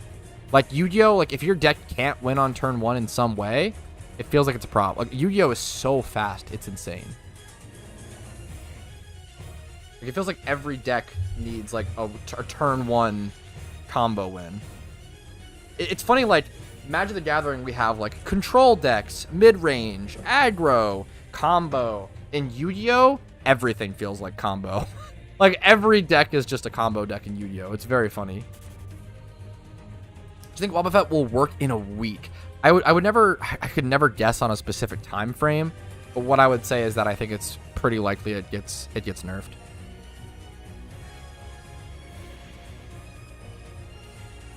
Is God with chess? Fuck, someone compared Yu-Gi-Oh! To a fighting game recently, which was interesting. It's so fast.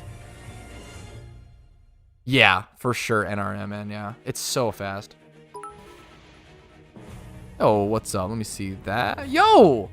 Slivo, thank you for the 100 bits. I really, really appreciate that. Hold for the content. Been helpful enough or entertaining enough to warrant that kind of support. Thank you so much. Okay, more? Slivo with 200? Thank you. I appreciate it. Hold for the content has been worth those 200 bits to you. Thank you, thank you, thank you. Has something else other than combo? Yeah, that's the meme. Okay, it keeps going.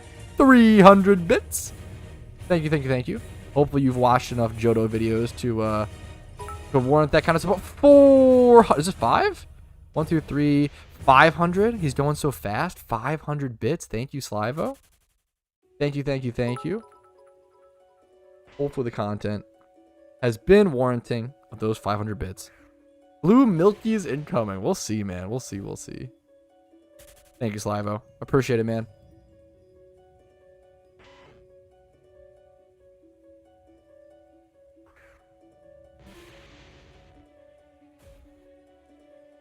$200 gin chroma.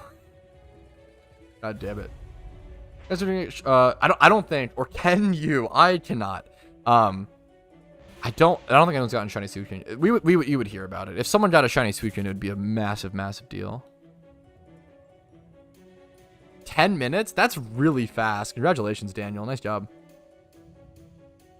Yes, dude, people don't talk. I'm glad that the way you phrased that, Wobbuffet, is so perfect as well. Unironically, League just feels like a gacha game. It feels like a mobile gacha game now. I feel like less and less people are playing League to like improve mechanically and like get good at the game, and it's become a collectathon. It's become like which is not a bad thing. Honestly, it's probably better. Like, I think it's probably better because of how bad the balancing is. It's probably a better thing to just focus. Honestly, fuck it. But like, it's literally just become like a gacha collectathon with the fucking what are they called? The like achievements you can get and hunt for in game. The like little Talon jump over 50 walls. Yeah, you may get killed and it's inefficient, but you'll get a little milestone if you jump over this wall into the enemy tower, Talon. Like, dude, I hate that shit. I fucking hate when I see my teammates do dumb shit to get their fucking, what are they called, those milestones? Oh my god, it's so funny. But yeah, League is literally just becoming a gacha game, like a collectathon, which is, I mean, fair. I respect it. But just, you know. Yeah, go into it. Yes, if you kill or lose the Suicune, the next encounter will have the same IVs, the same nature. It'll be the same Suicune.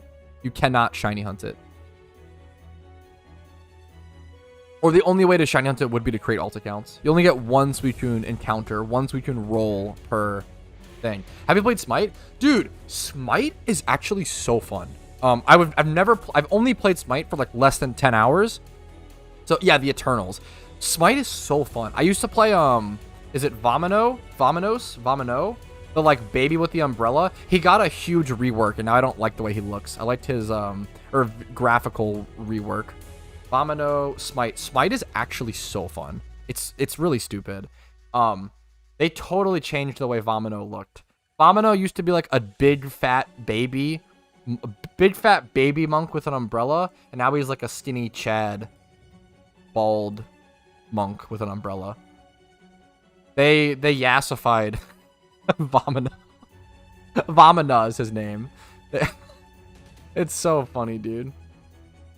Now he's like a fucking chiseled jaw and shit.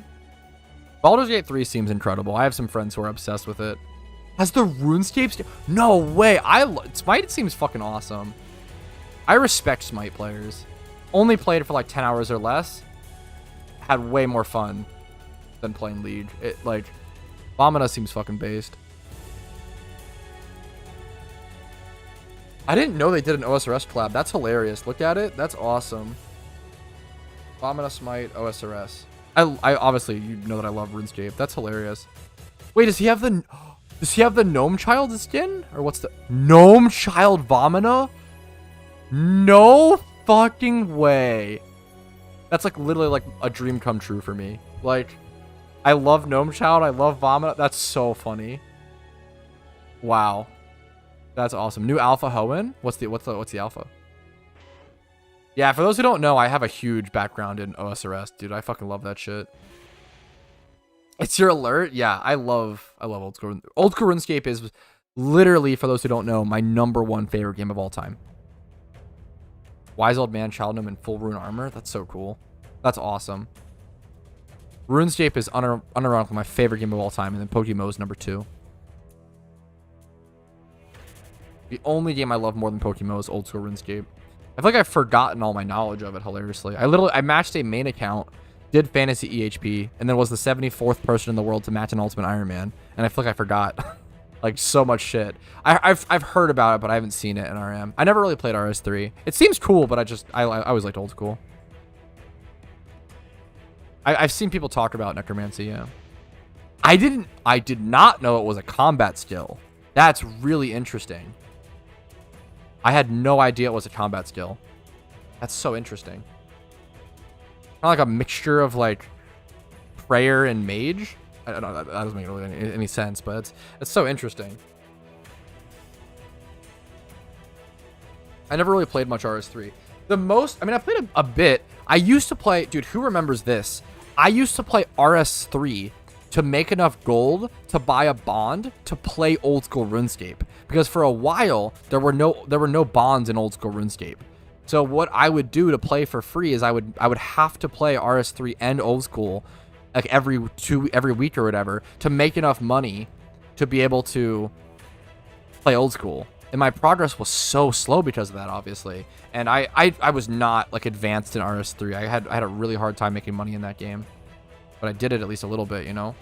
It's not a combat triangle anymore. Combat square. That's actually like wildly interesting. Changing RuneScape from not a combat. That's a really cool new age way to differentiate OSRS from RS3. I hope people enjoy it.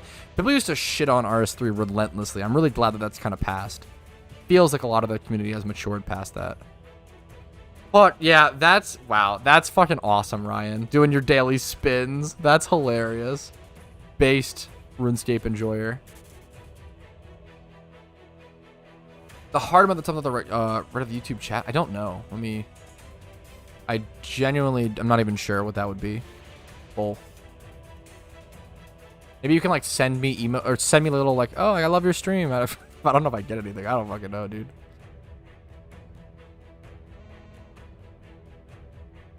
That's an incredible thing to introduce a new skill and people really enjoy. That's really awesome, Ryan.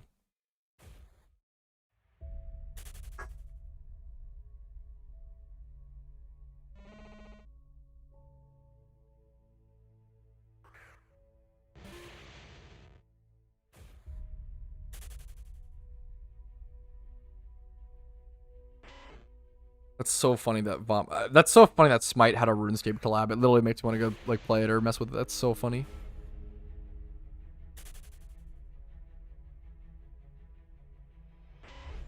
Alpha Salamence with Moxie and Roost. Dude, that's actually such a tough. That's such a tough alpha to catch. Salamence with Moxie and Roost. It's going to get stronger as it destroys your team as well as be able to heal. Ooh. I kind of want to go try to catch that. There's an Alpha Salamence in Hoenn, people said. I'm probably going to go try that. That's a... pretty sure it's a decent money alpha. That's actually like one of the more expensive ones, if I'm not mistaken.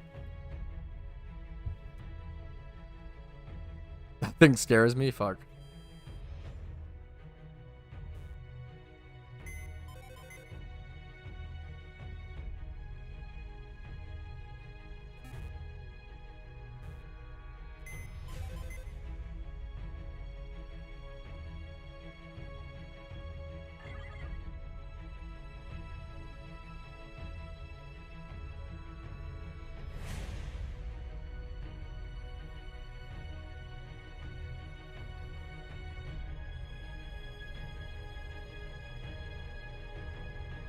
I had the wrong Breloom on me. That's scary.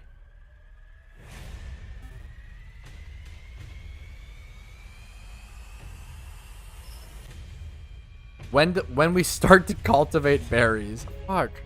I don't really do any berry farming, but there are a bunch of berry farming guides out there. I probably should do berry farming, to be totally honest.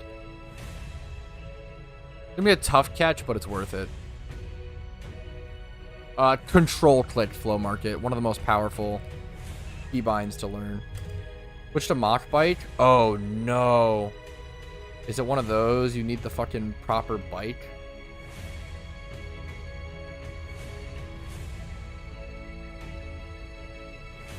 I don't even know which one I have. Good shout. The fact that you told me beforehand is super nice. I think the best way to tell is if I can... Okay, this is acro.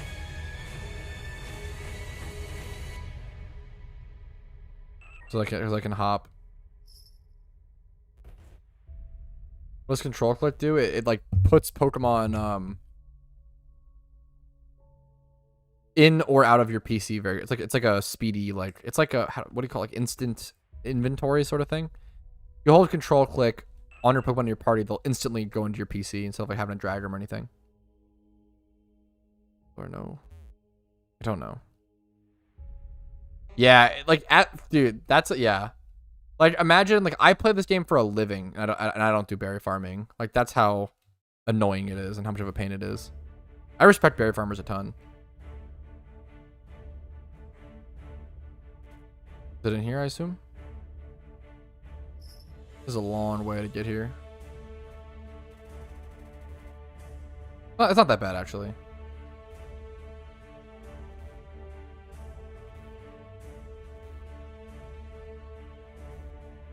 Yeah, so you need Mock Bike to come do Alpha Salamence because you have to be able to zoom past these fast enough.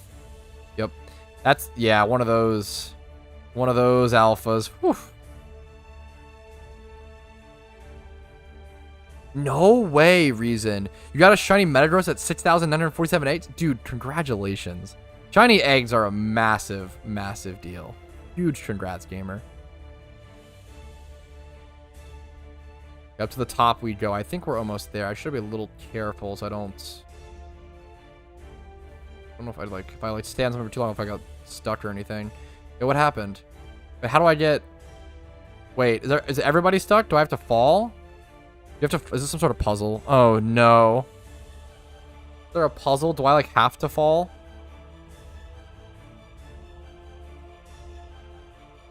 Okay, so we want to fall down in the middle like that, it seems like. Maybe? Okay, whew, we did it. Easy strats, boys. And looping around here should be decently easy, hopefully. Yeah, just pathing. Okay, the new bike update feels pretty nice. Alpha Ment's first ball. Dude, you're a god. Skill difference. We made it, fellas. Oof, we made it. Should I go ahead and like check all the Sheldons first? Let's go ahead and do that.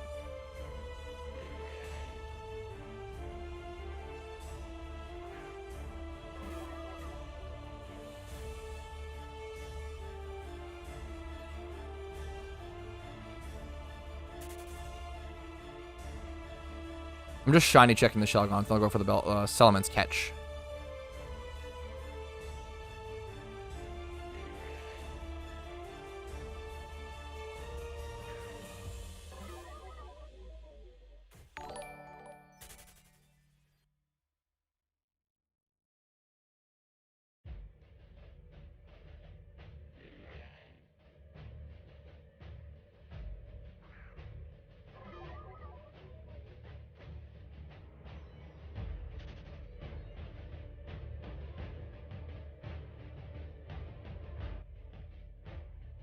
All right, okay. Time. The Rayquaza sprite here. Being able to see the Rayquaza sprite here is also really funny. Let's go ahead and interact with this Alpha Salamence. Let's see how the catch goes. Hopefully it's not too much of a pain. I'm going to try the Steel Swap strat still. A lot of people are saying it's like totally nerfed and totally bad, but honestly from what I've tested, it still seems good. It becomes an issue at certain points now, but it's still good. It's female Salamence as well, which is actually ideal.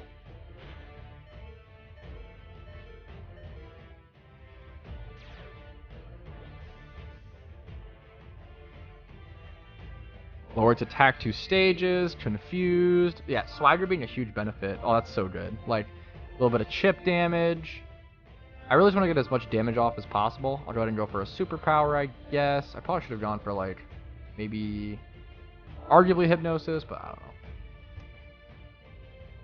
Best way to learn how and what's from the GTL, there are some beginner guides out there. Watching those and then just practice. Like, that's not really something you just, like, learn quickly. It's just time and practice, honestly. There's no secret to becoming a best, a great flipper. It's just a lot of time and practice. Yes, you can use ocarinas for that blue. Like there's something called HM ocarinas, which allow you to use those moves without having the Pokemon in your party. The issue is I have like Seed Bomb as my attack, which sucks here. Like literally 4 times resistance. Okay, also he woke up and that was really unlucky. To wake up into an attack was super unfortunate there. Yeah, we're gonna stall turns and try to chip him down. Thanks Maras. This battle isn't doing as bad as I thought. I thought it was gonna be a little harder. Honestly, it's been mostly fine so far. So. Seed Bomb does a nice 8%. Huge. Okay, this thing's waking up so much. It's such a pain. I don't have a Toxic Orb on either of my Breloms, though. That's kind of an issue. How did you feel when you pulled Cranidos? Watch my reaction, man, if you want to see it. There's no way to put into words, It was just, yeah. 17 months. 17 months streamed over and over and over again. He also has Roost as well. I don't know how the fuck I'm gonna chip this thing down meaningfully. Do I need to, like, bring out Spirit Tomb and go for, like, Payback? I don't know what to hit this thing with. Yeah, this damage is hilarious. I don't know how I'm gonna ever get this thing down with Roost. Rapid Balls. I don't know the mechanics on them. I'll have to check. I don't know if I have any. Good shout, though. See if I was quad resisted? Yeah, I just said that. But yes. HM what? There's something called ocarinas. HM ocarinas, which are used to, If I have a fastball, I might. Interesting. Will that actually work here? That's so interesting. Wait, let me just... Well, Swords Dancing now at 1 HP doesn't do shit, so I don't know why I'm doing this, but whatever. Now it's too late. Maybe he'll go for a Roost or something. I don't know. I should have Swords Dance early. I played this fight pretty bad, but that's okay. Okay, we're getting some chip, Pog. Huge chip. And, okay, that position's actually good, because whether he attacks and kills me, it's good, and if he roosts, it's good. Like, no matter what he does there, it's actually a good thing, so I'm cool with that. I need to come back in and Spore him now immediately.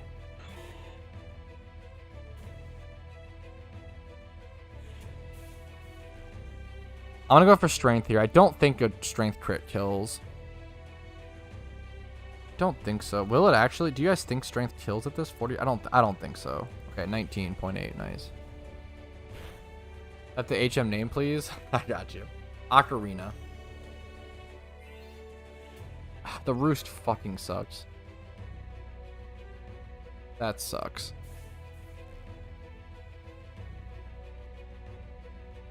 You're okay, Raphael. Yeah, they would do the same. Yeah, or around the same probably. But it's fine. I don't know. Strength is obviously better here. I'm just trying to chip it down. I'm not looking for peak efficiency in this alpha fight, guys. I'm okay. Dude, these fucking Roosts. Holy shit. Not doing nearly enough damage. I should X attack or something. I should do way more videos on mods. Yeah, I've had a lot of... I think it was brought up today. I should do way more videos on mods. I agree. Let me go for an X attack.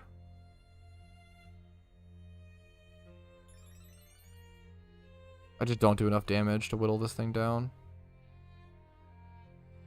Now I'm doing 43%. There we go. The issue is a crit kills here, so I'm gonna false swipe. Was that a crit false swipe? Yup. That's why, dude, look at that fucking...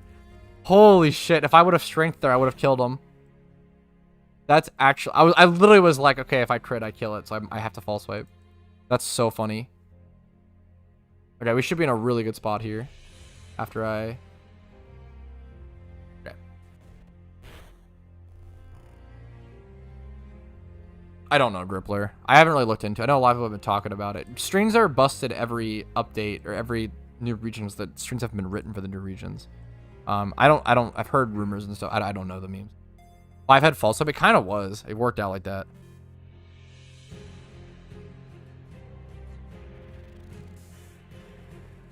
The issue is if he wakes up and declaws me, I'm dead.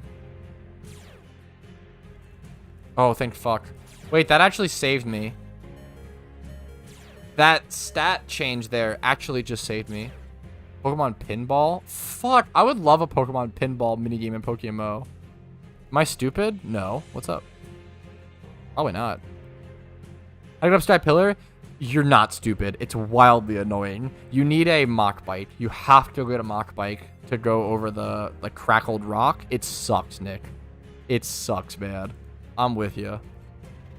It's a pain in the butt.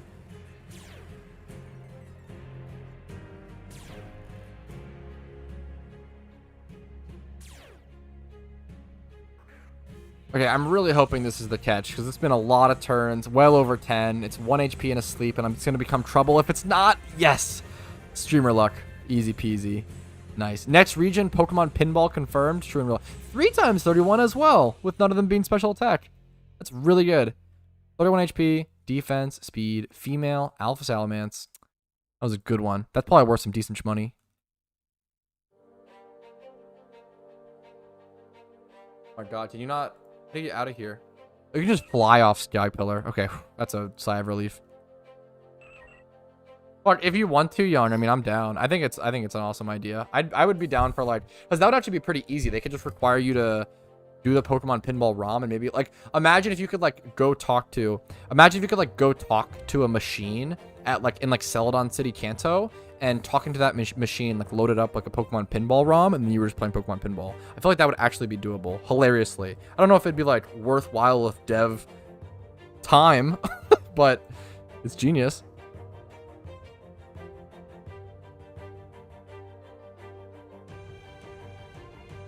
Thanks for the follow, Stacks. I appreciate it. Hopefully the content's been enjoyable. Okay, I'm gonna sell this off really quick. That's the idea? Yeah, it's like legitimately an interesting, like, cool one. I stick to Voltorb flip. Ugh. Ugh. More power to you. Okay, let me sell off this Salamence. Let's price check it. See what we're looking at.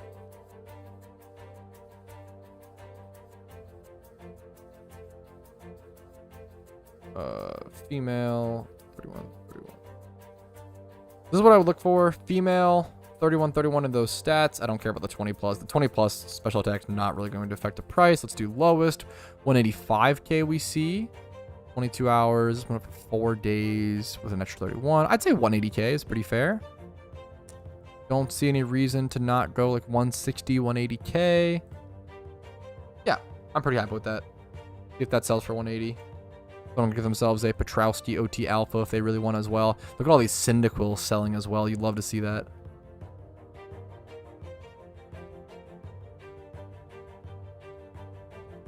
Alrighty, and with that, I've been live for 4.5 hours today, and Casey just got home, and I missed my fucking lovely girlfriend. What a surprise. So, I'm going to go ahead and call it here. Thank you guys for watching. I really enjoyed today's stream, so I hope you guys did as well. A little more on the, I guess it's just a boring side, but I don't know. I hope you guys still enjoyed it. Thank you guys so much for watching. I appreciate it. Like the video if you did, like the stream. Dislike if you didn't. That's always totally okay and honestly welcomed. I just appreciate the genuine feedback. If you're enjoying my content, watch it and like. If you're not, dislike it and don't watch. That's totally okay. Subscribe to the channel for daily PokeMMO videos. I do upload every single day. I uploaded something like, we counted earlier in the stream, I uploaded like 55 videos over the past 10 or 11 days. Now, that's not normal, but it's been fun. Subscribe to the channel, follow the Twitch for streams, usually Monday through Thursday at 12 p.m. ET. Discord's down below if you care about that. And if you want to go above and beyond and support the channel, YouTube memberships, Twitch Primes, Twitch subs, and PayPal/Venmo really do help out a ton. Allow me to make more content, higher quality content, and allow me to stream for longer. Thanks for watching. Hopefully you're having fun playing PokeMMO today, and I wish you guys all the best. Peace.